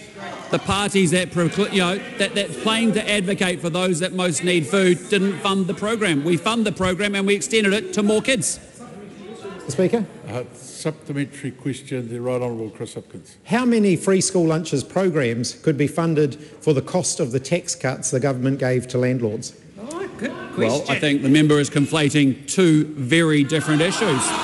Because what I'm proud about is actually rents under this government are stable, not up $180 per week. What I'm comfortable about is that house prices didn't increase 40 to 50%. And what I'm comfortable about is actually social housing waitlists are going down and kids in emergency housing are out of motels. Nothing that the Labour government could sort out despite the much vaunted equity of housing, which they don't own anymore.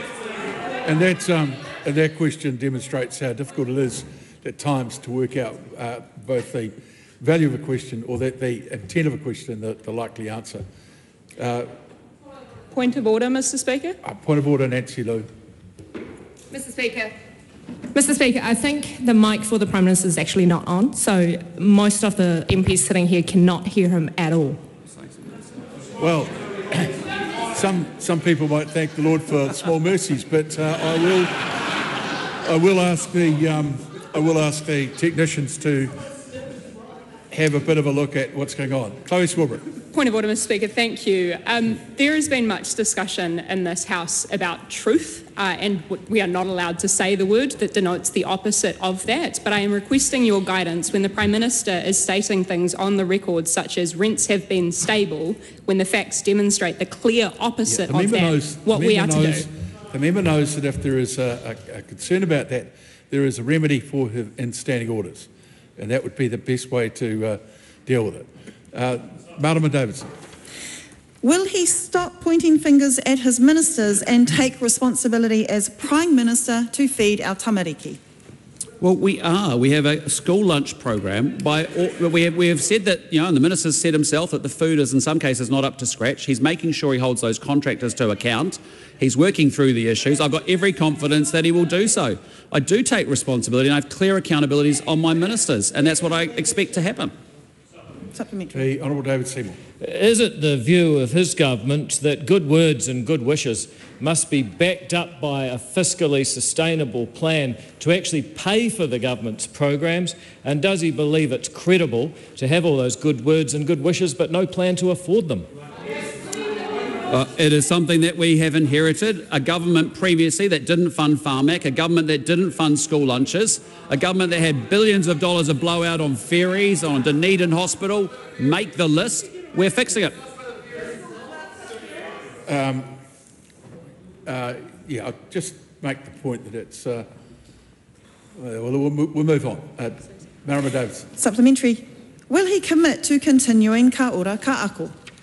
I commit. The Minister is very committed to making sure we make the school lunch program work and we get what we have contracted for.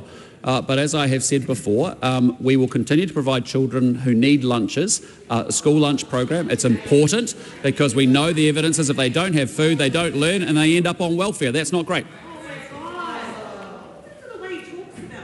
Welfare system. You know, the majority of kids in poverty have... When you're ready, parents, we might move on. The Right Honourable Chris Hipkins. Oh, for me. Thank you, Mr. Speaker. To the Prime Minister, does he stand by all of his government statements and actions? Yes, and especially our action to support Kiwis with the cost of living. 2 years ago, inflation was running at 7.2%. Today, it's 2.2%. 2 years ago today, the official cash rate was 4.75%, and today it is 3.75%. 2 years ago, food inflation was 10.3%, and today it's just 2.3%. Now, it's an encouraging sign that we're making progress. We know there's a lot more for us to do, and the best thing that we can do is grow the economy so that we can create those jobs, lift incomes, and actually create opportunities for more Kiwis so they've got more money in their pocket. That's what's important. Supplementary. On what day and at what time did he first discuss allegations that Andrew Bailey had a physical altercation with a staff member with Andrew Bailey? As I have previously said, I was made aware of the issue on Thursday, and Andrew Bailey resigned very late on Friday. Point of order, Mr. Speaker. I didn't ask him when he was informed or when Andrew Bailey resigned. I asked him when he first discussed those allegations with Andrew Bailey. Ask the question again. On what date and at what time did he first discuss allegations Andrew Bailey had a physical altercation with a staff member with Andrew Bailey? My office had conversations with Andrew Bailey on the Wednesday and the Thursday, and I discussed with Andrew Bailey on the Friday. When did he formally receive Andrew Bailey's resignation as a minister, and in what form was his resignation delivered? It was a phone call very late on Friday evening. Did he indicate to Andrew Bailey that if he didn't resign, he would be dismissed? If so, when did he do that? No, as I have said publicly, Andrew Bailey resigned, and he did make the right decision. If Andrew Bailey resigned on Friday, why didn't he inform the Governor-General of that resignation until Monday? And does he believe that fulfills his legal obligation to, quote, keep the Governor-General fully informed about the general conduct of the government? Yes. Did he ask Andrew Bailey what he did to the staff member who made the complaint, and was Andrew Bailey's account consistent or different from the account of the staff member? Andrew Bailey talked in his statements about the incident, and I've got nothing further to add to that. Point of order, Mr. Speaker. Point of order. This is a serious matter in which the Prime Minister has indicated that if Andrew Bailey hadn't resigned, then he would have fired him. I have asked him whether he asked Andrew Bailey what he actually did in order for the Prime Minister to lose that confidence in Andrew Bailey, and whether that is consistent with the victim of Andrew Bailey's physical altercation. This is a fairly important matter of public importance. Where a minister has lost their job, I don't think it's unreasonable that the Prime Minister actually addresses that question. In answer to the first part of the question, yes. The Right Honourable Winston Peters. Prime Minister, will you explain to Mr Hipkins that the constitutional connection of the Governor-General only happens when he, as Prime Minister, first accepts the resignation? I'm comfortable that we have handled the constitutional arrangements well. Supplementary question. Amateur hour. Is there still an open investigation into the complaint about Andrew Bailey's physical altercation with a staff member? If so, who's conducting that investigation? Well, there were concerns raised. The Minister reviewed the incident. It didn't meet his expectation and he has resigned. Point of order, Mr Speaker. The question, can I repeat the question, Mr Speaker? I mean, is there still an open investigation into the complaint about Andrew Bailey's physical altercation with a staff member? If so, who's conducting that investigation? Andrew Bailey has relayed the incident in public statements. He has apologised to the relevant staff and he has subsequently resigned. Point of order, Mr Speaker. Again, it's a fairly significant matter of importance to the public when a minister resigns in the circumstances that Andrew Bailey did. If there is an ongoing investigation into this matter, then the Prime Minister has a duty to tell the public that. It's a fairly straight question. That is a fair point.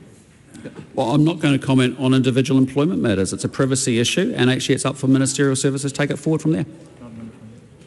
Question 4. Sam Uffendale. Thank you, Mr Speaker. My question is to the Minister of Health. What recent announcements has he made on improving access to timely, quality healthcare for all New Zealanders? Mr Speaker. The Honourable Simeon Brown. Good news for Kiwis this week, Mr Speaker. Our government is delivering on our commitment to improve access to timely, quality care for all New Zealanders. This week I've announced a significant healthcare boost to ensure Kiwis see a GP faster, including a range of actions to ensure overseas trained doctors can work in New Zealand. Also announced more locally trained doctors in general practices, including increasing the total extra medical school placements to 100 each year over the course of this government. We're also boosting our nursing workforce by training more nurse practitioners and supporting advanced education for nurses in general practices. These initiatives will help strengthen the healthcare workforce, reduce wait times and ensure Kiwis can receive the timely, quality healthcare they need. Supplementary. Why is the government increasing the number of overseas trained doctors working in primary care? Well, Mr Speaker, we recognise the need for more doctors working in our healthcare system, which is why we are funding a new 2-year primary care training program for up to 100 additional overseas trained doctors. It doesn't make sense that overseas trained doctors living in New Zealand are keen to work in primary care but lack the training opportunities to do so. By funding 100 clinical placements, we will offer the necessary support to help them work in general practices where they're needed to help give Kiwis the timely, quality access to healthcare they need. Supplementary. What is the government doing to increase the number of placements at New Zealand medical schools? Well, Mr Speaker, to reduce wait times for New Zealanders, we can't just rely on sourcing our doctors from overseas. We must also ensure a sustainable pipeline of New Zealand-trained doctors. Under our government, medical school placements have already increased by 75 places each year. Wow. Increasing this to 100 places will provide more opportunities for talented Kiwis to train as doctors and help ensure New Zealanders have access to timely, quality healthcare that they need. Supplementary. Why is the government increasing the number of training places for nurse practitioners in primary care? Well, Mr Speaker, nurse practitioners are highly skilled professionals who can diagnose conditions, prescribe medicines and develop treatment plans for patients. By increasing the number of training places to 120 a year, we're empowering more nurses to work alongside our hard-working GPs and deliver timely, quality healthcare in local communities. This investment will ensure more patients are seen sooner, easing pressure on the system and reducing wait times for New Zealanders. The Honourable Barbara Edmonds. Mai taki mata, Mr Speaker. To the Minister of Finance, does she stand by her statement that she is looking at, quote, changes to strengthen transparency and fiscal responsibility, unquote? If so, is she confident that the fiscal risks in Budget 2024 are manageable? Mr Speaker, yes, I was shocked on becoming Minister of Finance at the magnitude of unfunded fiscal risks left by the previous government, such as Lake Onslow, the Income Insurance Scheme, Auckland Light Rail. I was also shocked by the large number of fiscal cliffs left in the accounts, where funding for an initiative had only been provided for a limited period, despite a clear public expectation of it continuing, like Pharmac essential medicines. And to the second part of the question, fiscal risks are by definition uncertain. They may or may not occur. If they do, they will be managed, and the government has choices about how to do that. Supplementary. Does she stand by her statement in relation to the Cook Strait ferries that, quote, costs are expected to be much less than would have been the case with Project IREX, unquote, and if so, What will the cost of the fiscal risk Cook Strait resilience be? An answer to the first part of the question, yes, and an answer to the second part of the question, that depends on the procurement approach and commercial negotiation yet to occur. Supplementary. How can she be confident that the alternative will cost less than the previous project when her cabinet paper said the required port infrastructure, quote, cannot be confidently costed, unquote? Because, Mr. Speaker, the point of comparison is Project IREX, the biggest dog of an infrastructure project New Zealand has seen in many years. That blew out, members, from $750 million to $4 billion and climbing, with only 21% of the costs actually being for the core project of replacing the ferries. That project was terrible and was getting worse, and by stopping it, we have saved New Zealanders money. Supplementary question. Go three over here. We'll go three over here. We always do three. Three supplementaries for the primary person answer. Well, because it's a little rule I brought in. And about a year ago. Supplementary.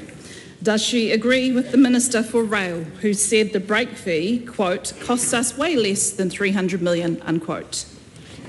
I find it is wise to agree with the Minister of Rail. The Honourable Winston Peters. Is the Finance Minister confident that when this is all resolved, the savings to the New Zealand taxpayer, based on Treasury's latest prediction, will be in excess of $2 billion? Well, Mr. Speaker, I'm delighted to hear that. The Minister for Rail has these matters in hand, and I would acknowledge, Mr. Speaker, that even Grant Robertson was concerned by the ballooning cost of Project IREX. In fact, in a letter he sent to the Kiwi Rail chairman in 2023... I think, just a minute. It might be all right in response from a government question, but its standing orders is very clear, 1813. It's not reasonable for a government question to be asked that leads to an attack upon a previous government. It's not my ruling, it's once been there for a long time. Well, I can feel it coming. Barbara Emmons? Supplementary. Eh? I beg your pardon? Yeah, well, that's... I'm sure they're well aware of the comment. There you go. Supplementary. Does she agree with the Minister for Rail that Treasury's prediction that this will be less than this will save $2 billion? Can she confirm that? Well, as I've just said, I find it's always wise to agree with the Minister for Rail. How can she be confident the fiscal risk is manageable when she has no idea how much the new project will cost? She got a new figure during question time from the Minister for Rail and has no control over what the Minister for Rail will do. Because, and forgive me for the repetition, but because the point of comparison was such a dog of a project that actually we just need to do simple things well to do better and save New Zealanders money. I want to share with you, Mr. Speaker, a characterisation of Project IREX by someone that I think members across the House know. Kiwi Rail underscoped the landside infrastructure in 2021, meaning the decision to procure 2 large rail-enabled ships at that time was premature, and to date we are yet to see a satisfactory explanation for why this was the case. That, Mr. Speaker, is a quote from the Honourable Grant Robertson. Katie Nimmer. My question is to the Minister of Education. What steps have been taken to improve the delivery of school property for students across the country? The Honourable Erica Stanford. Mr. Speaker, after a ministerial inquiry found the Ministry of Education's school property function was not fit for purpose, this government has been driving for stronger performance and efficiency by investing far more into maintaining existing school buildings and delivering more new classrooms for less through the use of standardised, repeatable designs and off-site manufactured classrooms. In this financial year, We've already increased the number of cost-effective off-site manufactured buildings delivered, a 35% increase on the last financial year, and we've still got a long way to run. In 2023, only 433 new classrooms were built. In 2024, 581 were built, a 30% increase on the year before, because we are driving efficiency, delivering results and building more classrooms. Supplementary. How is she able to build more classrooms? Well, Mr. Speaker, as previously mentioned, we're delivering more off-site manufactured buildings. The average cost per classroom when we arrived in government was $1.2 million. This is now down to $870,000, nearly a 30% reduction, and we are still driving this down so that more students can benefit from safe, warm, dry learning environments that supports them to achieve. Mr. Speaker, with our drive to use standardised designs, easy for me to say, and off-site manufacturing, we are significantly reducing construction time and costs so more classrooms can be delivered more quickly and more efficiently. Supplementary. What examples has she seen that shows an improvement in the delivery of school property? Well, Mr. Speaker, one example is Wellington Girls College just up the road here, where 14 classrooms over 4 two-storey modulars were delivered in just 12 weeks at a cost of around $550,000 per classroom, representing a 35% saving on the current value for money cost per classroom. This is just one example, Mr. Speaker, of delivering efficiency and results, using standardised designs and off-site manufacture to significantly reduce construction time and costs so more classrooms can be delivered more quickly and more efficiently. Supplementary. What feedback has she seen? Well, Mr. Speaker, a school in my electorate, as it turns out, where the ministry drove great value for money by retrofitting an existing building rather than building new, wrote to the ministry, to say, we want to express our deepest gratitude for the exceptional and efficient work you have done over the Christmas period to ensure the successful completion of an interim seismic property project through 4 of our whānau buildings. This is just one example of many of driving value for money so we can deliver more upgrades to more classrooms and more schools across New Zealand because we are a government that delivers. Yeah, great news. Class act. Ka horangi kara.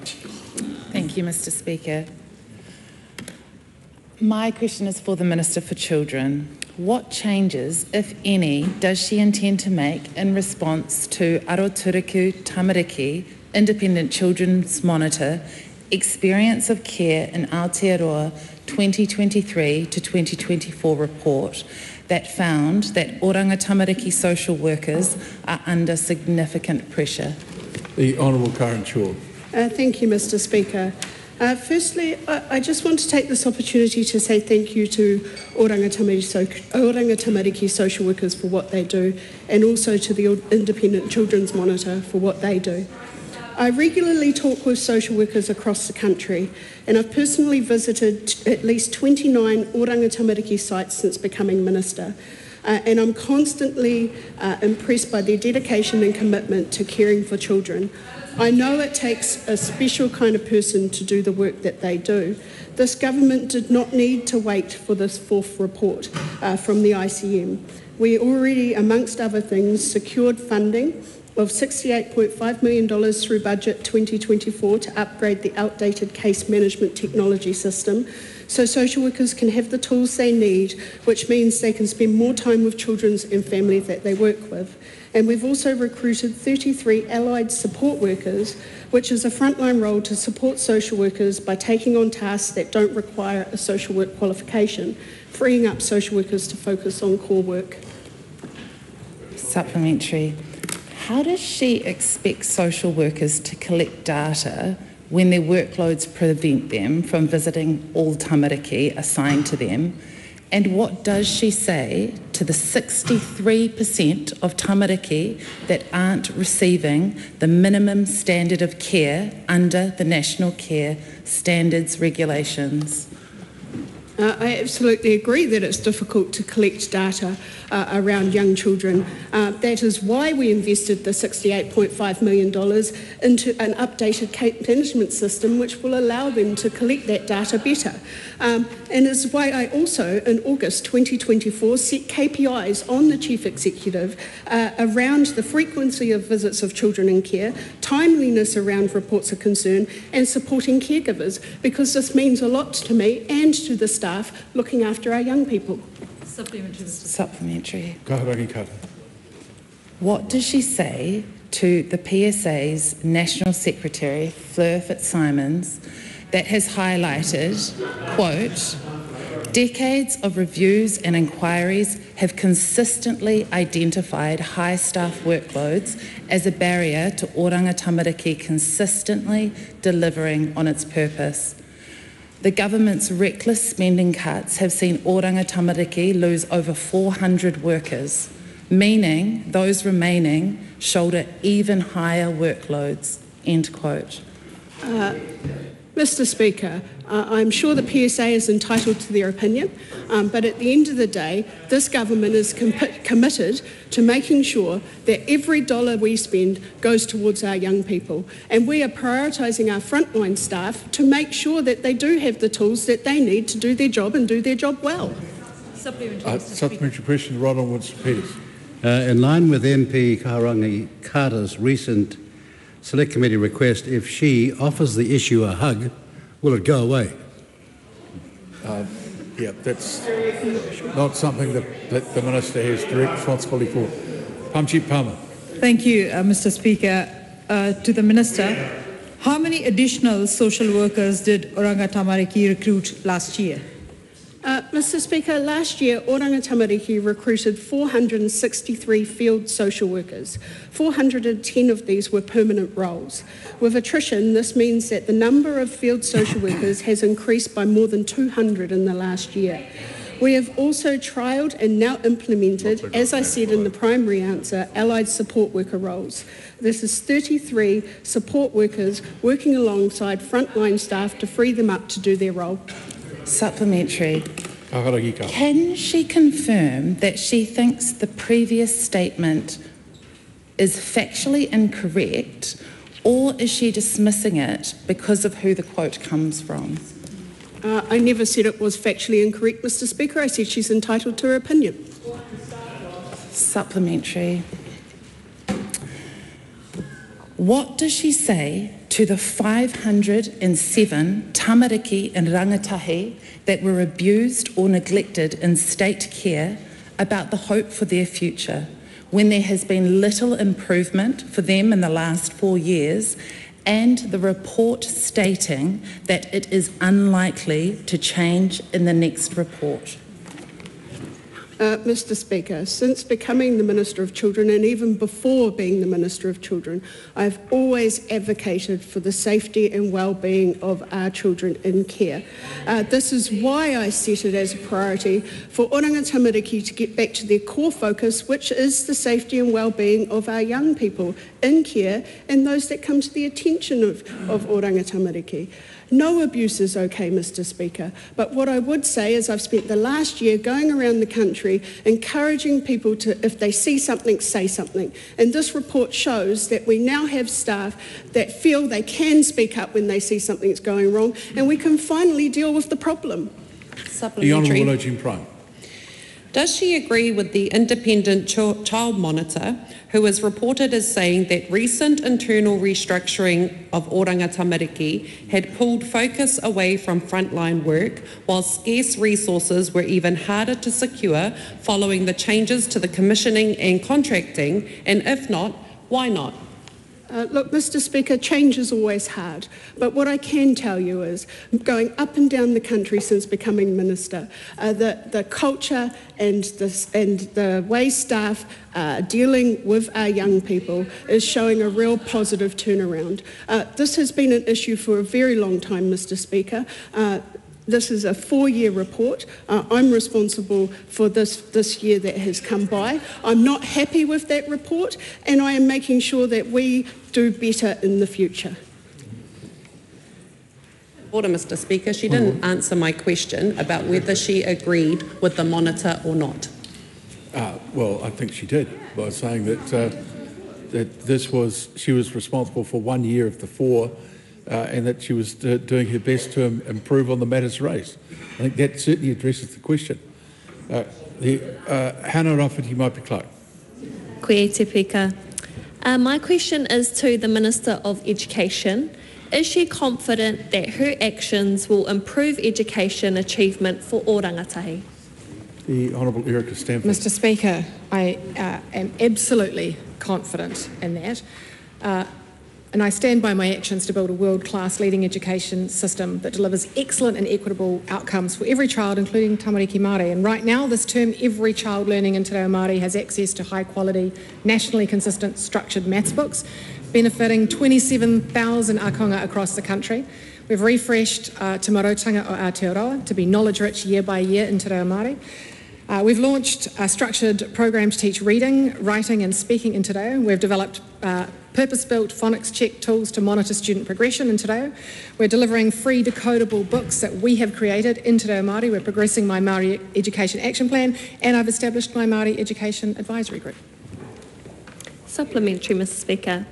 Does she stand by her new NCEA reading, writing and maths tests when these tests are failing students in low-income schools, and principals at these schools have warned that these changes will create a generation of school leavers with no qualifications, most of whom will be Māori or Pacifica?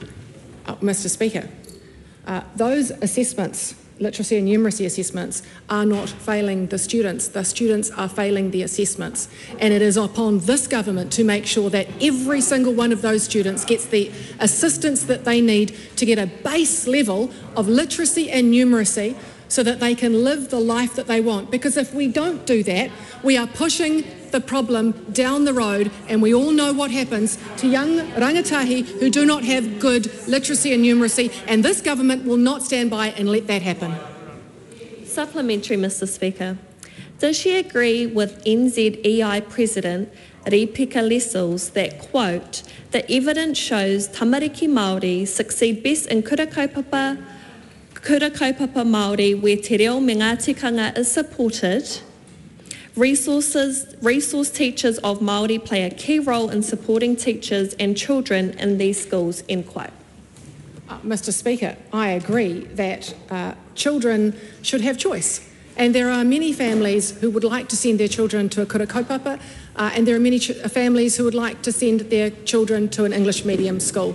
And the purpose of this government and the drive that I have is to make sure that no matter where a tamariki Māori ends up, that they have an excellent education and equitable outcomes. Supplementary, Mr. Speaker. What message is the government sending to young Māori when they stress the importance of literacy on one hand while considering defunding expert teachers who support literacy and te reo Māori on the other? Well, Mr. Speaker, we are out for consultation around a role, the Āti Māori role. And the reason that we're out for consultation, Mr. Speaker, is that there have been multiple evaluations that have said that this particular service delivery model is inequitable and is not optimised. And I'll give you one example of that, Mr. Speaker. In Southland, there are 5 Āti Māoris. In Northland, there are only 3, and yet rangatahi Māori predominantly are in Northland in far greater numbers than in Southland. And that is the reason why we need to take a look at this resource and work out exactly how we can optimise it so more young people have access to that specialist help. Question number 9, Dr. the Honourable Aotearoa. Thank you, Mr. Speaker. My question is to the Minister of Health and asks, does he stand by his statement? My focus is, and always will be, on improving patient outcomes. Patients will be my #1 priority. And what is the role of health workers in achieving those outcomes for patients? The Honourable Simeon Brown. Mr. Speaker, yes, I stand by my statement in the context it was made, that my focus is and always will be on patients and improving patient outcomes. That's why we are refocusing the healthcare system on delivering access to timely, quality healthcare for all New Zealanders through our government's health targets. Our government knows that frontline health workers are critical in delivering these services. That's why our frontline workforce at Health New Zealand is the largest and strongest it has ever been, with over 2,000 more nurses employed at Health New Zealand since 2023, earning on average a salary of $125,000, comparable now with nurses in New South Wales. On this side of the House, we are unashamed that it is the patients who will always be at the heart of every decision we make, and it is the healthcare workers who are critical to delivering those services. Supplementary, does he agree with Christopher Luxon, who said in respect to nurses, whether they're in aged care, whether they're at GP community practices or in the DHB equivalent system, they should be paid the same? Or Simeon Brown, who said nursing wages are not my job? Look, Mr Speaker, I agree with the Prime Minister, and the quote that was taken out of context by the Post this morning was in regards to contractual negotiations between doctor clinics and their staff. That was a quote taken out of context, but I absolutely agree with the need to make sure that there is pay parity between nurses working in our hospitals and in our primary care areas. And ultimately, we know it will take time to deliver that, but that's why we're focusing back on primary care, which was something the last government didn't. Supplementary, are the dietitians, the mental health nurses, the pharmacists, the public health nurses, represented by the PSA, bureaucrats? Well, Mr Speaker, I'm very happy to talk about the PSA union, led by a failed Labor Party candidate who couldn't even win her seat.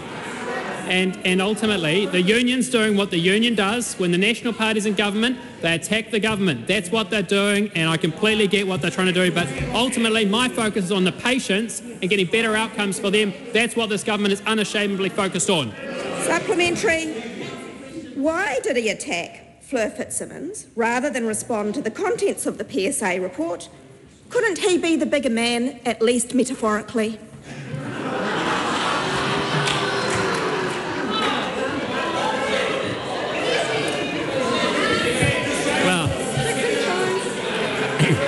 I think it just turned into a free-for-all. Look, Mr Speaker, I'm open to the low blow from time to time, but what I would say is this government is focused on patients. They're focused on the unions. They got rid of the health targets. They ran down our health system. They restructured it during the pandemic, and they forgot about the patients.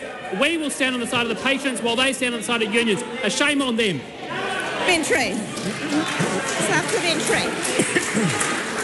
Why? Just hold on for a minute.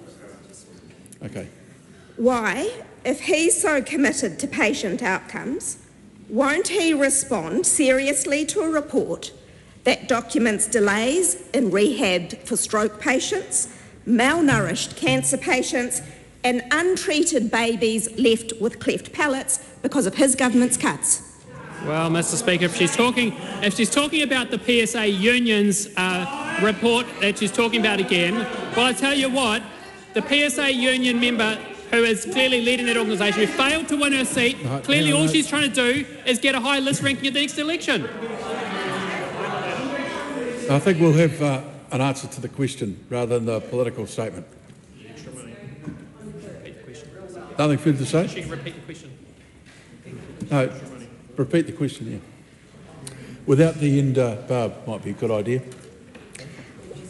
Why, if he's so committed to patient outcomes, won't he respond seriously to a report that documents delays in rehab for stroke patients, malnourished cancer patients, and untreated babies left with cleft palates?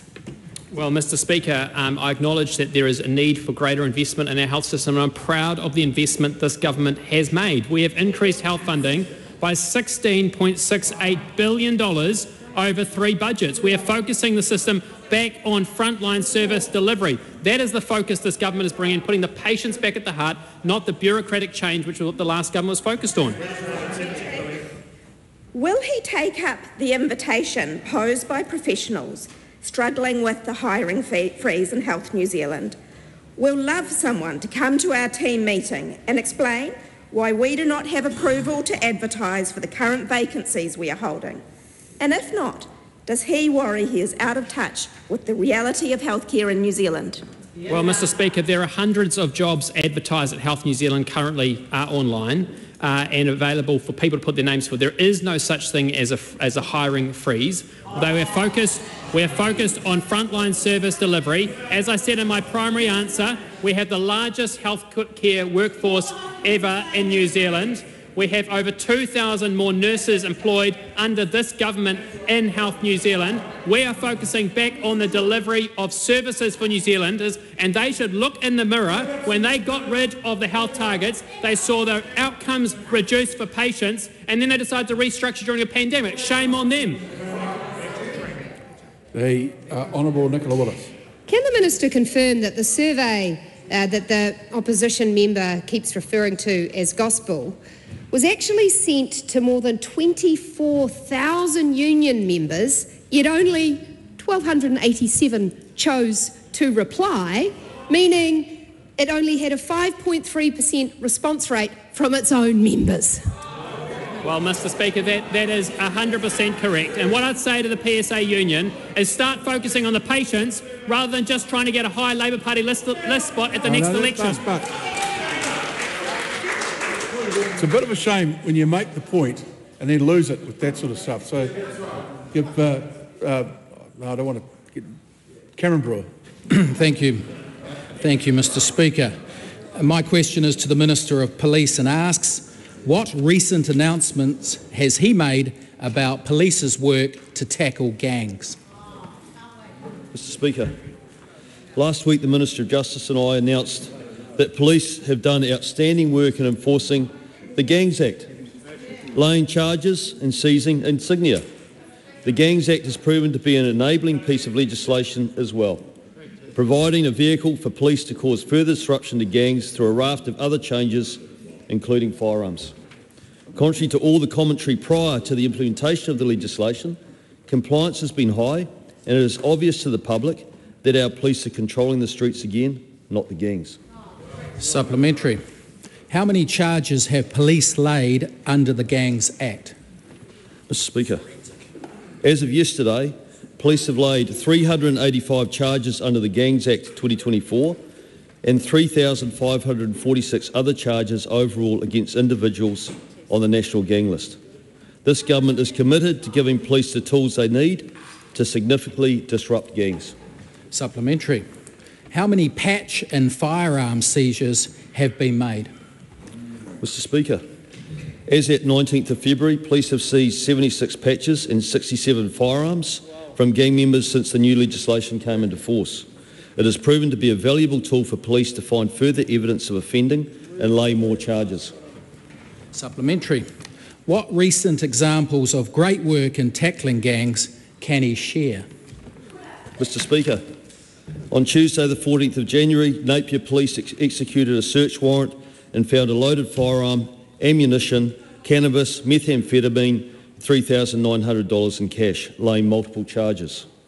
In the Central Hawke's Bay on 30th of January, police arrested an Outlaws gang member and seized 3 firearms, including a fully loaded pistol, which was in the same bag as a quantity of methamphetamine. I want to thank all our police who are doing an outstanding job in cracking down on gangs and organised crime. Mark Cameron. Thank you, Mr. Speaker. My question is to the Associate Minister of Justice and reads, how are firearms prohibition orders intended to make New Zealand safer? The Honourable Nicole McKee. Thank you, Mr. Speaker.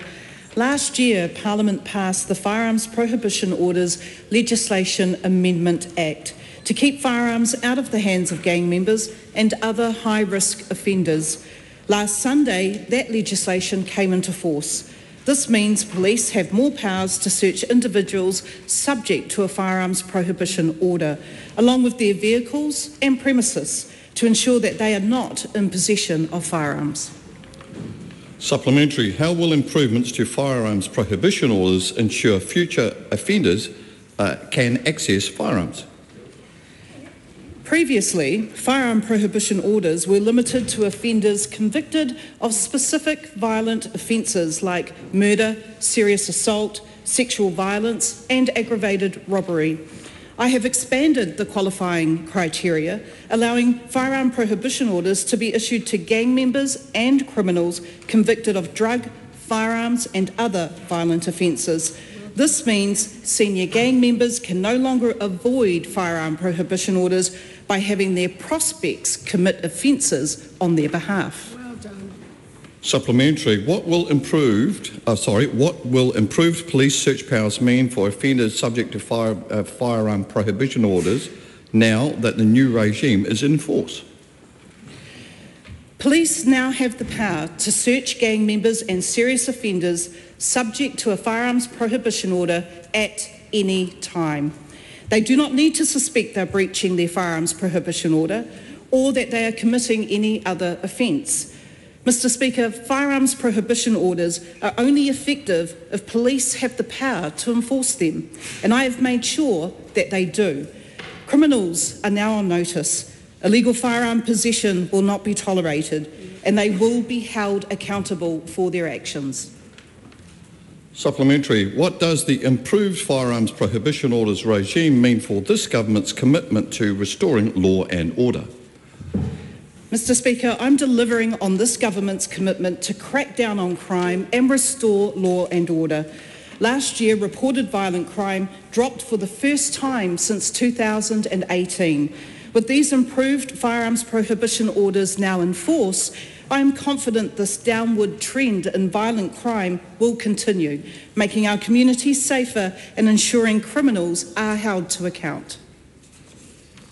Question number 12. The Honourable Dr Duncan Webb. Thank you, Mr. Speaker. My question is for the Minister of Justice. Does he stand by his statements and actions in respect of extended powers of arrest and detention for ordinary citizens? Mr. Speaker. The Honourable Paul Goldsmith. Yes, in the context in which they were given. I particularly stand by my statement yesterday that, quote, New Zealanders are fed up with the level of retail crime that they are experiencing in our communities. That's why this government has considered proposals to change the rules, because if you want to have a different outcome, sometimes you have to change things, and that is what we're proposing. Supplementary. Did he consider the opinion of Hospitality New Zealand, who told the Ministerial Advisory Group that Hospitality New Zealand would consider it a significant health and safety risk to both staff and customers if we start advocating for stronger detaining abilities, before he announced extended powers of citizens' arrest?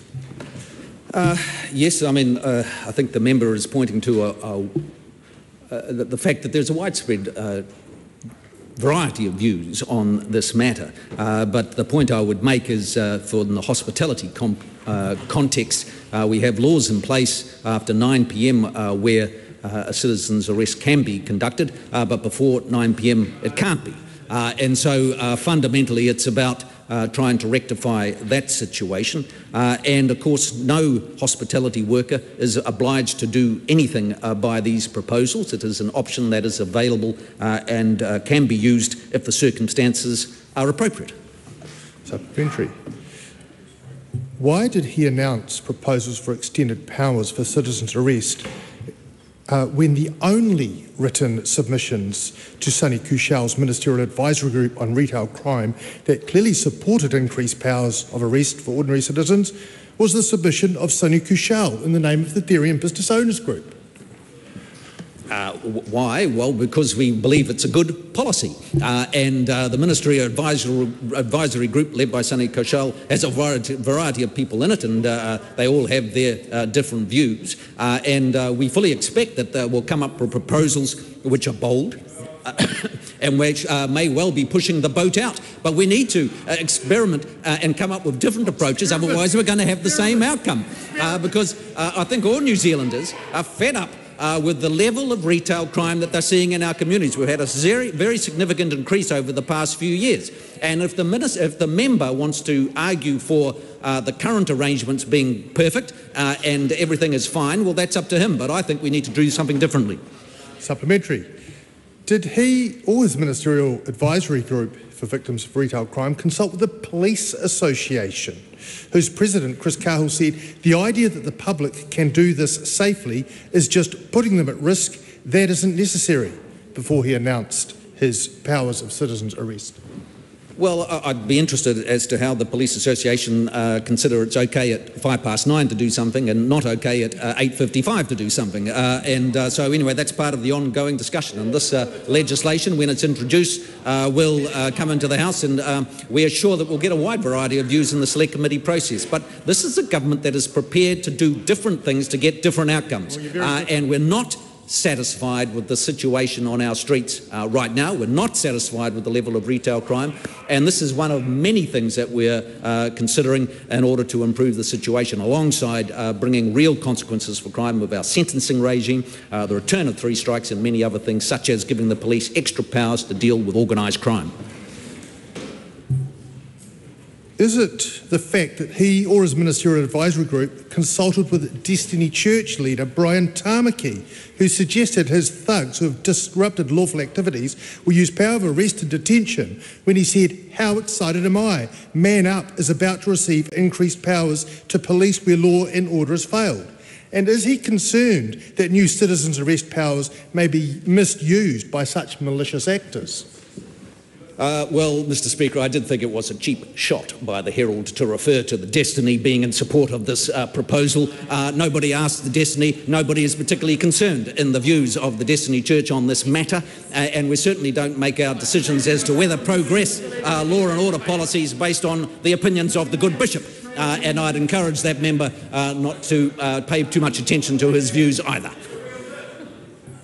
Is he concerned that Sonny Kushal, the chair of the Ministerial Advisory Group, had a deep and significant conflict of interest when he essentially made a submission to himself when he submitted in his capacity as chair of the Dairy and Business Owners Group, and then largely adopted the recommendations he had made to himself? Well, of course we did appoint Sonny Kushal because of his wide-ranging experience on the front line, dealing particularly with the dairy owners who have to deal with a horrendous level of abuse and violence in our communities. And we have very much in mind the thoughts for particularly husband and wife teams working very hard in the small retail sector, trying to make a living, often coming from other countries, trying to settle in New Zealand and make a living, and struggling with the level of violence and ongoing retail crime. And we want to offer them solutions rather than just continuing on with the same approach that we've had for such a long time. The Right Honourable Winston Peters. Can I ask the Minister as to whether or not he's seeking cross-party support to promote shoppers, not robbers, or are we being naive? I would like to extend the opportunity for the other members of this House to reach across the divide and approach this in a bipartisan manner, because I think all New Zealanders and all members of this Parliament should be focused on improving the situation that people experience in our community and to restore law and order in this country. That concludes oral questions.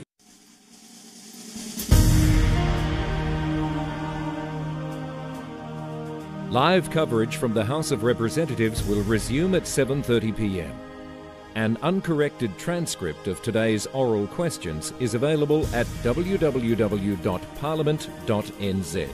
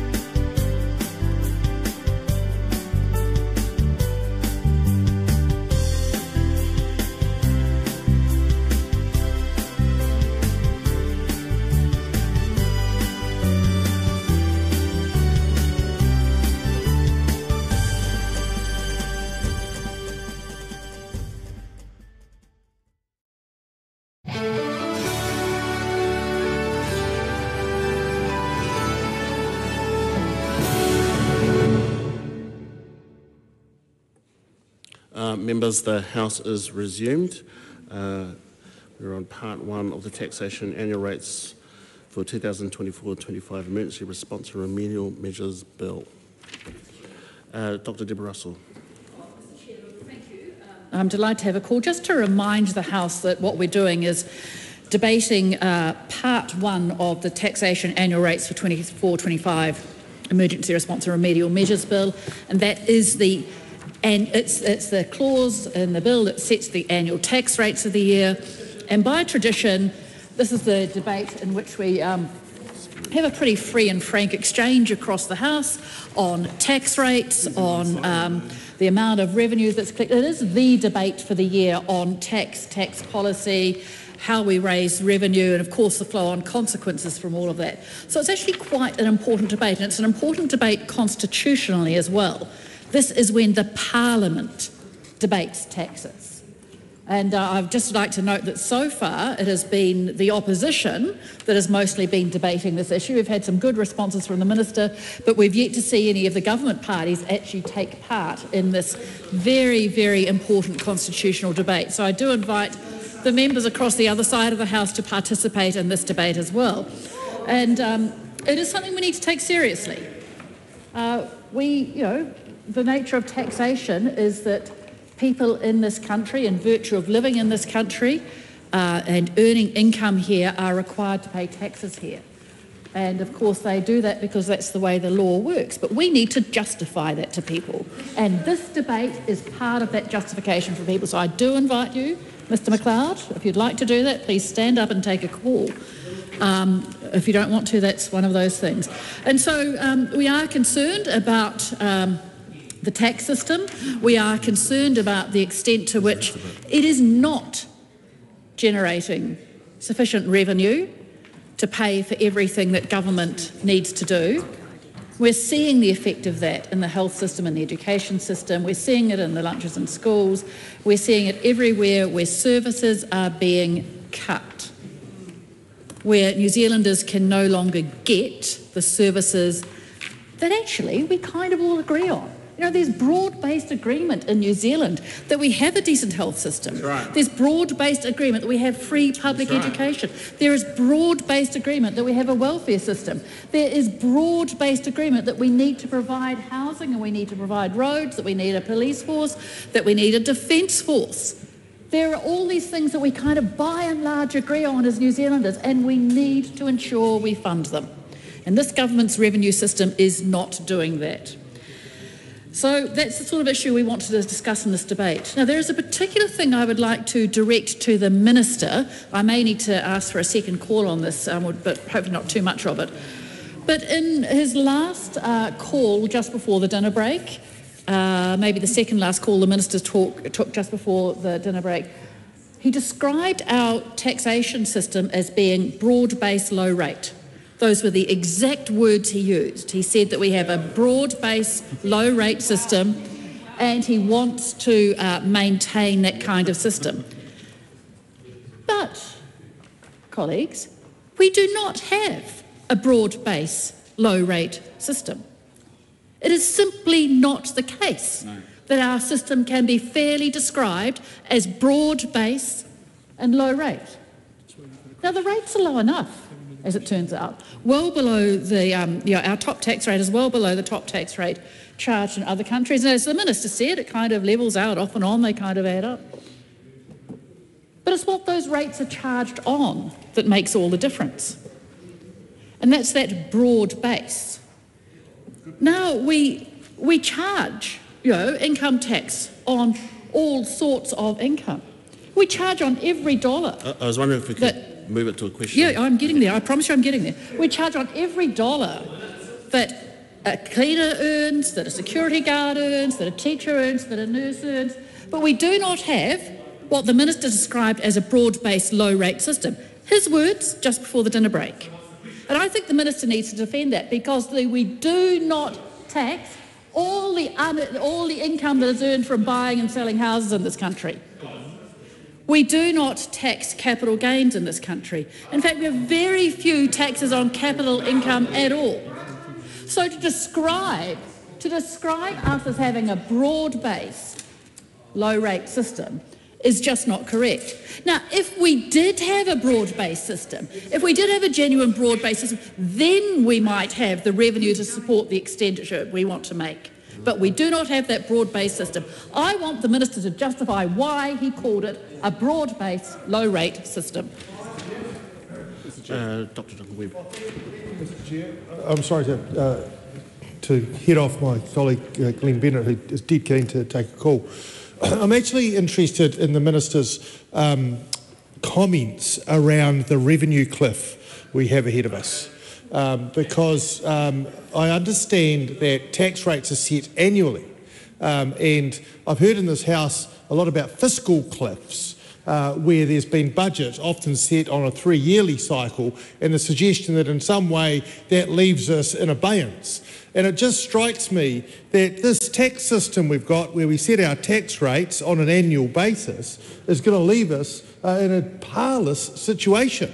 How can it be that we'll have no tax next year? Or is it in fact the case that there are no such thing as revenue and fiscal cliffs, just budget cycles, and the revenue cycle happens to be a 12-monthly one? I'm also interested in the Minister's thoughts about whether the revenue stream generated is enough for the costs which the government is facing, because it's pretty clear the government's made some decisions which have reduced over time revenue, including Brightline and interest deductibility, and that obviously has shrunk the revenue pool.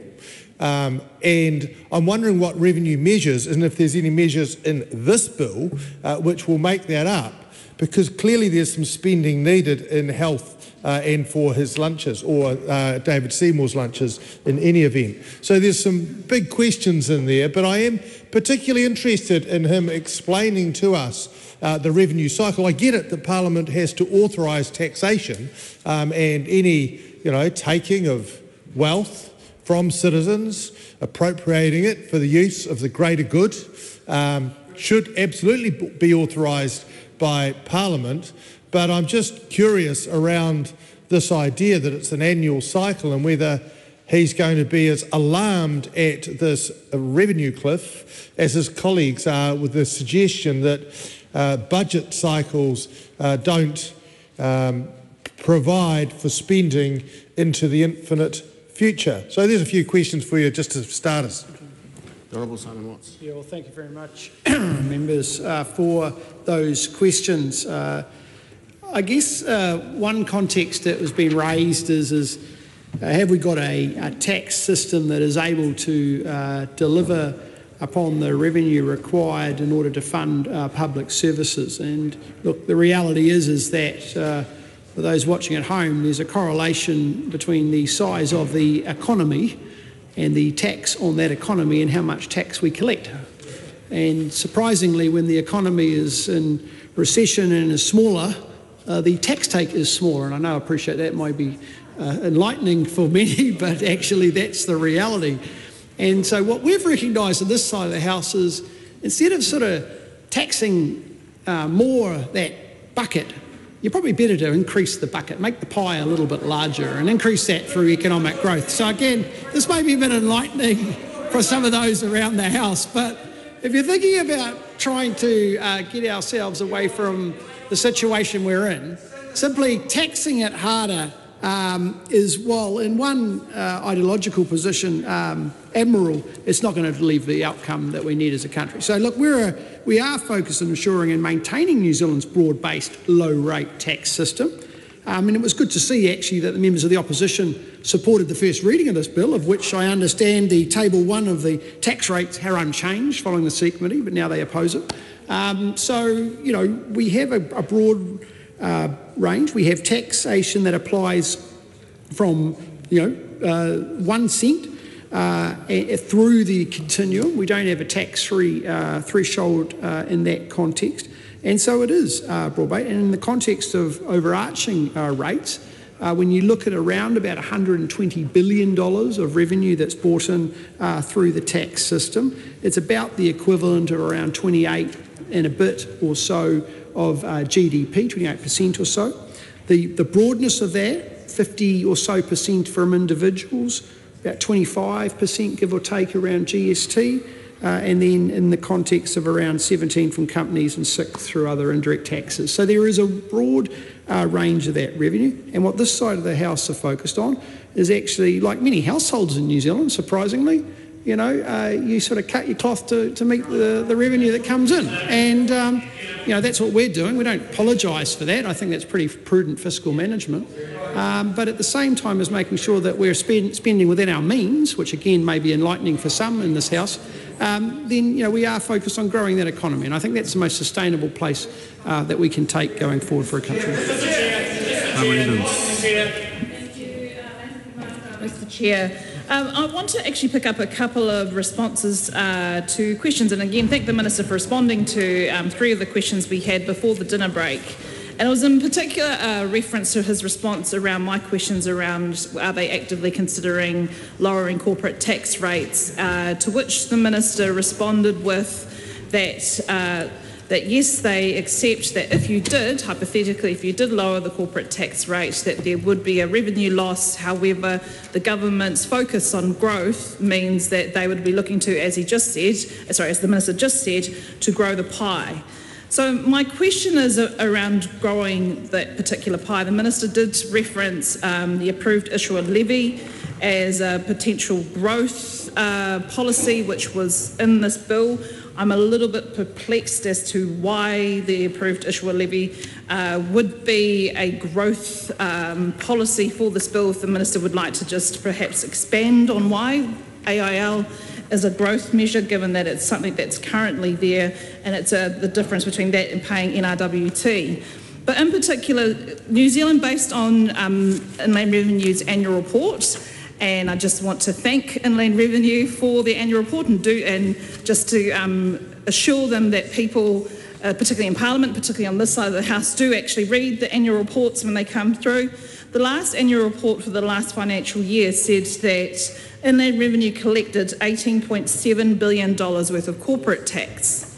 Now, there has been some commentary around if you were to halve the corporate tax rate, currently at 28%, if you were to half that, say, to 14 or 15% to match, in particular, Ireland, which this government has talked a lot about the growth in Ireland, never mind the fact that Ireland actually still has a capital gains tax, still has an inheritance tax, also gets Eurozone subsidies, and also because of geographics, they're actually quite close to other countries. So hence that would, in some respects, pad some of their growth figures.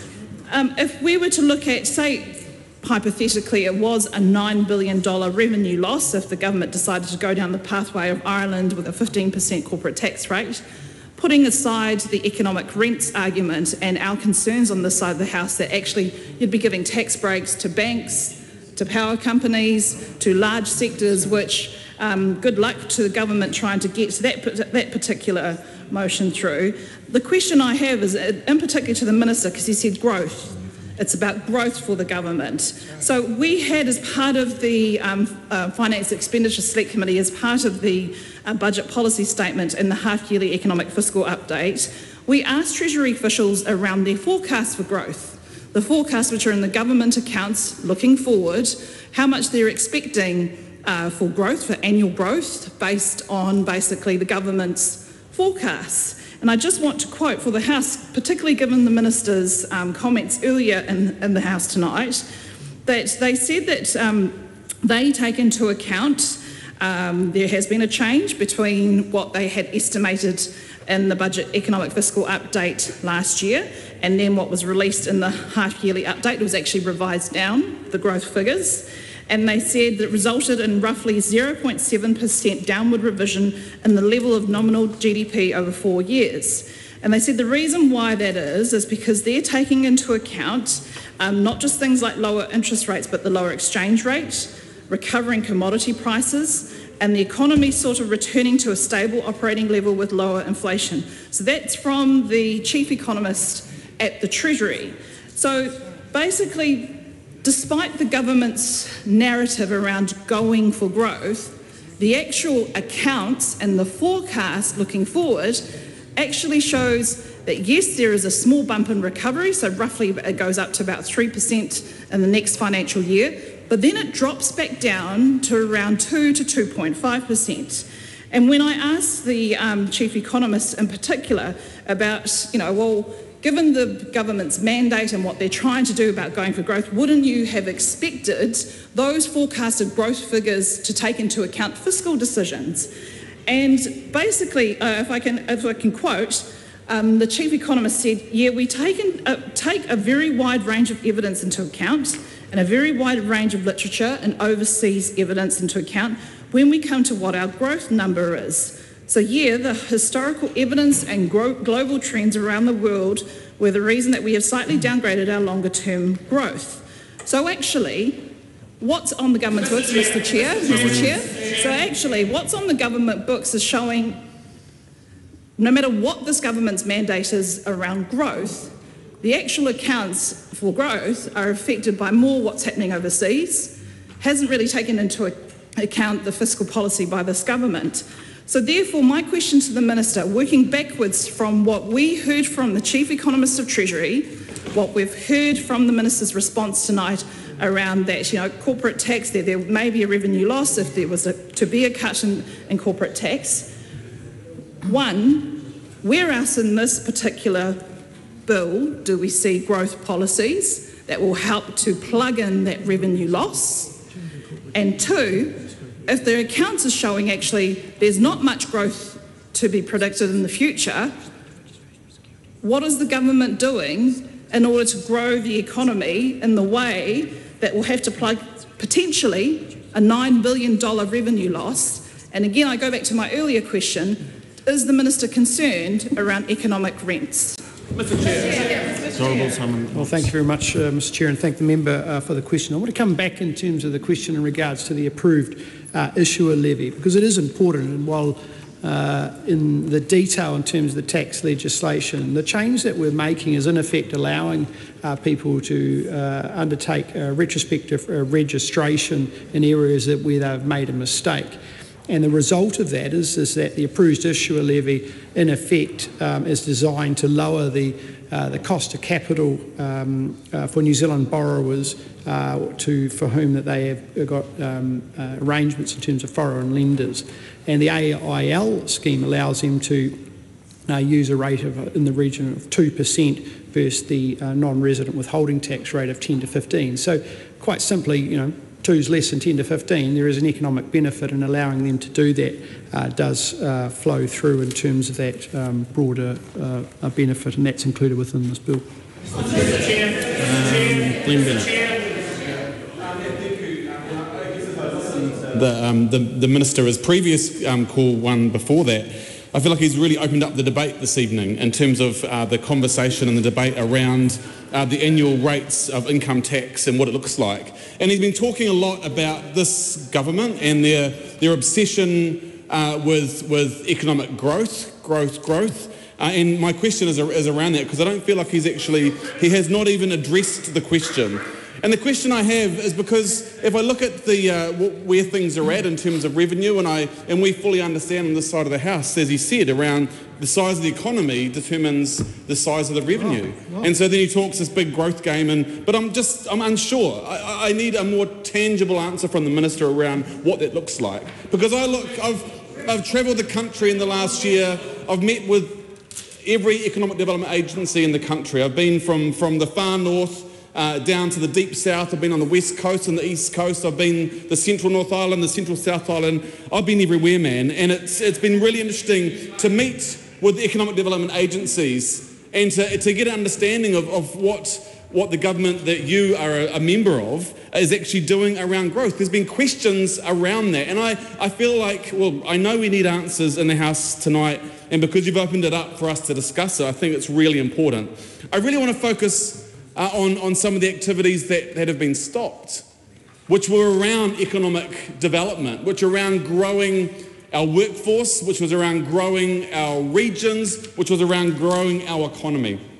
Mr. Chair, the industry transformation plans was an initiative that the previous government had in place, working with industry, working with business, working with iwi, working with unions, working all around in terms of developing a plan forward. A plan for what?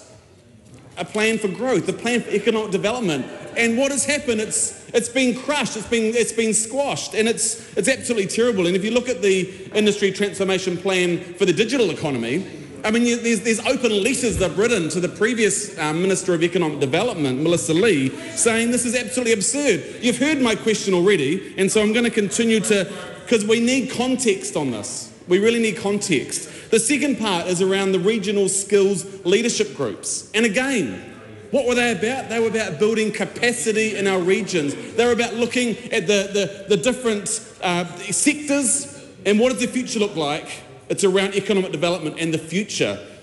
But they've been crushed, they've been wiped, they've been ignored. You look at things like the Productivity Commission, which is around our investment in terms of how we actually do things properly. The Minister has said that this government is committed to economic growth. In fact, he said growth at one stage, and that's so verbatim.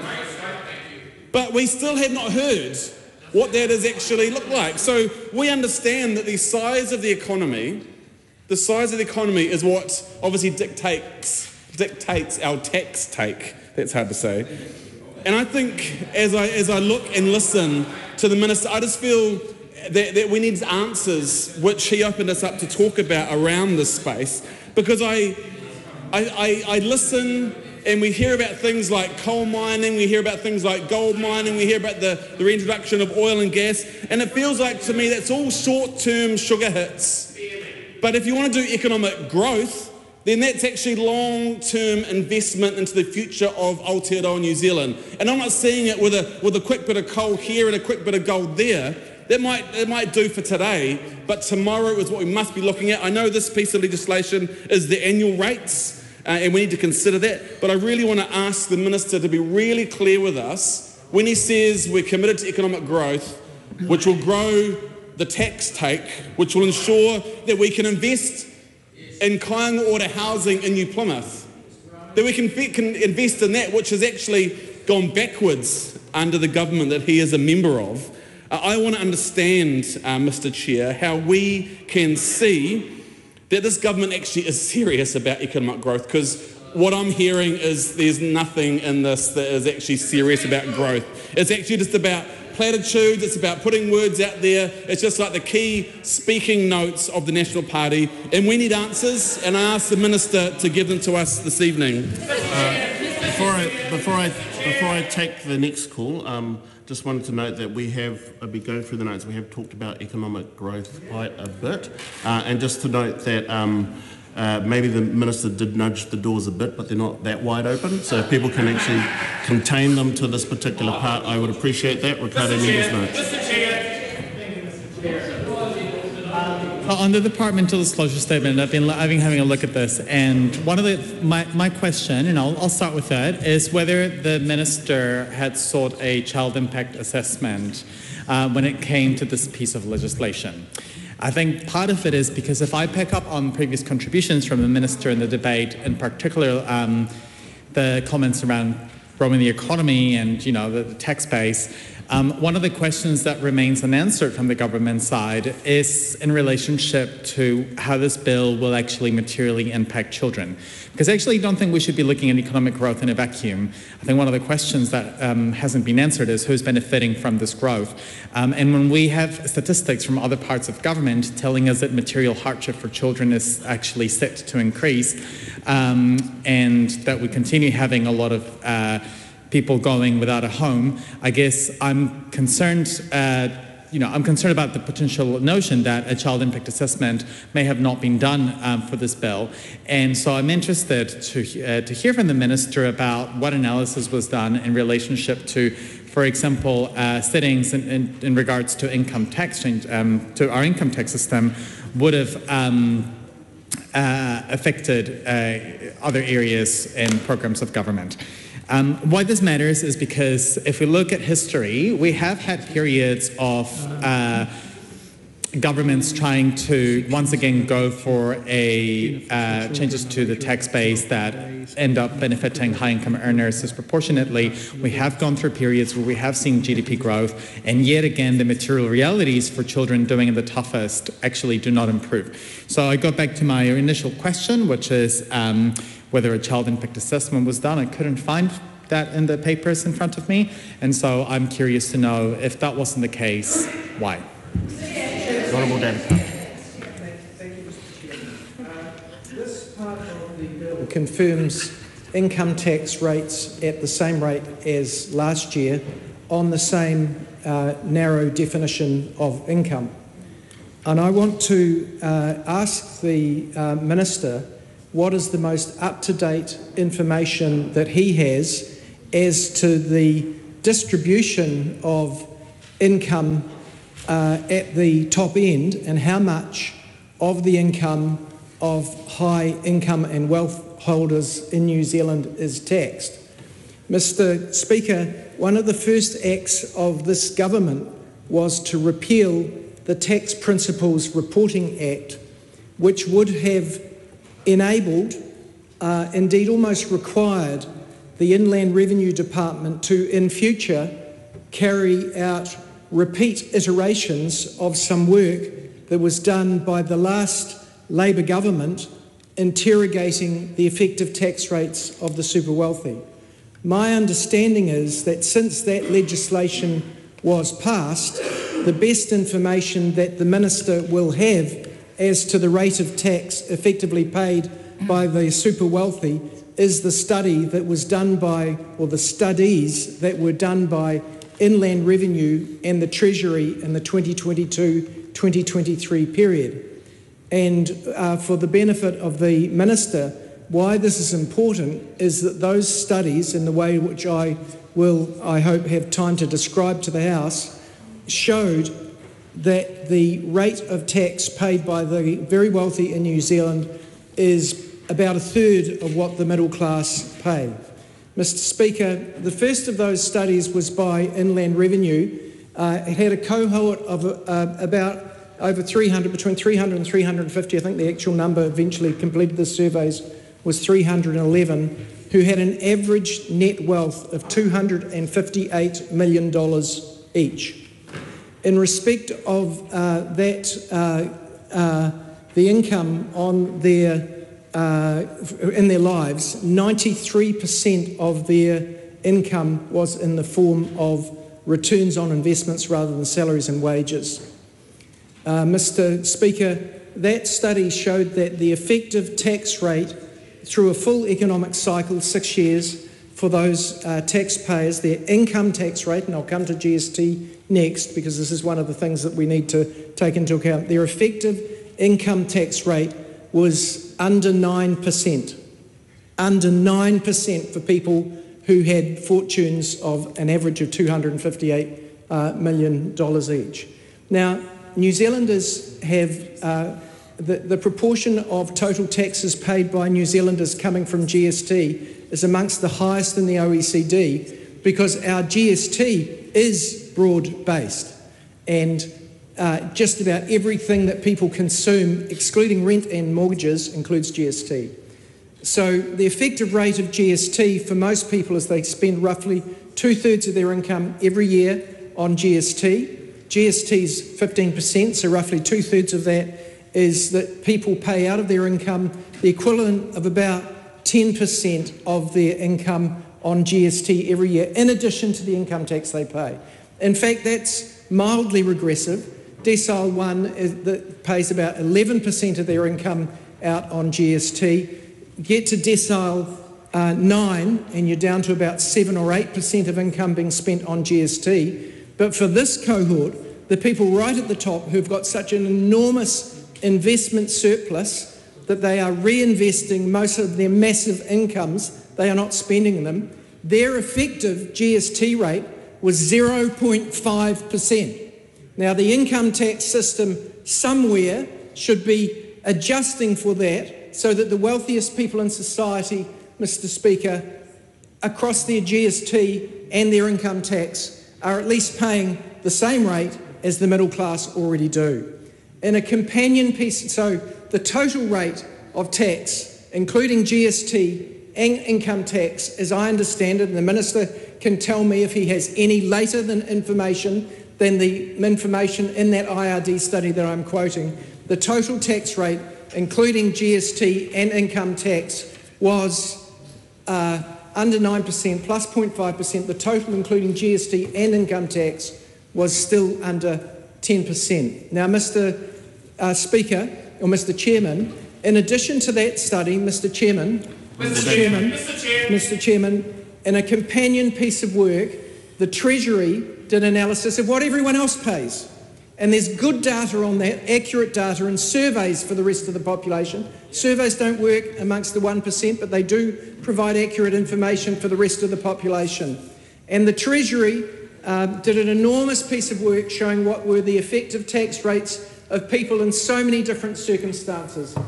People who had only salaries, people who had some capital gains on their own house, which in my opinion should never be taxed, people who had some capital gains on share investments or residential property, some people who had only ACC income, some people who had superannuation or other transfer payments.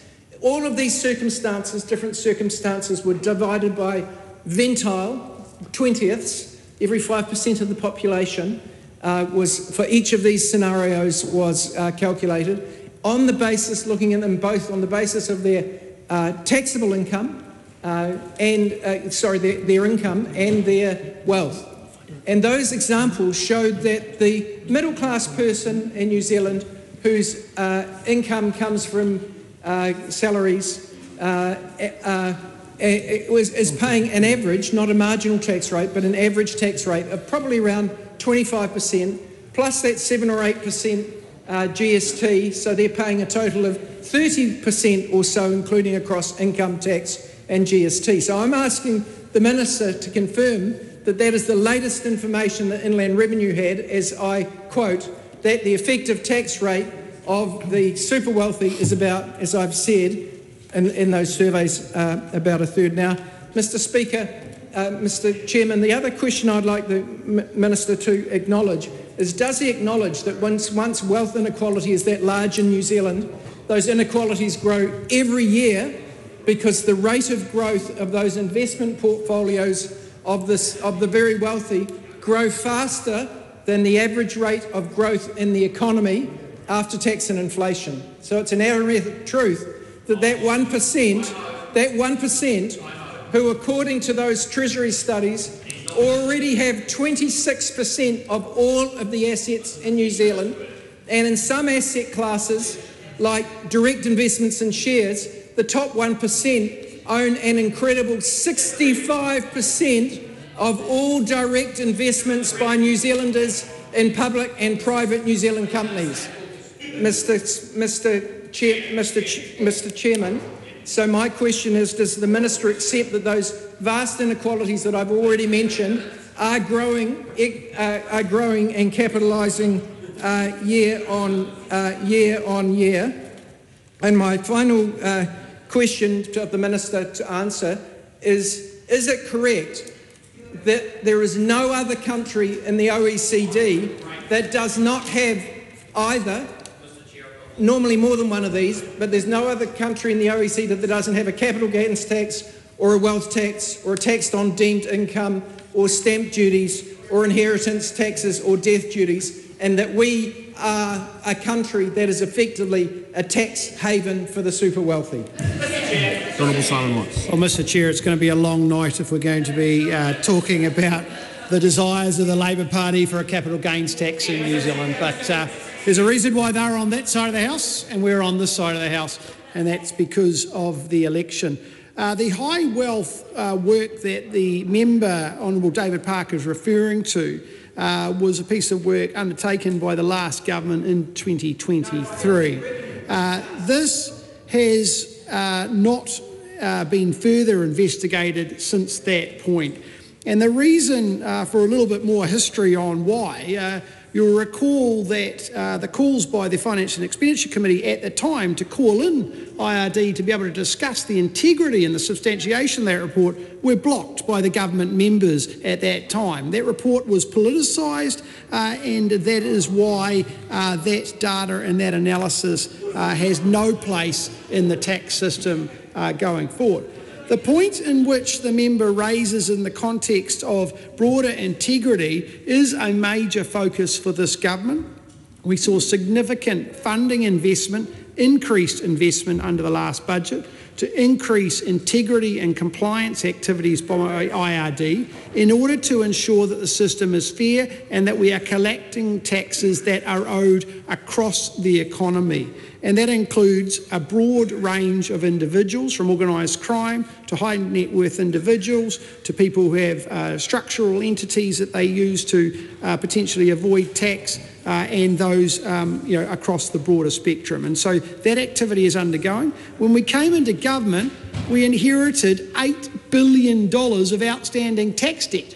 Yeah, $8 billion, and it includes the social debt in regards to child support and other aspects. That was up 40% in the last 3-year period. So the efforts by this government to actually collect the tax that is owed by individuals to this government has been fast and furious, and it is a major focus for us. We take a position that everyone needs to play by the same rules, and we need to make sure that the government departments are playing their part to ensure that collects.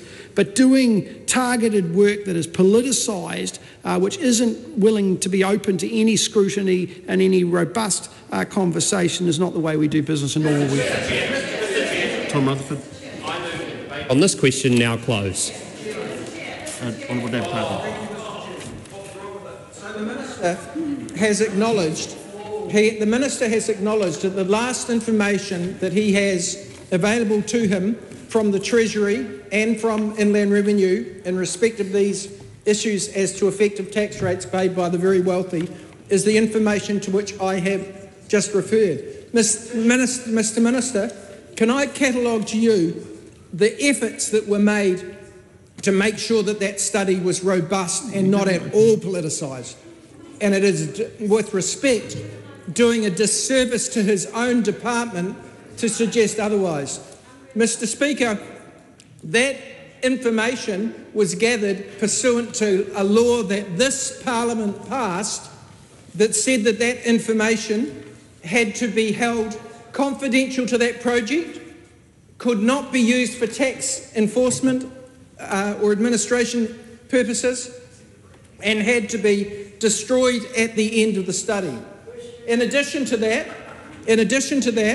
there was a private sector reference group, including tax experts from the big firms and tax academics, in addition to OECD input, to provide guidance to Inland Revenue to guarantee that they were using proper methodologies in their calculations. Mr Speaker, Mr Chairman, the idea that that was a politicised report is farcical and an insult to the Ministry, the Inland Revenue Department, because it wasn't a report that the Labor Party prepared or that any politician prepared. It was a report that Inland Revenue prepared. And it is the same in respect of the Treasury analysis. Those reports still sit there.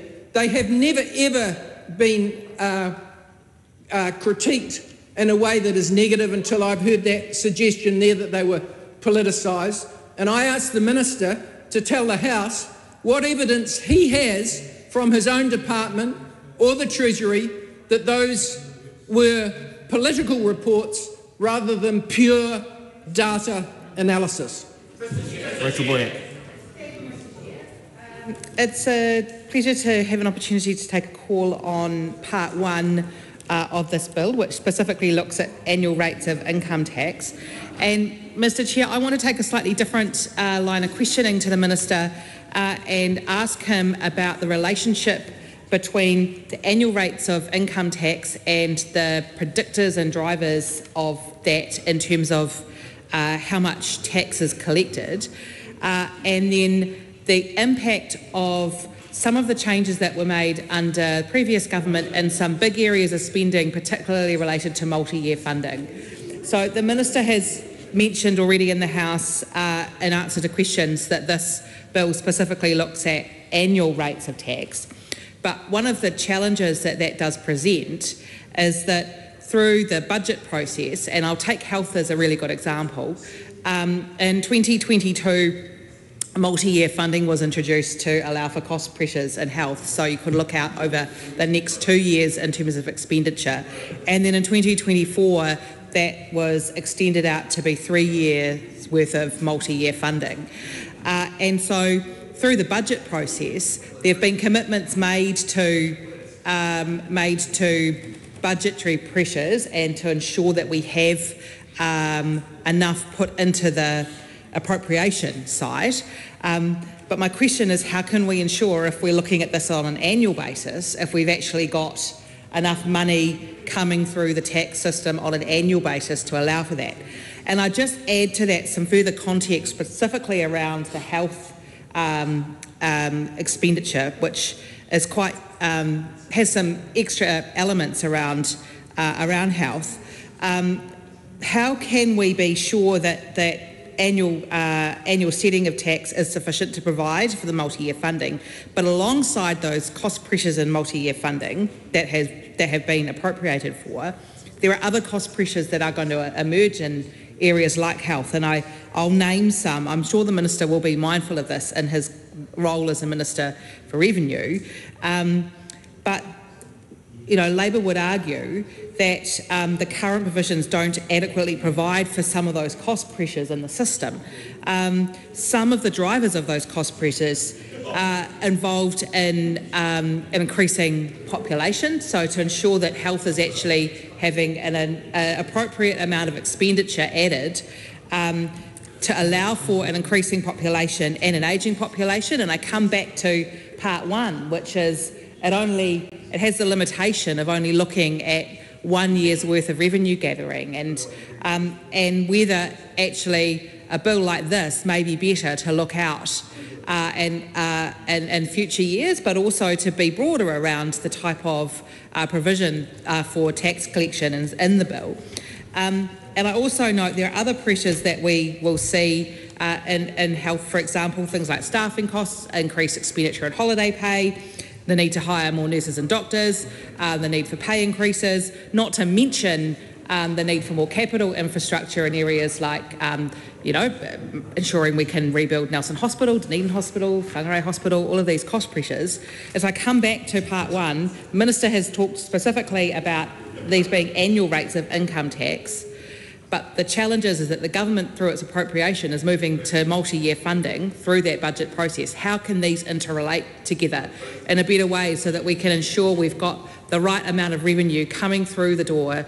And it's not just around what might come through economic growth, it's actually around how are we planning forward for cost pressures that we can see out in areas like health. It's a really good example to ask that quite specific question about that relationship. I'd be really keen to hear from the Minister on that. Okay, before I take the next call, I just want to remind people that this isn't a broader budget debate, so I'd ask members to narrow up their questions, and it shouldn't be about whether there should be rates or not, and I get that as an important question for some of us, but this part is about what those rates are. Mr Chair. Dr. Deborah Russell. Thank you, Mr Chair. I want to go back to this issue of economic growth that the Minister raised, and in particular, I want to talk about the economic growth measures that he asserted were in this bill. Maybe I asked him if they're economic growth measures, and he came back. Probably the issue was that it's not actually on this part. Yeah, he came back with one. No, and he said we were going to get an adequate tax base, not by changing around the tax rates, but by ensuring that there was going to be economic growth. So I asked the logical question: what are the economic growth measures in this bill? I'm going to foreshadow a question that I will be asking the Minister again later, so it will maybe give him. It's relevant to this. Give him some time to get his officials onto it. Because there's two questions I want to ask. One is that he said that the changes to the approved issuer levy was an economic growth measure. Now, that's quite an extraordinary thing to assert, because it's actually a very small change that just fixes an administrative problem for some people, doesn't particularly change the amount of tax they pay. So quite an extraordinary thing to assert. So I will be coming back to him and asking exactly the impact on economic growth there was of the change to the AIL, the approved issuer levy. But in the meantime, given that the Minister had said that the way we grow our tax base is by growing the economy, I want to know what other growth measures are there in this tax bill? What are the measures that actually ensure that we get the economic growth that the Minister has assured us will fix the woes of the tax base that we know is heading towards a real problem this year? The Minister himself said it just in a couple of his calls ago. He said that, as though we couldn't work it out, that because the economy is smaller, and on whose watch has that happened, that the tax take is smaller as well. Now that's pretty plainly obvious, but he said that the economy is smaller, the tax take is lower. The implication is, what is he going to do to get that growing, to get those tax rates up? And that's what we need to do to ensure that we can actually have a decent tax base. He has that responsibility as the Minister of Revenue. I would like to see him address it. Mr. Chairman, the Minister made the proper point that the government wants to have a tax system that promotes growth, and I think we all want that. So my question of the Minister is, what advice has he received as to whether the current tax settings promote investment that is in new plant and investment and jobs, compared with other tax, compared with investments that are in speculative asset classes, the income from which is not taxed. Mr. Chairman, it seems to me that before the Minister could or should bring a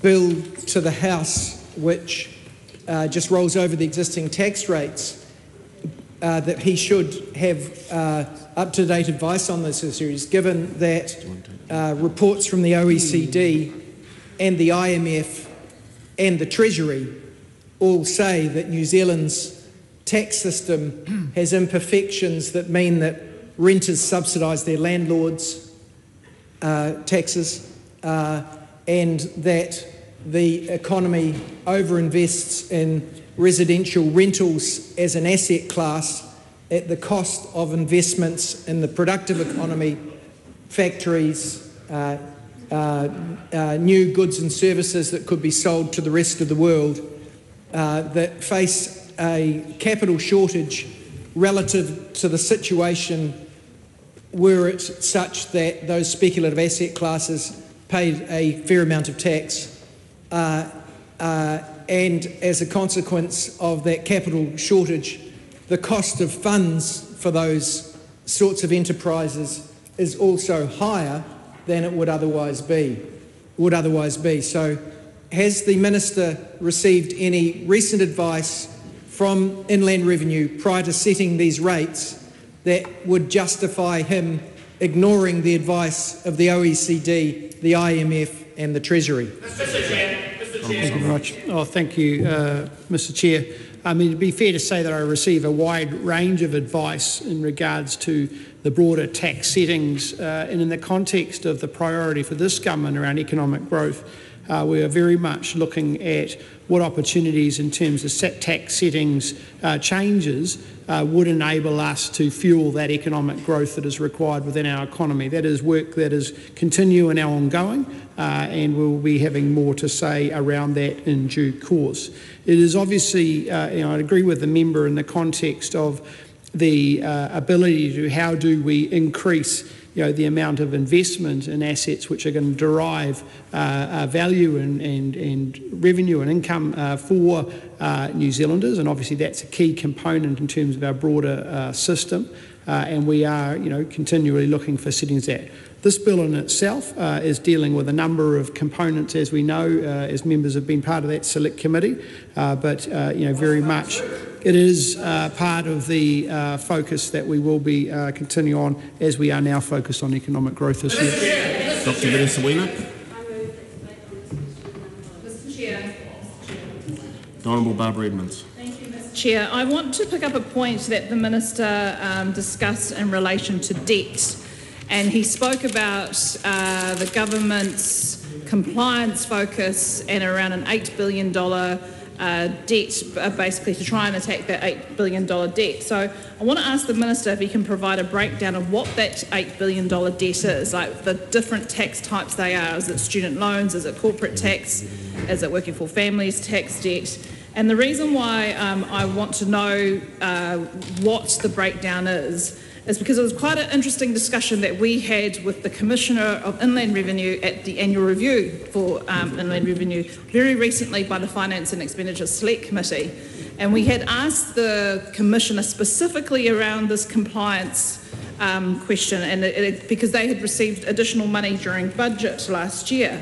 So we wanted to make sure that where that money was being spent.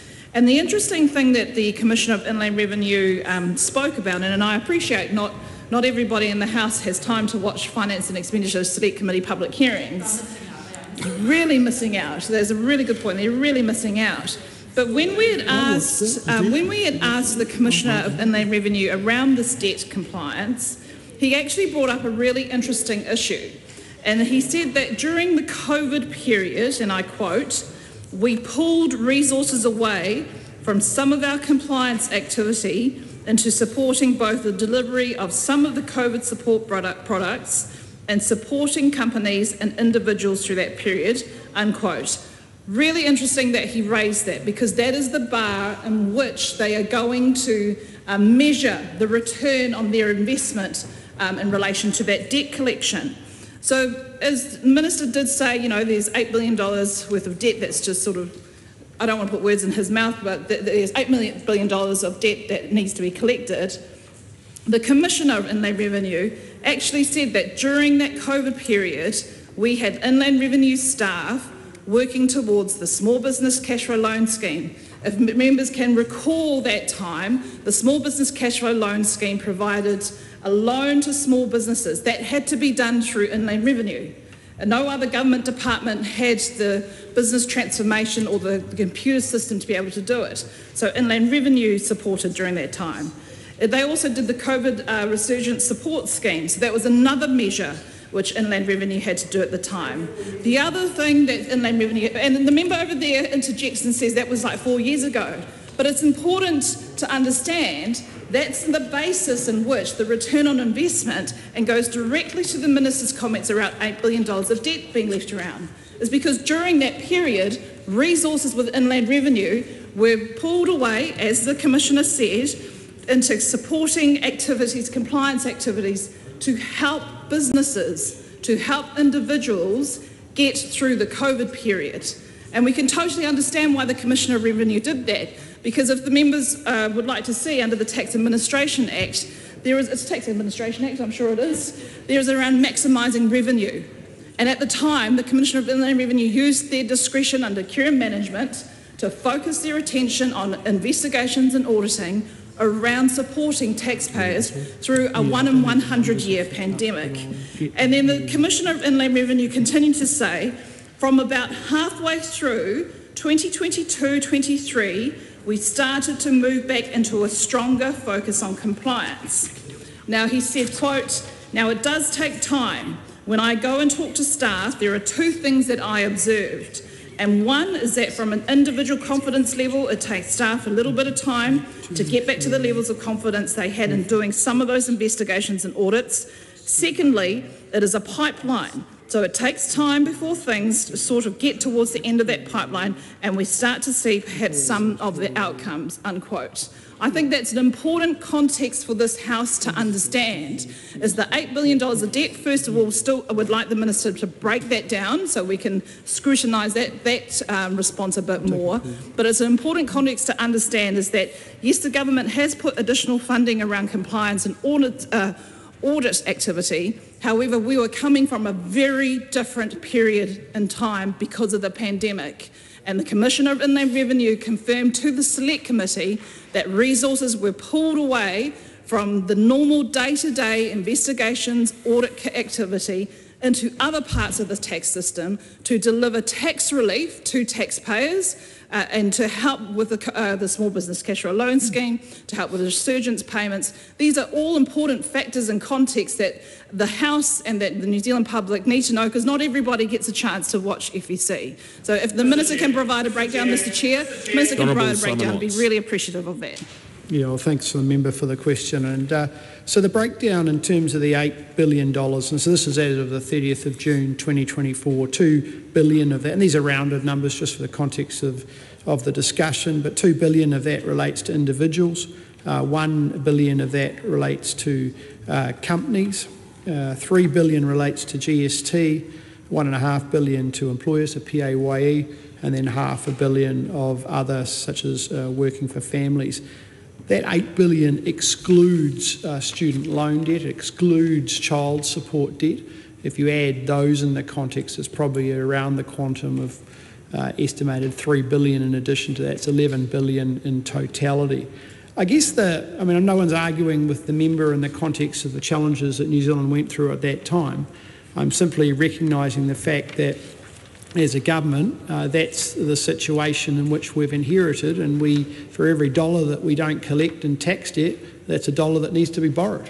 And I don't think it's unreasonable at a government level that we want to ensure that we resource the department appropriately moving forward to increase their compliance activity, to collect the tax that is owed to the government, and ensure that that's being done as well. The IRD also plays an important part, an important role in our economy, because without the IRD, enforcing compliance for businesses that are in financial stress, then the consequence of that is that other parts of our economy, employees, if that business goes under and gets liquidated, then other creditors, employees will lose out. And so IRD does play an important role in that compliance activity.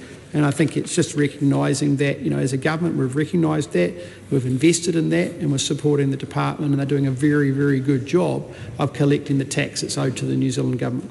Mr Chair. Nancy Lou.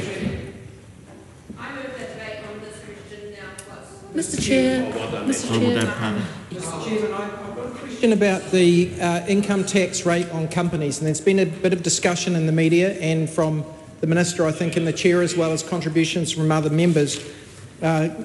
Some people speculating that it might be a good idea for New Zealand to drop the company tax rate. I'm not expressing an opinion for or against that.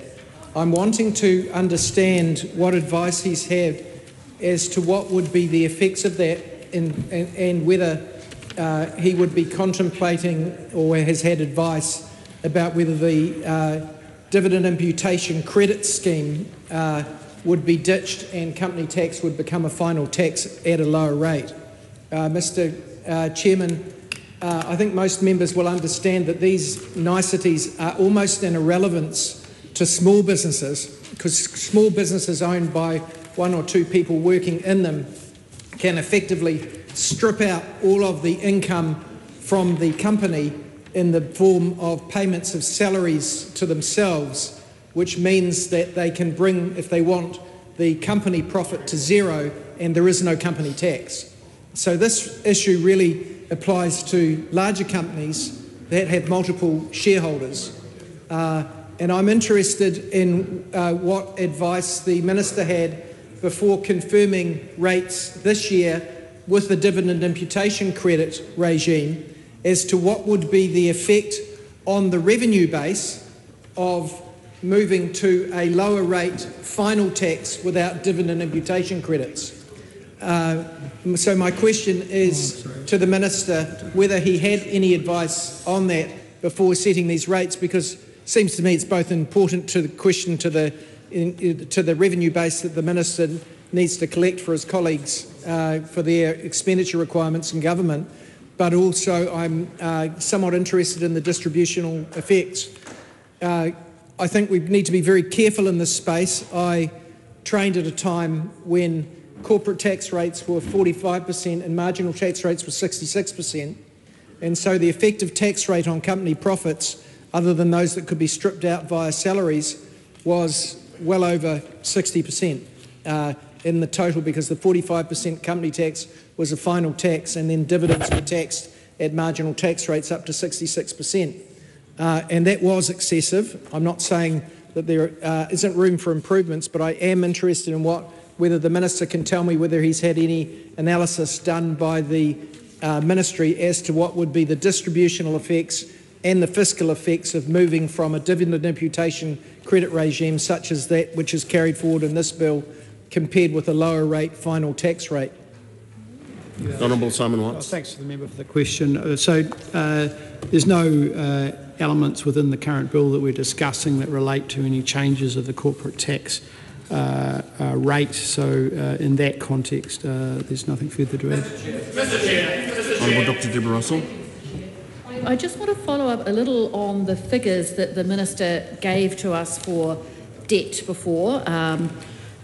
2 billion for individuals, $1 billion for companies, 3 billion on GST, 1.5 on PAYE. Presumably that's owed by the employers rather than the individuals, and 0.5 on working for families. And the Minister said earlier in this debate that they had made a deliberate choice, that they weren't going to move the tax rates around. Instead, their choice was to pursue collecting the debt that was owed. Fine, it's a choice. But the interesting is just when is the government revenue from that debt booked? So is it booked at the point at which the return is made, so that the debt is created because a person does a tax return, or is it booked when it's collected on a cash flow basis? It's an interesting question because, of course, the Minister made the point that collecting $1 of money owed was perhaps $1 less dollar that needed to be borrowed. I'm not quite sure it's quite such a simplistic relationship, but I take the point. But it won't have any impact on government revenue because that has presumably already been booked in previous years. It won't affect the operating balance, the net operating balance that the Minister of Finance is working with for her budget this year. So I would just like to understand exactly how that $8 billion of outstanding debt in various forms is accounted for, and also the extent to which some of it might get written off over time. So, of course, it's already been counted as revenue, then that gets counted as an expense, as any good accountant knows. I know the Minister would know that himself, so I'd just like a little bit of information about that, please, Minister.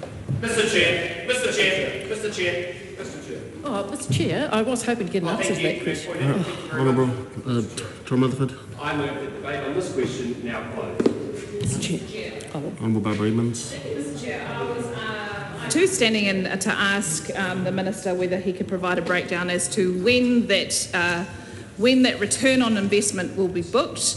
As the Commissioner of Inland Revenue said, he had provided a whole bunch of figures at the annual review report, and I can find his quote again if the Minister would like me to go through it.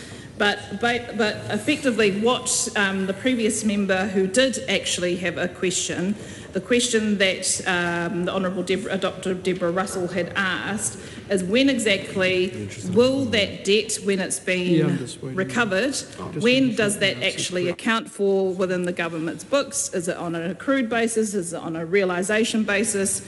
Yes, it's a very accounting figure, however, it's important for the context of this debate in order for us to understand that return on investment when the government wants to book it in, because it goes back to the earlier point which members on this side of the House have discussed quite broadly and also but quite in response to the Minister's opening of some parts of the debate.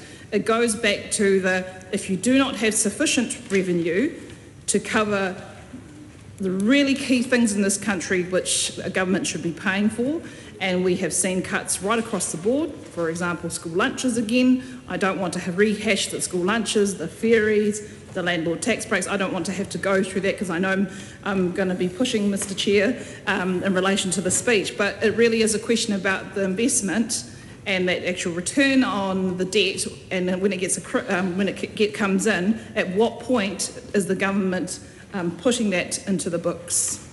Mr Chair, Mr Chair, Mr Chair, Mr Chair, Mr Chair, Mr Chair. Tom Rutherford. I move the debate on this question now close. The question is that debate on this question now close. All those in favour say aye. Aye. To the contrary, no. The ayes have it. Party vote has been called for. The clerk will conduct a party vote. New Zealand National. 49 votes in favour. New Zealand Labour. 34 votes opposed. Green Party of Aotearoa, New Zealand. 15 votes against. ACT New Zealand. 11 in favour. New Zealand First. 8 votes in favour. Te Pāti Māori.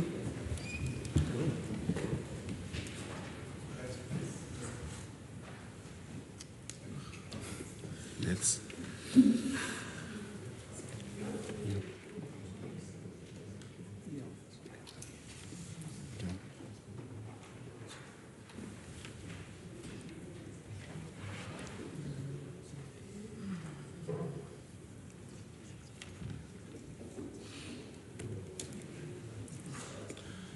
the ayes are 68, the noes are 49. The question is agreed to. The question is that part 1 stand part. All those in favour say aye. Aye. Wakey, wakey. To the contrary, no. The ayes have it. Ayes have it. Party vote has been called for. The clerk will conduct a party vote. New Zealand National. 49 votes in favour. New Zealand Labour. 34 votes opposed. Green Party of Aotearoa, New Zealand. 15 votes opposed. ACT New Zealand. 11 in favour. New Zealand First. 8 votes in favour. Te Pāti Māori.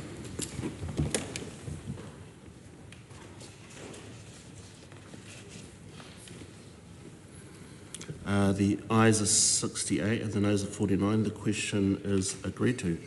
Members, we now come to part 2. Part 2, this is the debate on clauses 4 to 115, amendments to Income Tax Act 2007. The question is that part 2 stand part. Dr. Deborah Russell. Mr Chair, thank you very much.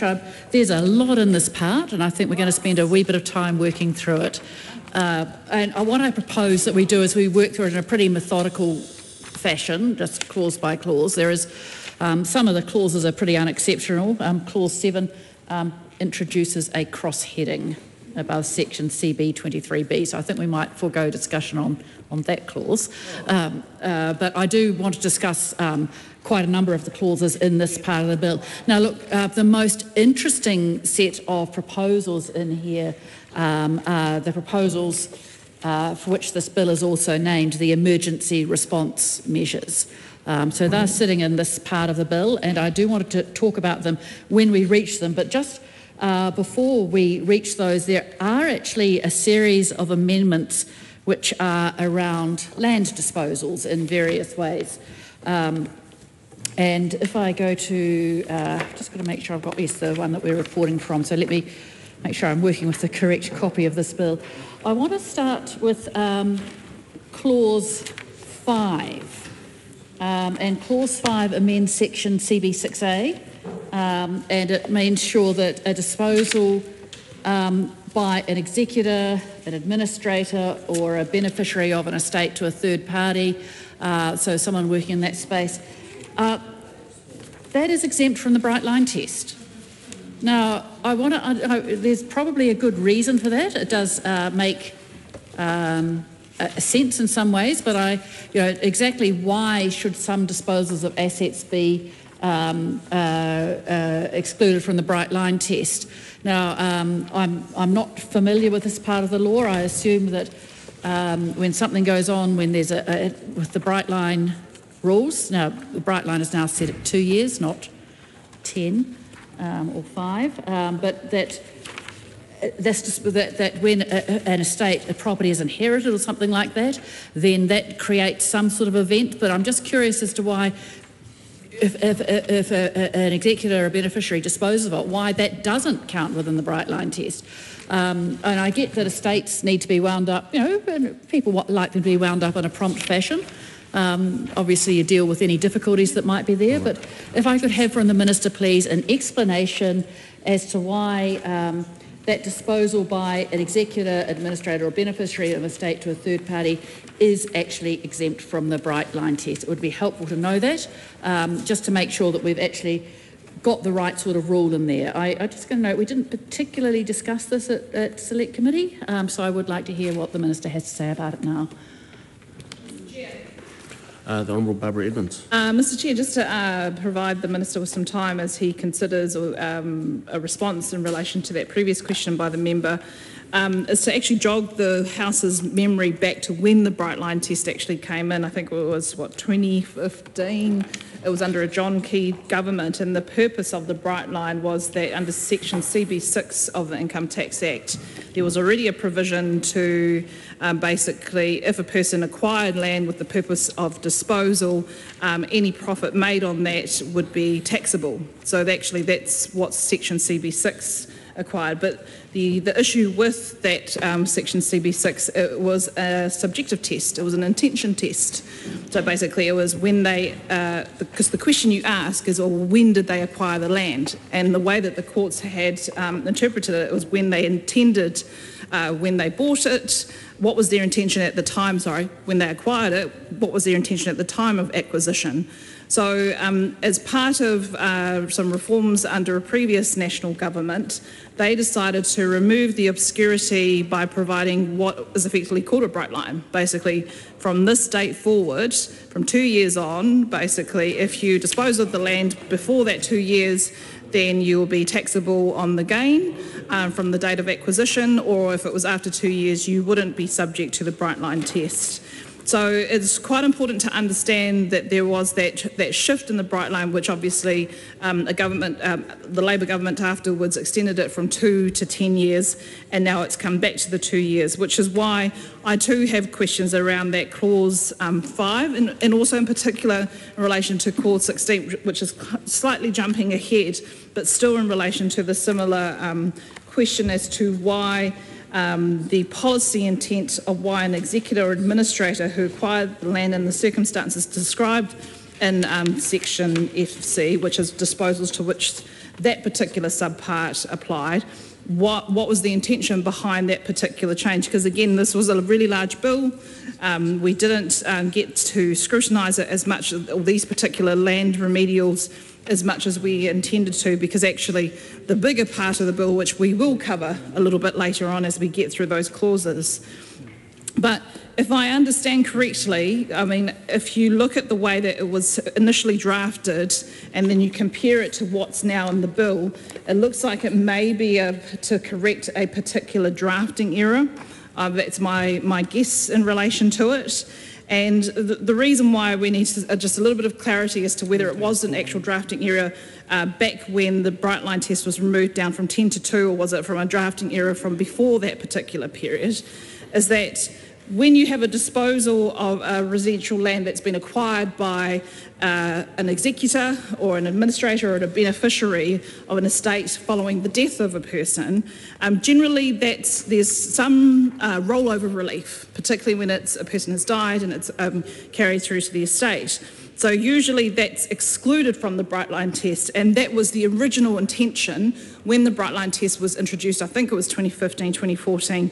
I am a little bit a year older, so I might have forgotten that. And that was achieved through section 6B, 6A, and I think it was 2B of the Income Tax Act. And that was the way it applied for the 10-year and then the 5-year rule. And then there was another section, somewhere in section CZ, which applied for the 5-year Bright Line test. So when that was rewritten, the question is to the Minister is, one, clarify what was the policy intention around this particular remedial, but the second one is, was this because of the change from the 10 to 2 year bright line that was brought through this government, or actually was it a drafting error that actually occurred before when we increased it from 2 to 10? Yeah. Honourable Simon Watts. Thanks very much for the members. We're really getting into this, aren't we? I think we do enjoy Clause 5 in regards to that. So let's get into it, because I know everyone's getting excited, and for those that have tuned in, we're looking at the Taxation Act, and we're getting right into it. So this actually is a remedial matter to correct a drafting error. The context of this is that obviously when someone inherits land, then obviously that isn't, it's not planned in that context, and hence why we've used the opportunity to ensure that there is an exclusion for transfers of inherited land. And that means, in effect, that land that is inherited will not be subject to the bright line test. So that's the background of what's going on. This is a remedial matter, probably not the most exciting thing that'll keep you up tonight, but for those that it is relevant, it is important. The Honourable Dr. Deborah Russell. Mr. Chair, I want to continue on the drafting error getting fixed. That makes good sense, obviously. It does beg the question of what happened to the people who were affected by it while the drafting error was in place. So what, there was obviously some people who would have perhaps gotten taxed outside the rules. Not as the... It's hard to know what I should think here, because obviously people should be taxed according to the letter of the law, but when a mistake is made in drafting, it seems that they weren't taxed according to the intent of the policy. So if the Minister could clarify, I think, for the House, but also for, I think, I'm sure the hundreds of people watching at home, to make, because they'll be worried about this now. They'll go, oh my goodness, is the law am I going to get caught by the law? So not even just this particular case, Minister, but also other cases where there's a drafting error and it could have resulted in very unfair tax consequences for people. Well, I think the members underestimating the audience that'll be watching. It'll be far in excess of 100 people. The Honourable Dr. Deborah Russell. Retrospective change going back to the 1st of July 2024, which was when the 2-year bright line test comes into effect. For those individuals that are watching this evening, because we did think about that, and that's why we're doing a retrospective change. Honourable Dr. Deborah Russell. Minister, I'm sure people will be relieved to know that they're not going to have a sudden and surprising tax bill arrive, though that of course does happen from time to time for some people.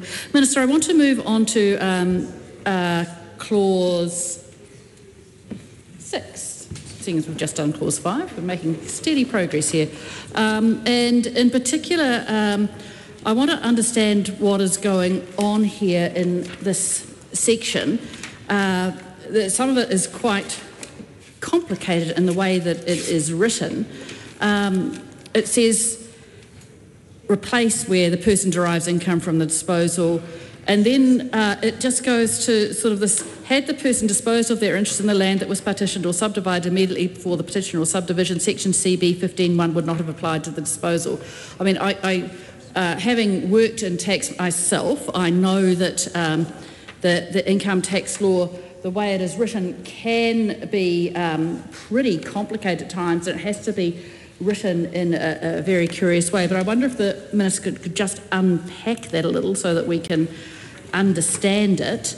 It does seem to me it's hard to understand exactly what that is trying to achieve. I think it is something to do to make sure that people who are developing land, I guess people may not understand. Obviously, we have the bright line test with respect to taxing the sale and acquisition of residential rental properties, but we also have, sitting in the Income Tax Act, which a lot of people are not aware of, a whole series of rules around the acquisition and disposal of land, particularly where development activities have taken place. That's a trigger for it.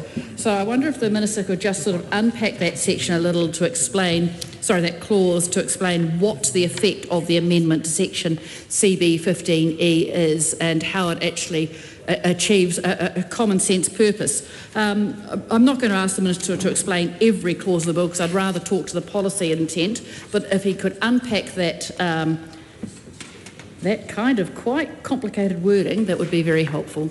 Yeah, thank you. I'm glad the member doesn't want to go through every clause by clause, because we'll be here for a long time. But no, I don't think we will. I think those watching at home are wanting to see a substantive conversation. But I'll answer this for the benefit of that, and then we'll move on. The amendment ensures that the bright line period does not restart where land is acquired as co-owners and is subsequently subdivided. I think you would get that that would make sense, that the fact that the land is being subdivided subsequently shouldn't automatically trigger the bright line test coming into play. It was never intended from the bright line test period that it should in effect restart in periods such as a subdivision, for example, and hence this amendment is making sure that it merely aligns with the original policy intent, which was that the bright line test should not apply in those circumstances. The Honourable Barbara Edmonds.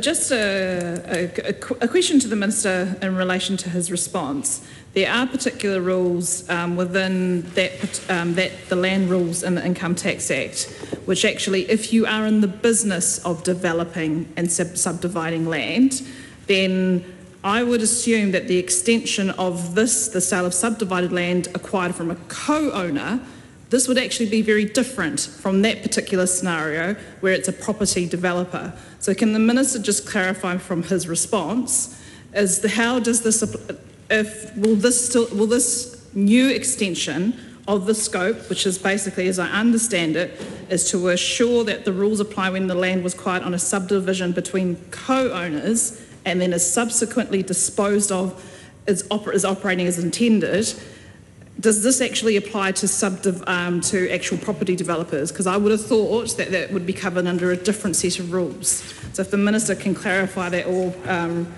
some advice into it. So the reason why I ask that is as the Minister gets some advice in relation to that, is that the way that currently under the Bright Line rules, if co-owners acquire a plot of land and then they decide to subdivide it, they then become owners of different plots of that larger whole land, or what was a whole land. So I understood the way that the rules worked under the land rules with the Bright Line test is because there wasn't a huge shift or a transactional change between owners. Effectively, they've just gone from a bigger parcel of land to a smaller parcel of land, that they should be exempt, or they should have basically the bright line tester should be almost turned off.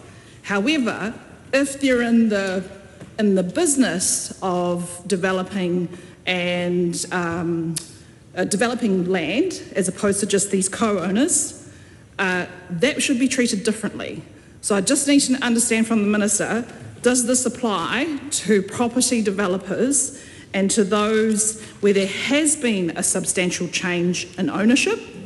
Or is this just for those where it's the bigger plot of land that's been subdivided into smaller plots, but actually not a significant shift in ownership? Honourable Minister. Mr Chair, so the example that we're referring to here is land that is co-owned. So the three of us at the top table here own a section of land and we've purchased it.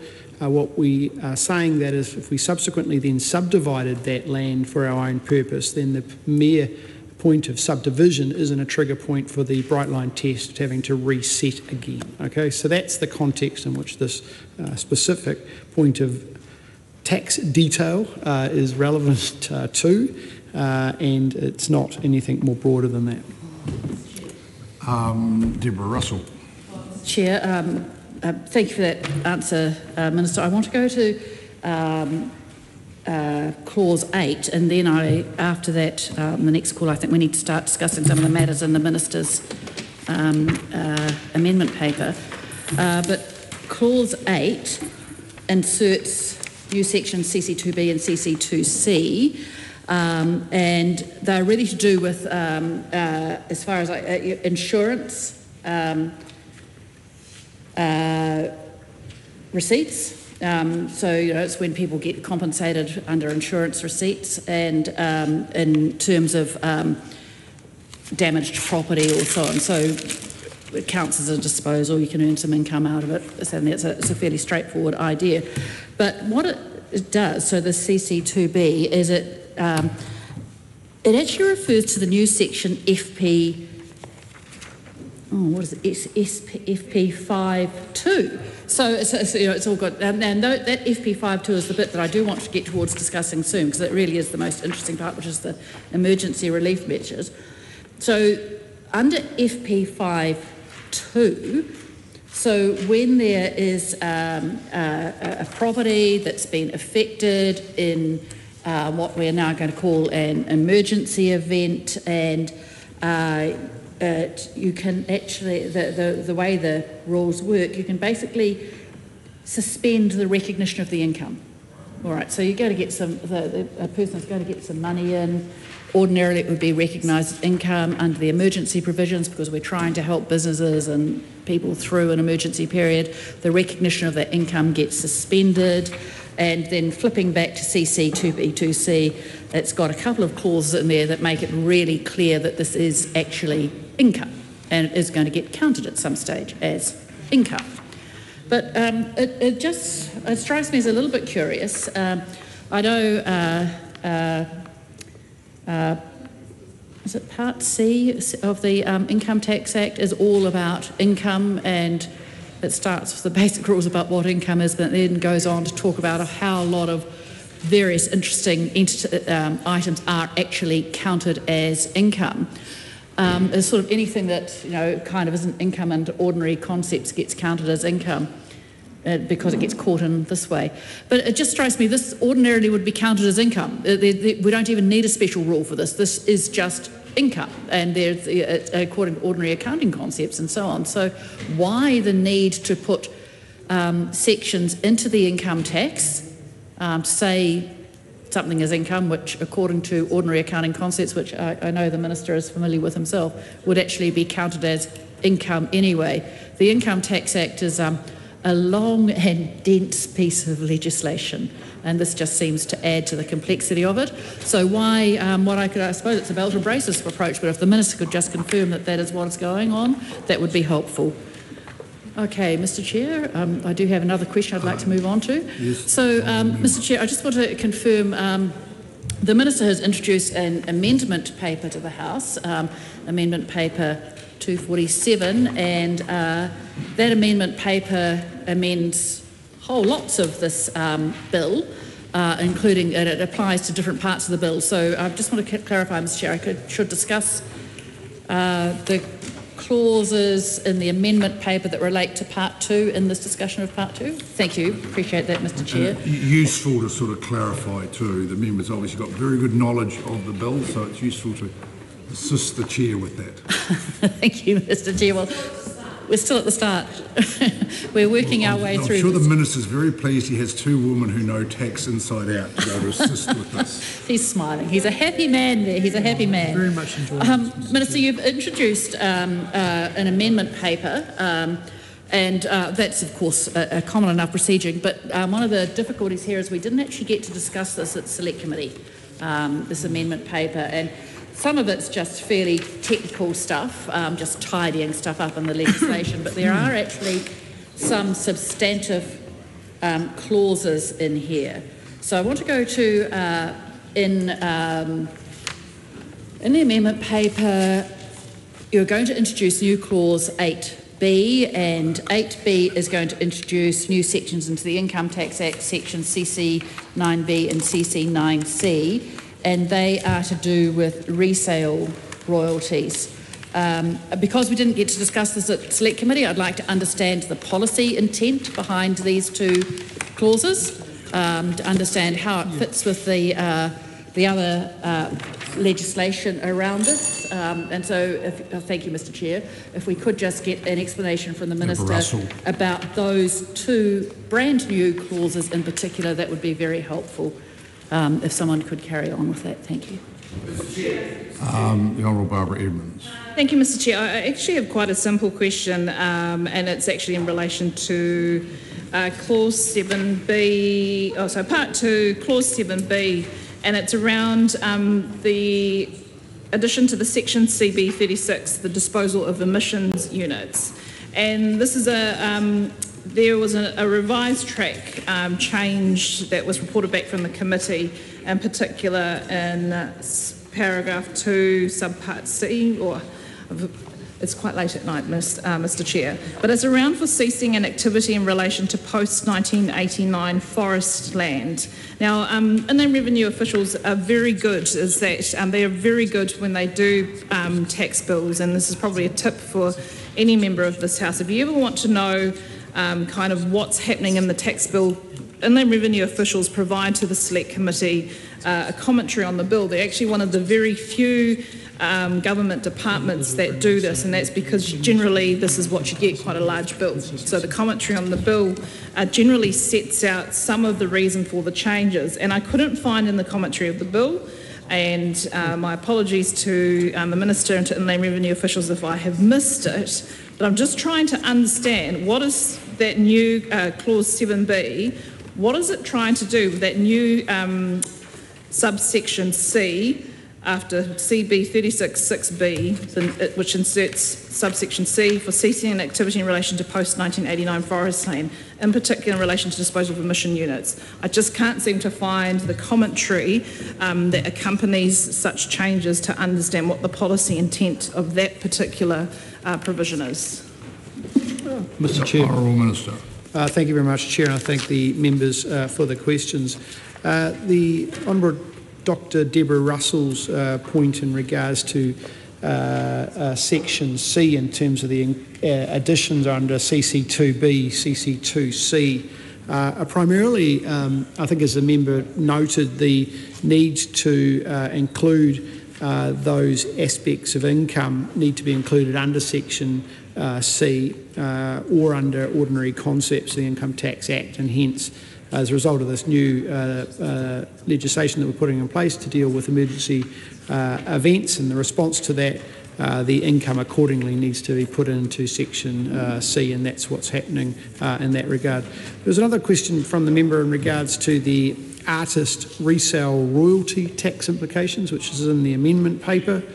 In effect, this is ensuring that there is no over or under taxation of parties involved in the artist resale royalty scheme. That obviously kicked in and started on the 1st of December 2024.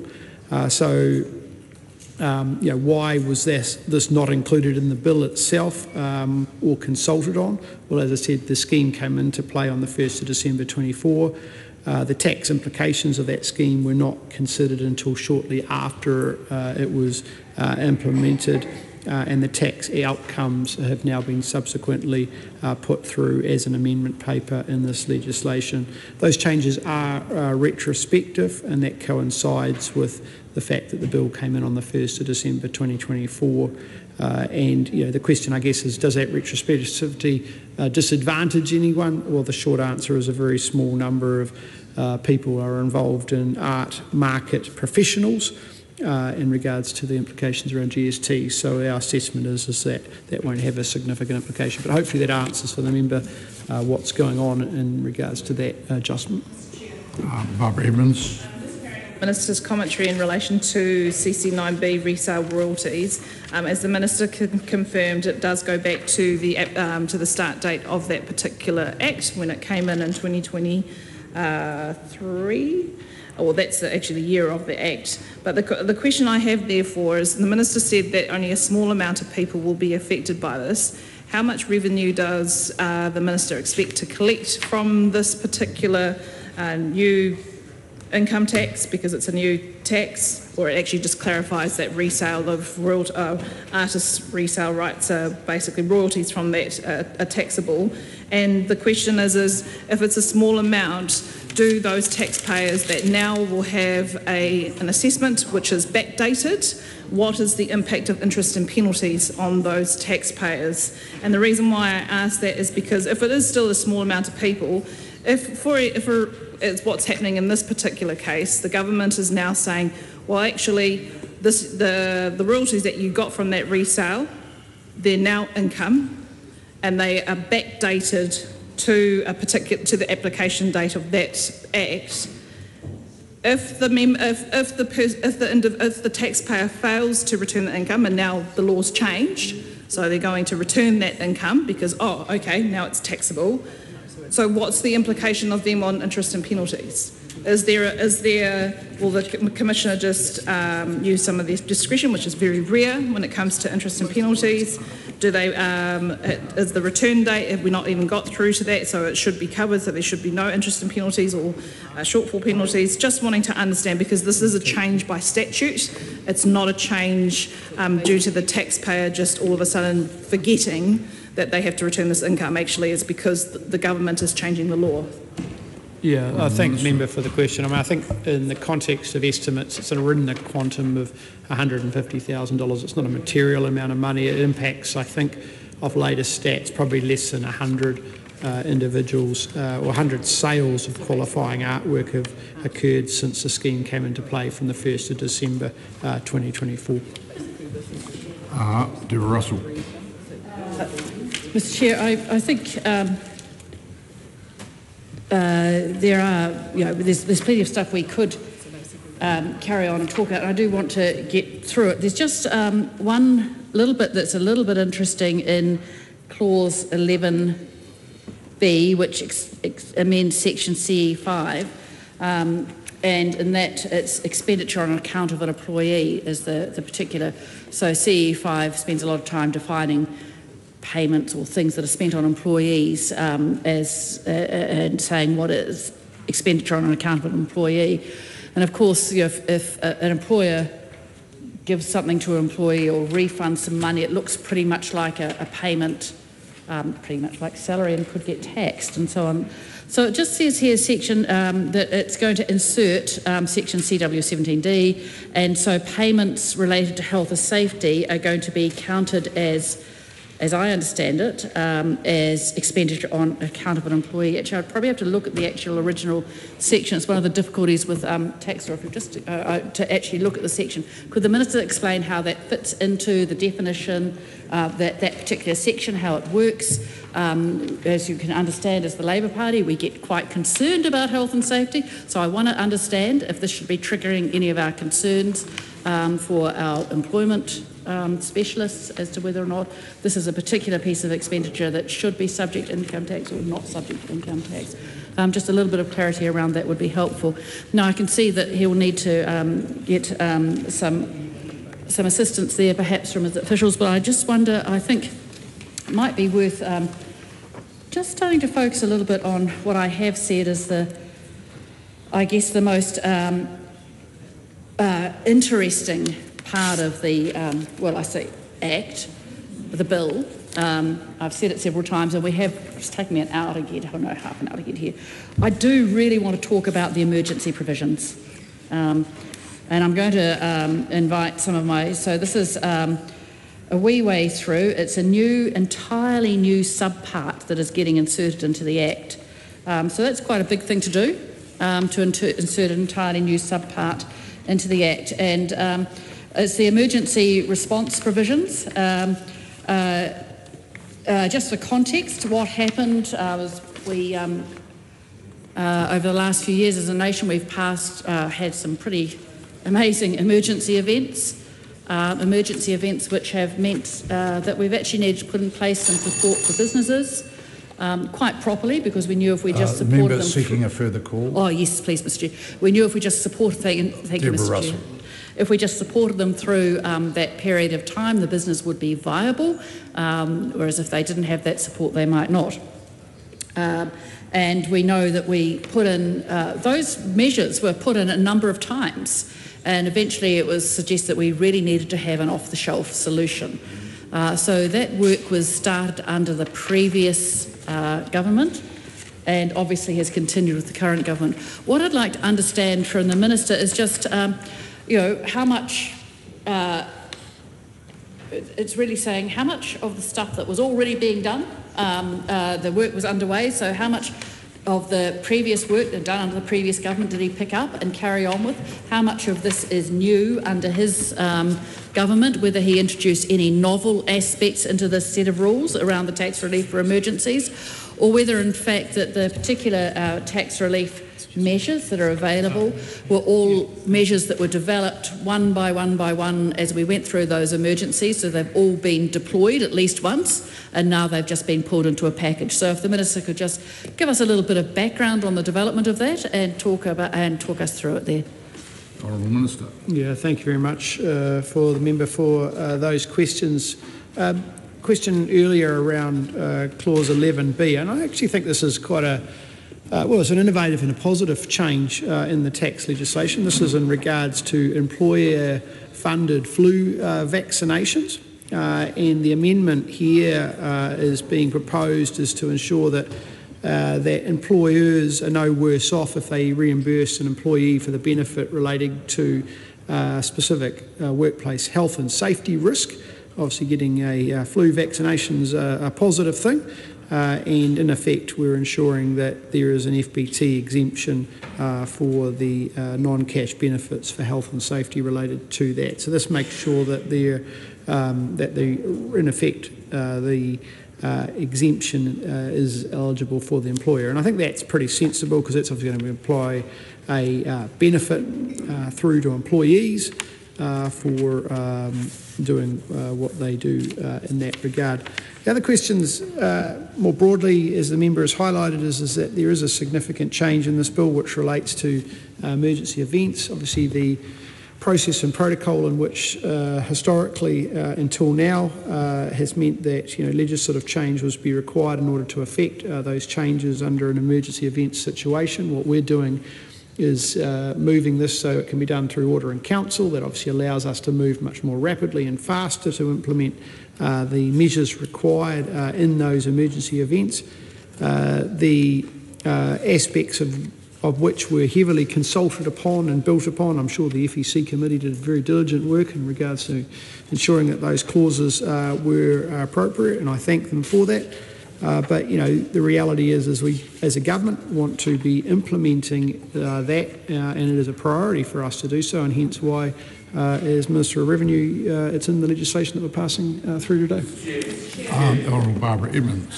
Mr. Chair, and I find it interesting that there's going to be closure motions, but we're only on part 2, page 20 of the bill. And just if I want to note, the bill is 174 pages, and as we've indicated, we're going to go through, we're not going to cover every particular clause, but we are going to cover the parts that we do have questions. So I'm looking now at clause 10 of the bill, which is section CD 44 amended, and that's around the available capital distribution amount. So in the bill, and it's a revised part that came through the select committee process, it talks about in clause 10, section 1, replace section CD 44.7, subsection DC with an amount is derived by a company that is subject to section HC 38.3, beneficiary income of certain close companies in which the capital gain amount is the amount less than the tax paid by the trustee in respect of the amount under section HC 24 trustees' obligations. Now, as I understand it, and again, unfortunately, during parts of the select committee, we weren't able to scrutinise officials on everything, but again, we were very grateful for officials' advice during the time. My understanding of this amendment is that it would clarify when a company derives beneficiary income subject to the corporate beneficiary rule. And so the capital gain included in that calculation of the company's available capital distribution amount, or the ACTA, we love acronyms in tax, don't we? ACTA is the after-tax amount. So can I just check with the Minister, does that align, we're looking at the ACTA as the after-tax amount, but what was the alternative to the interpretation of that? Because when you think about this particular provision and where it sits in the Income Tax Act, like generally how it works is that a transfer of a value from a company to its shareholders is taxable as a dividend. However, some amounts can be distributed to shareholders tax-free when a company is liquidated. So that's basically is almost a wash-up effect. But we know that when the trustee rate was changed, it was not clear, as I understand, which is why I think submissions had come through about this, wasn't clear whether that capital gain amount included in the company's ACTA is it the after-tax or the pre-tax amount?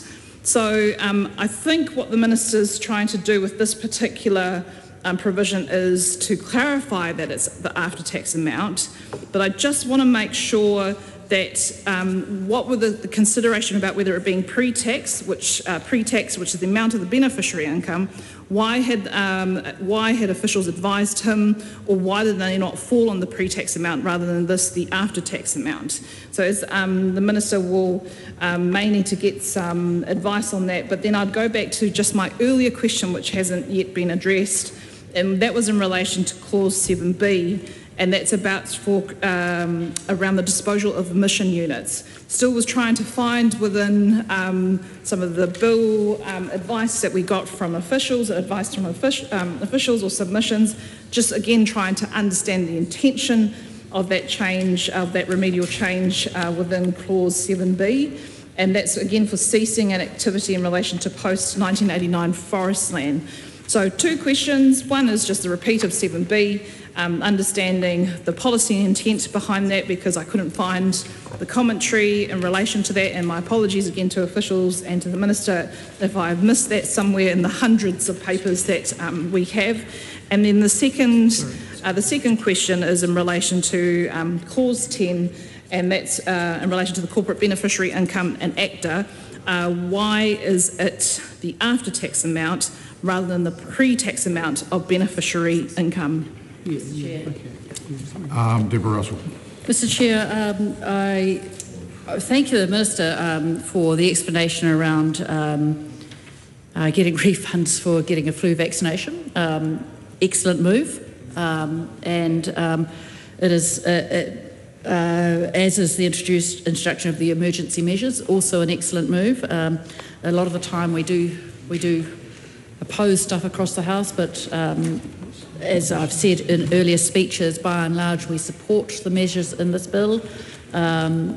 We don't support the Part 1, and for that reason we can't vote for the bill overall, but we do support the individual measures in this bill. I could see the Minister sighing there, and trust me, I've seen those sighs on the face of previous ministers as well. Sometimes even colleagues, Goodness, I will speak for the Chair about that later. I want to return to the Minister's amendment paper that he tabled. I'm not sure when it was tabled. It certainly arrived in my hands today. So it hasn't been through a select committee process. So first of all, thank you for the explanations around the resale royalties and the further explanations around how many people it would be affected. I want to go to CW39B because there are some rules there around income related to the Auckland Future Fund.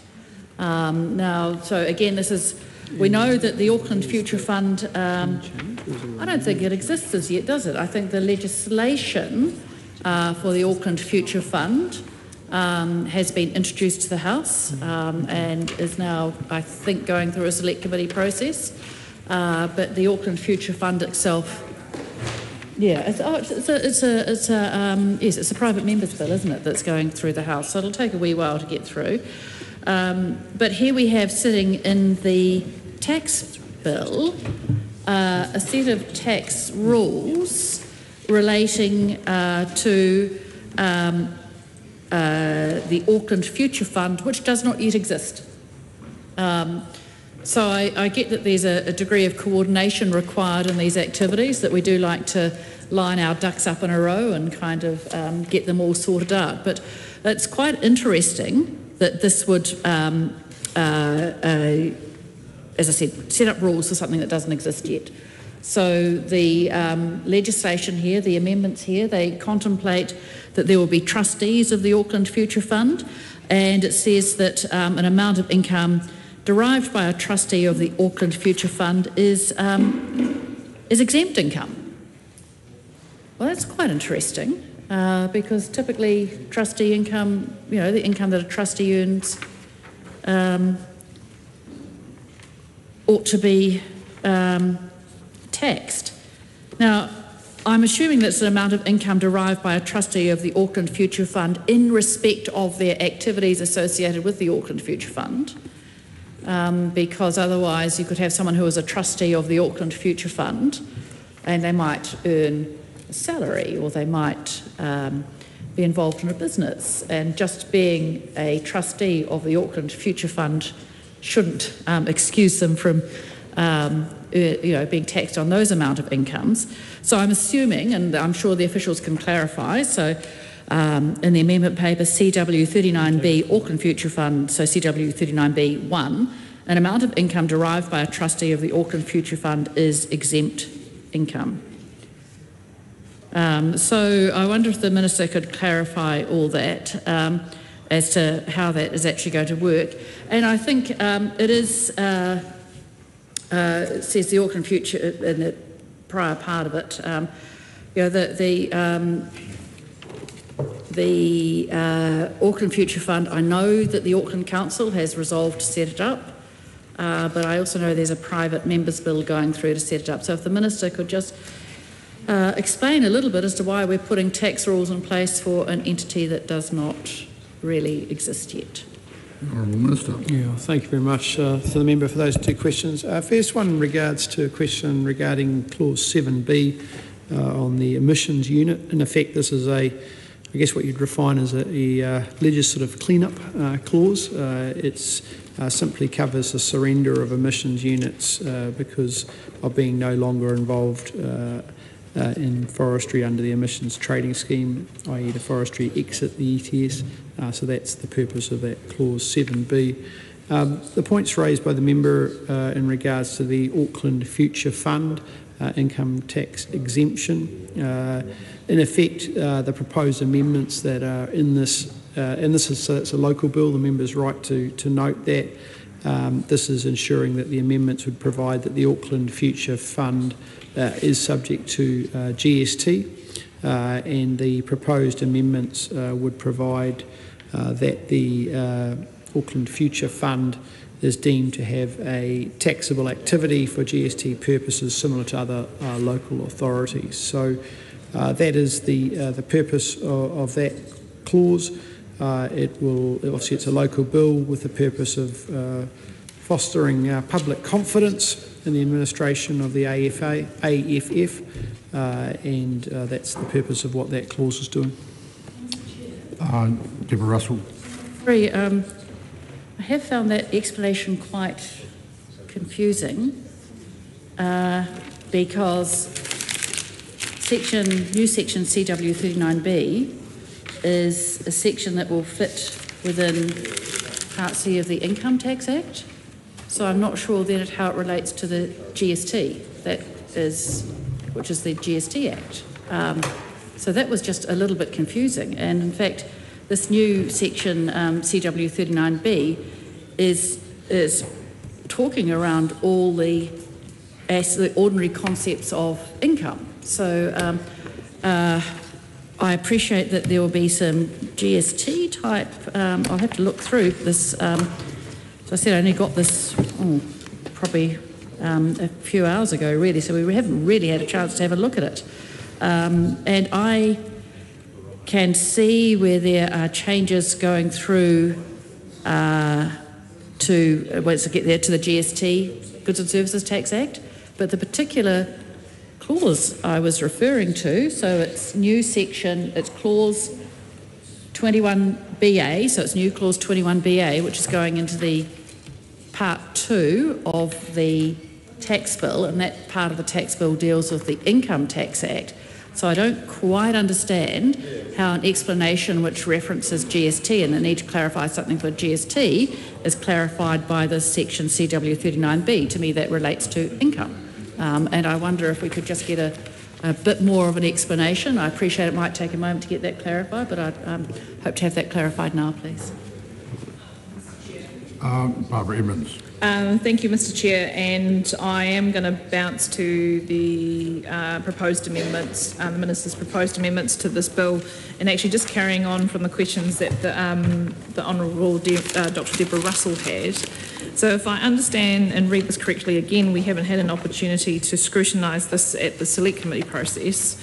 New section CW39B, exempt income. An amount of income derived by a trustee of the Auckland Future Fund is exempt income. And that is my question.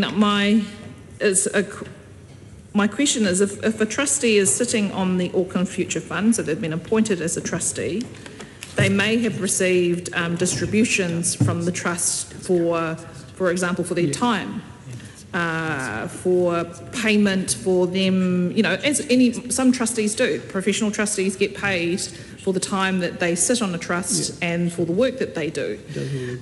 So I just don't understand why this is being treated differently from normal income basis, because it would appear to be regular. It would appear to be that it's a payment from the same source, which is the Auckland Future Fund. So I just need to would like to understand a bit more from the Minister.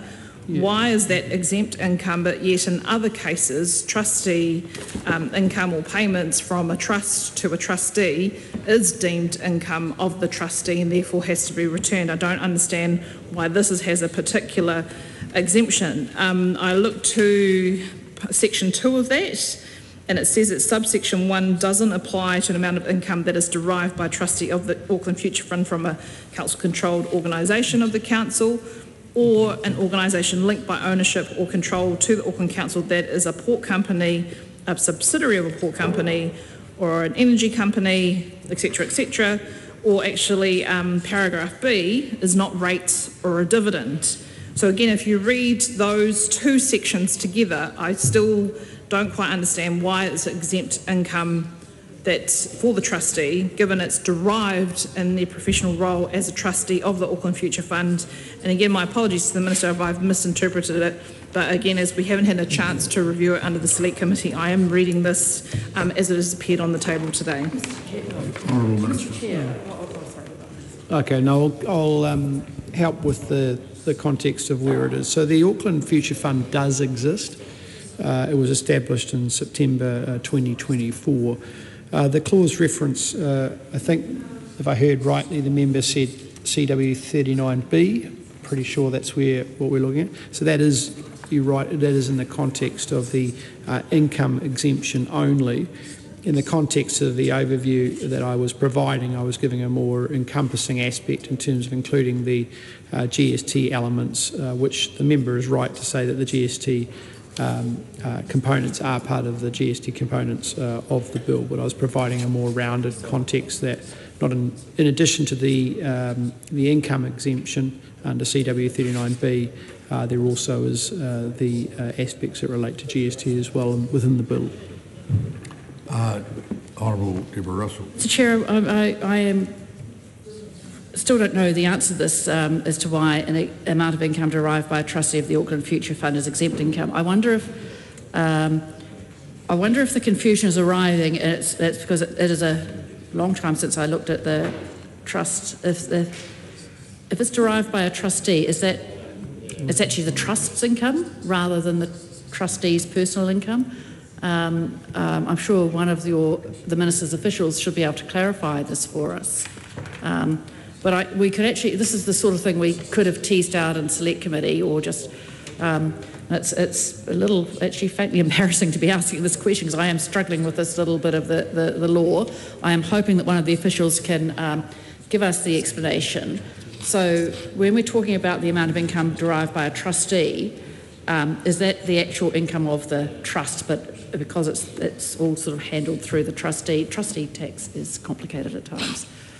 So I could do with a clarification there, because I just want to understand this, what on the face of it looks like a good thing, but I do want to understand exactly why this amount of income derived by a trustee of the Auckland Future Fund is exempt income. Honourable Minister. Yeah, no problem. That's why we're here. And so let's engage in a little bit more dialogue on what is a very important clause in this very important act. So the income of the trustee is the trust's income, not the income of the person doing the role. And so what the purpose of this legislative change is simply recognising that point of detail in ensuring that that the overarching trust is taxed appropriately.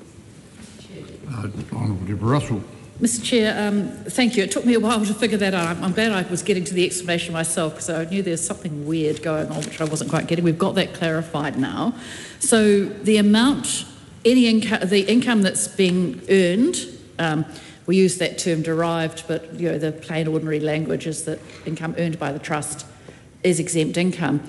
Now that's curious. And I get, again, it's a good thing from the point of view of the Auckland Future Fund, that amounts of income earned there are exempt from income. It does mean that the Future Fund will, accumulate its funds a little faster and so on. I'm sure as an Auckland resident myself, I'm pretty pleased about that, as I'm sure other Auckland residents are. I noticed Mr Cameron Brewer nodding his head wisely over there.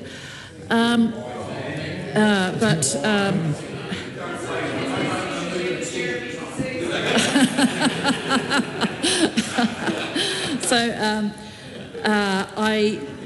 also, it just begs a question here, and that's the comparison with the New Zealand Superannuation Fund. So the New Zealand Superannuation Fund pays tax. And the New Zealand, like the New Zealand, this is basically it's a capital wealth fund. It's a wealth fund for Auckland. This Auckland Future Fund. It's a sovereign wealth fund for Auckland. Just as the New Zealand Superannuation Scheme is a sovereign wealth fund for New Zealand, and members on the opposite side of the House, the newer members there, will learn that the New Zealand Superannuation Fund often approaches ministers and MPs on the Finance Expenditure Committee, people involved in the tax base, to make the argument that it should be exempt from taxation. And if I was the trustees of the New Zealand Super Fund, I'd be looking at this exempt income for the Auckland Future Fund and asking, why have they got this exemption from income tax, or they've got this exempt income, and why is the New Zealand Superannuation Fund not? Now that's actually quite an important policy question, and again it's one that we could have examined in the Select Committee, so I really would like to understand why one fund, we didn't get this in the Select Committee, we only got this today. It's new, it's the Minister's Amendment paper, arrived today. So why is the Auckland Future Fund getting this frankly rather special treatment? If the Minister could answer that. No? Honourable Barbara Edmonds. Mr Chair, so this is the interesting thing around tax bills, and as we've been traversing this, we're still only up to page 21 of the actual substantial revised track version of the bill. We've gone through clauses 4, 5, we have looked at clause 6, 7b, 9, 10, 11b. I'm going to spare the Minister and not go through restrictive covenants as part of clause 12. We will get to clause 13 as part of the wider discussion on foreign superannuation scheme, because that's actually quite a big part of the bill, which I think we need to spend some more time on, so I'm going to avoid that. But also in relation to clause 14, which is around some of the platform economy rules and the GST rules, we can talk about that a little bit more. But actually I am skipping a little bit to clause 16 of the bill, and it was clause 16 of the bill that during the Select Committee we had made a number of changes to it, which you can see on page 23. It's set out there. So clause 16 of that particular of the bill is again around certain partitions or subdivisions of land. And again, it goes back to sort of an earlier question I had with the Minister around the impact of that, because effectively it's the same parcel of land, it's been subdivided, but it's the co-owners don't change. Effectively, the way that the land rules in the Tax Act, it treats like it hasn't actually been a disposal within the bright line test, which is fair, because actually it's still the same co-owners, it's still the same parcel of land, it's just been subdivided. And the question that I have in relation to clause 16 is that I just need to understand whether because I understand when this came in, or when the application date, I think the application for that will be effective for disposals of land as part of partitions or subdivision transactions on or after the 27th of March 2021. So that's the application date for this clause 16, which we did spend a bit of time fixing up the drafting of it because it was a little bit unclear and some of the submissions were coming through to say just to clarify it a little bit. And again, if we go back to the history of it, I understand is that it's to clarify that the bright line period should not restart when land is allocated to each of the co-owners as part of a partition or subdivision arrangement. But I just want to check with the application date of being the 27th of March for that particular clause. Why has it gone back to the 27th? Why is it to the 27th of March 2021? I'm assuming that must have been the date 2021. That might have been the date that it was extended to 10 years. I just need to ask the Minister why that application date is, and also what is the impact of those disposals that were done before 2021 in relation to previous bright line periods, which is again back from 2015. What's the treatment of that, or are we just replacing it back to the original treatment given these changes which are in the bill because the bright line test has been reduced to 2 years? Minister. Yeah, well, thank you very much. Just going back to the member's point around the Auckland Future Fund in the context of, question whether they're receiving special treatment in the context of the New Zealand Super Fund. Well, as a member will be aware that councils are exempt from most income tax, and so in the context that Auckland Council is exempt from income tax in the Auckland Future Fund, will also receive the same treatment as other councils. So just to give comfort to all those that are watching this evening, that there isn't special treatment being provided. There is no special treatment being provided. It's simply consistent tax policy with the entity of which it's part of. Grant McCallum. I move the debate on this question now closed. Mr McCallum, the main reason that you can get a closure is for repetition. If you've been following closely, there has been none. And in fact, the fact that the member was nodding for any other reason on a tax bill shows that there's still interest in this bill. So carry on, Deborah Russell.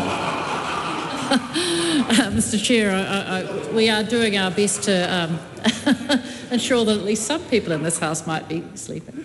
I want to go back to this Auckland Future Fund, and I take the Minister's point that that local bodies, councils, are not by and large subject to taxation. That's a very good point, and of course this is assets that are going into the Future Fund, is assets that have been owned by Auckland Council through various mechanisms going into this fund to create a sovereign wealth, the equivalent of a sovereign wealth fund for the future.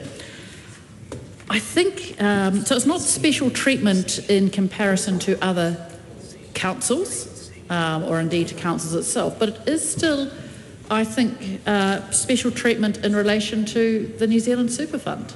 I'm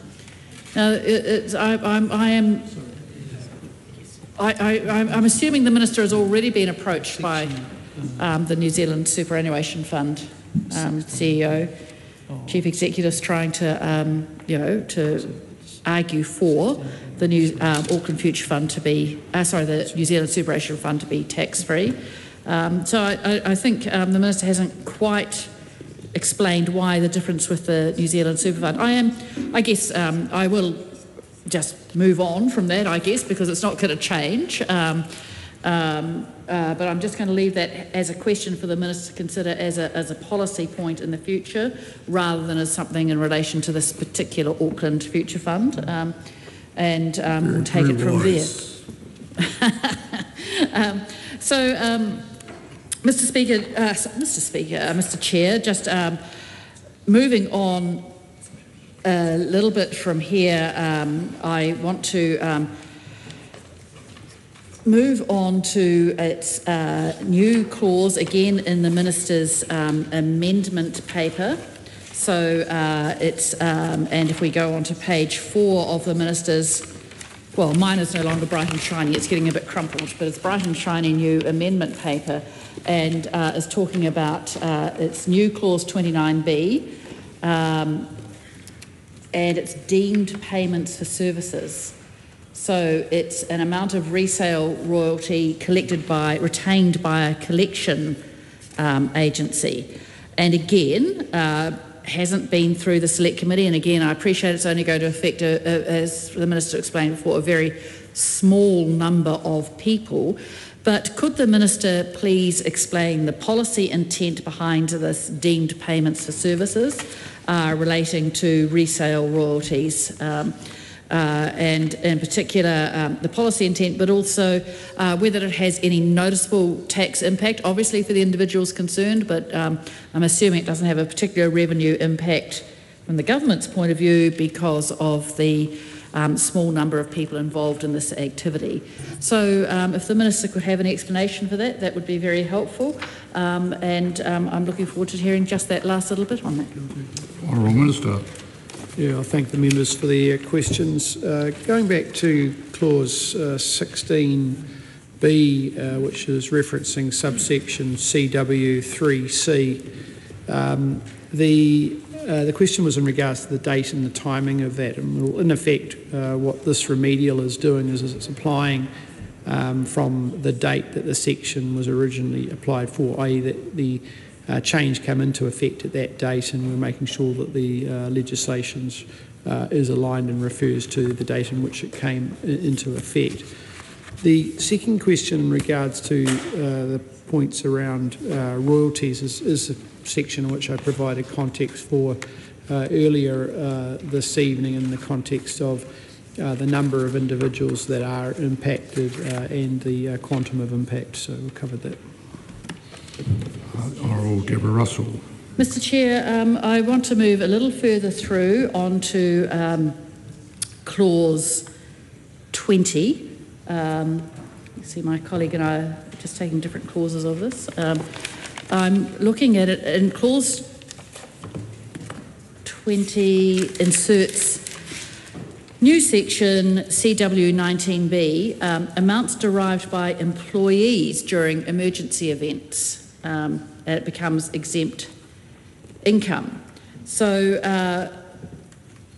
this again seems like a pretty sensible thing to do, but mostly the way that we've worked with the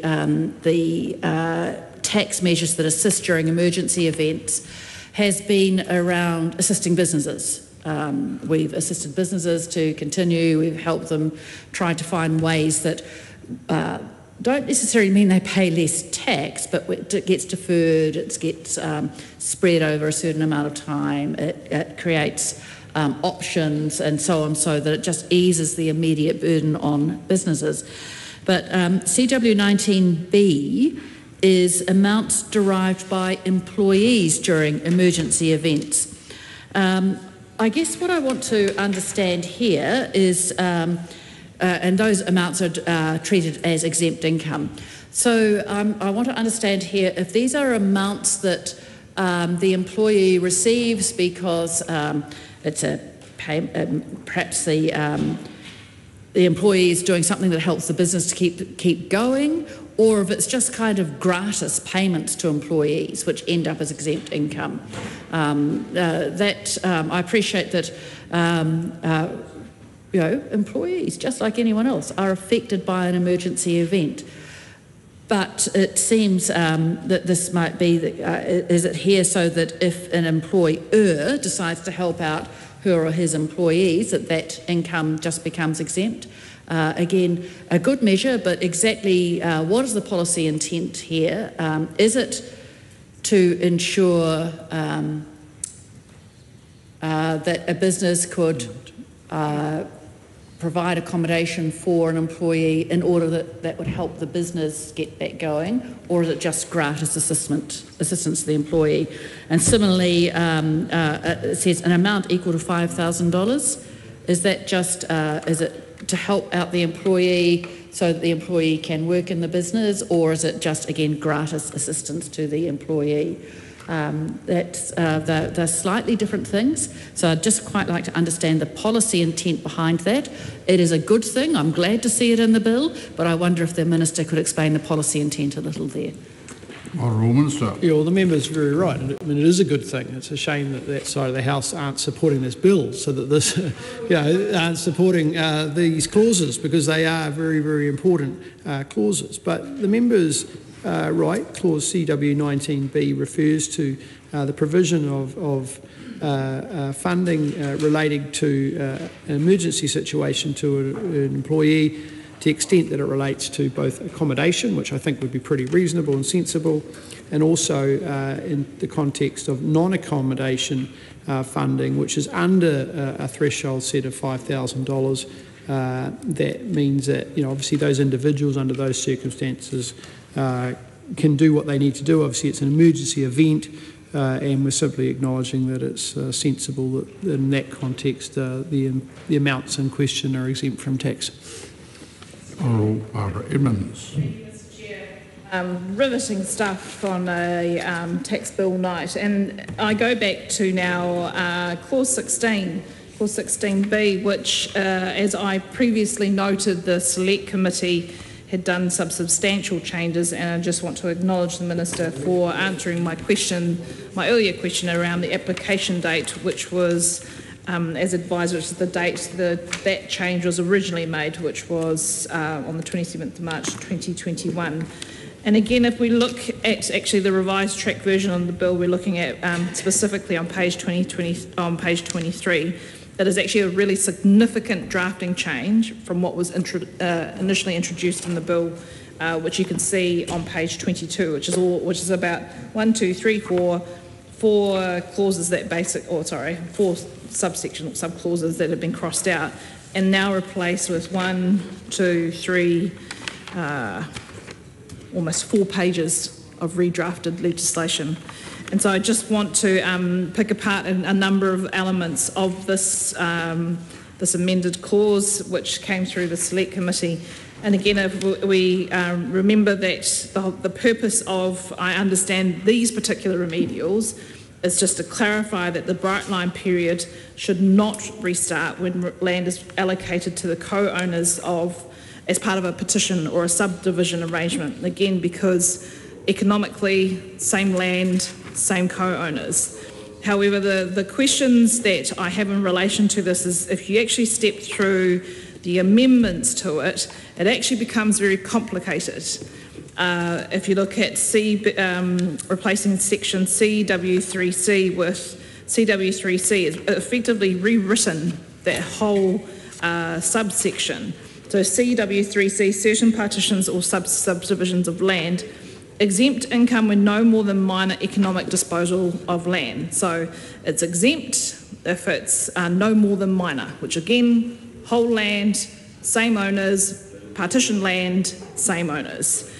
And it actually provides, the redrafted clause provides some proportionality tests in it, around 95%. And it says in sub-clause 1, an amount that a person who is a co-owner of a land derives from disposing of land to another co-owner on a partition or subdivision is exempt income if the person's end value proportion is no less than 95% of the acquisition proportion. So, rereading that again, it is no more than minor if the end value proportion is no less than 95% of their acquisition proportion. But then the bill continues with partially exempt income when more than a minor economic disposal of land. So it's set out, if it's no less than 95% of their acquisition proportion, then that's okay, except for it then qualifies that if subsection 1 does not apply, an amount that a person who is a co-owner of the land derives from disposing of land to another co-owner on a partition of a subdivision. So again, another co-owner, same block of land, but another co-owner because it's been subdivided, is exempt income to the extent given by the following formula. Very unusual. Again, there's lots of different formulas in the Income Tax Act, but what was a very simple couple of provisions or sections has now become a formulated provision. So 95% in subsection 1, then 92% provides a new formula, amount derived minus total land value times acquisition proportion minus end value proportion. That is really complicated stuff that a new tax practitioner would have to work through, particularly as it's a brand new redrafted section of CW3C.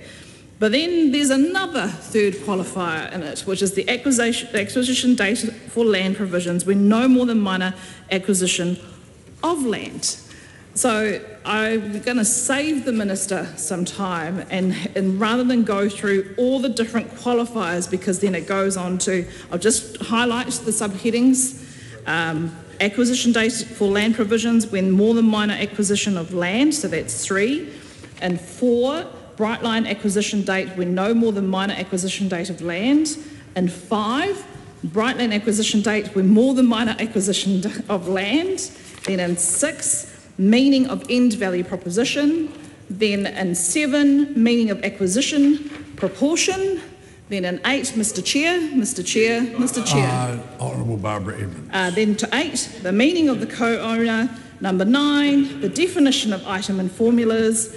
Then it goes through the formulas in those different subsections of 2, 4 and 6. And then it provides the different definitions. And then it provides an example. So the reason why I have briefly gone through all those different sections, all those new sub-clauses, is because you are replacing what was effectively 4 sections with over 2 pages of new draft legislation. And again, yeah, details, I love that saying by the Honourable Shane Jones, because I am a details person and he knows that. He would have loved this bill. Yeah, he would have absolutely loved it. He would have been wide awake during this whole process and he would have been encouraging me to keep looking at the details, because that's how we balance, myself and Minister Jones, and we've had that discussion before. You can go ask him about how details went when we had a budget debate. So therefore, just my question to the Minister is, has he received advice from officials as part of this drafting process, which, yes, I accept it had to be a recommendation through the Select Committee because it is in the revised track version of the bill, but has the Minister received advice around simplifying that? Because it was some very simple clauses. It was to clarify, because it was a remedial that clarifies that the bright line period should not restart when land is allocated to each of the co-owners as part of a partition or subdivision arrangement. But now there is 2, 3, 4 pages of draft legislation. So my question to the Minister is, does he feel confident with the revised draft of this bill that it still meets the original intent to ensure that the partition of land, or the bright line period, does not restart when land is reallocated to the co-owners as part of a partition or subdivision? Or do we need to go through those clauses a bit more in detail? Because I'm just slightly concerned that the revision that's been put through again is quite fulsome, and I just wanted to get a reassurance from the Minister that he's confident that this actually makes sense. The Honourable Minister. Well, it's very important for me to ensure that people don't leave this debate this evening before they go to bed and not have the reassurance so I want everyone to sleep well tonight, because I'm sure they will after listening to this dialogue. But the general point I want to make is that this bill, like many tax bills that come before it, include a large number of remedial matters which are designed to ensure that the law aligns with the policy intent.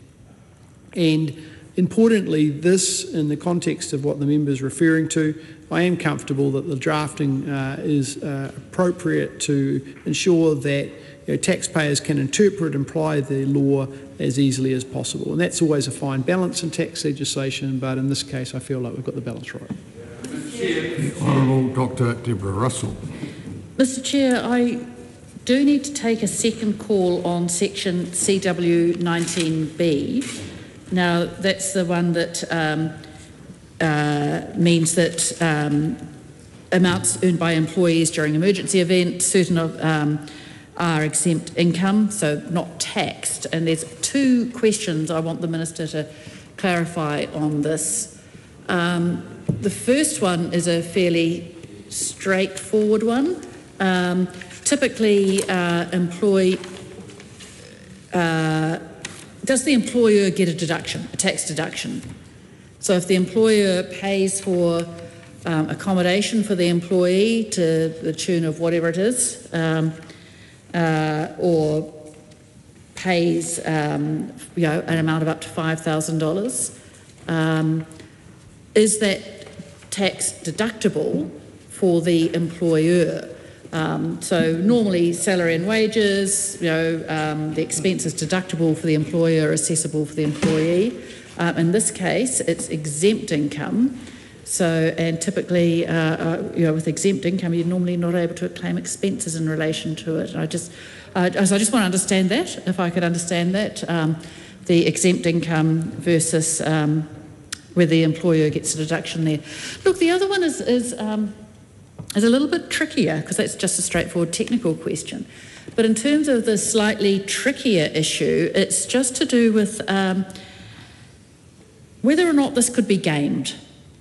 Now, I think it possibly could be. We know that emergency events affect a region, but if we think about the way that Cyclone Gabrielle affected Auckland, or that the way that, the Auckland Anniversary weekend floods affected Auckland, and the way that Cyclone Gabrielle affected East Cape and Hawke's Bay.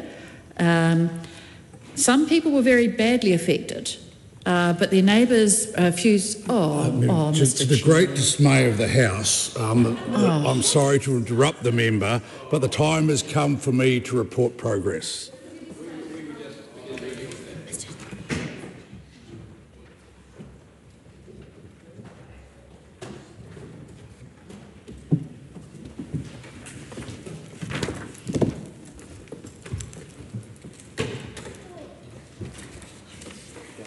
The House is resumed. Madam Speaker, the committee has considered the Regulatory Systems, Immigration and Workforce Amendment Bill and reports it without amendment.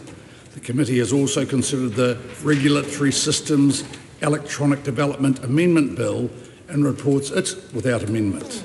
The committee has also considered the Taxation Annual Rates for 2024-25 Emergency Response and Remedial Measures Bill and reports that it has made progress on the bill.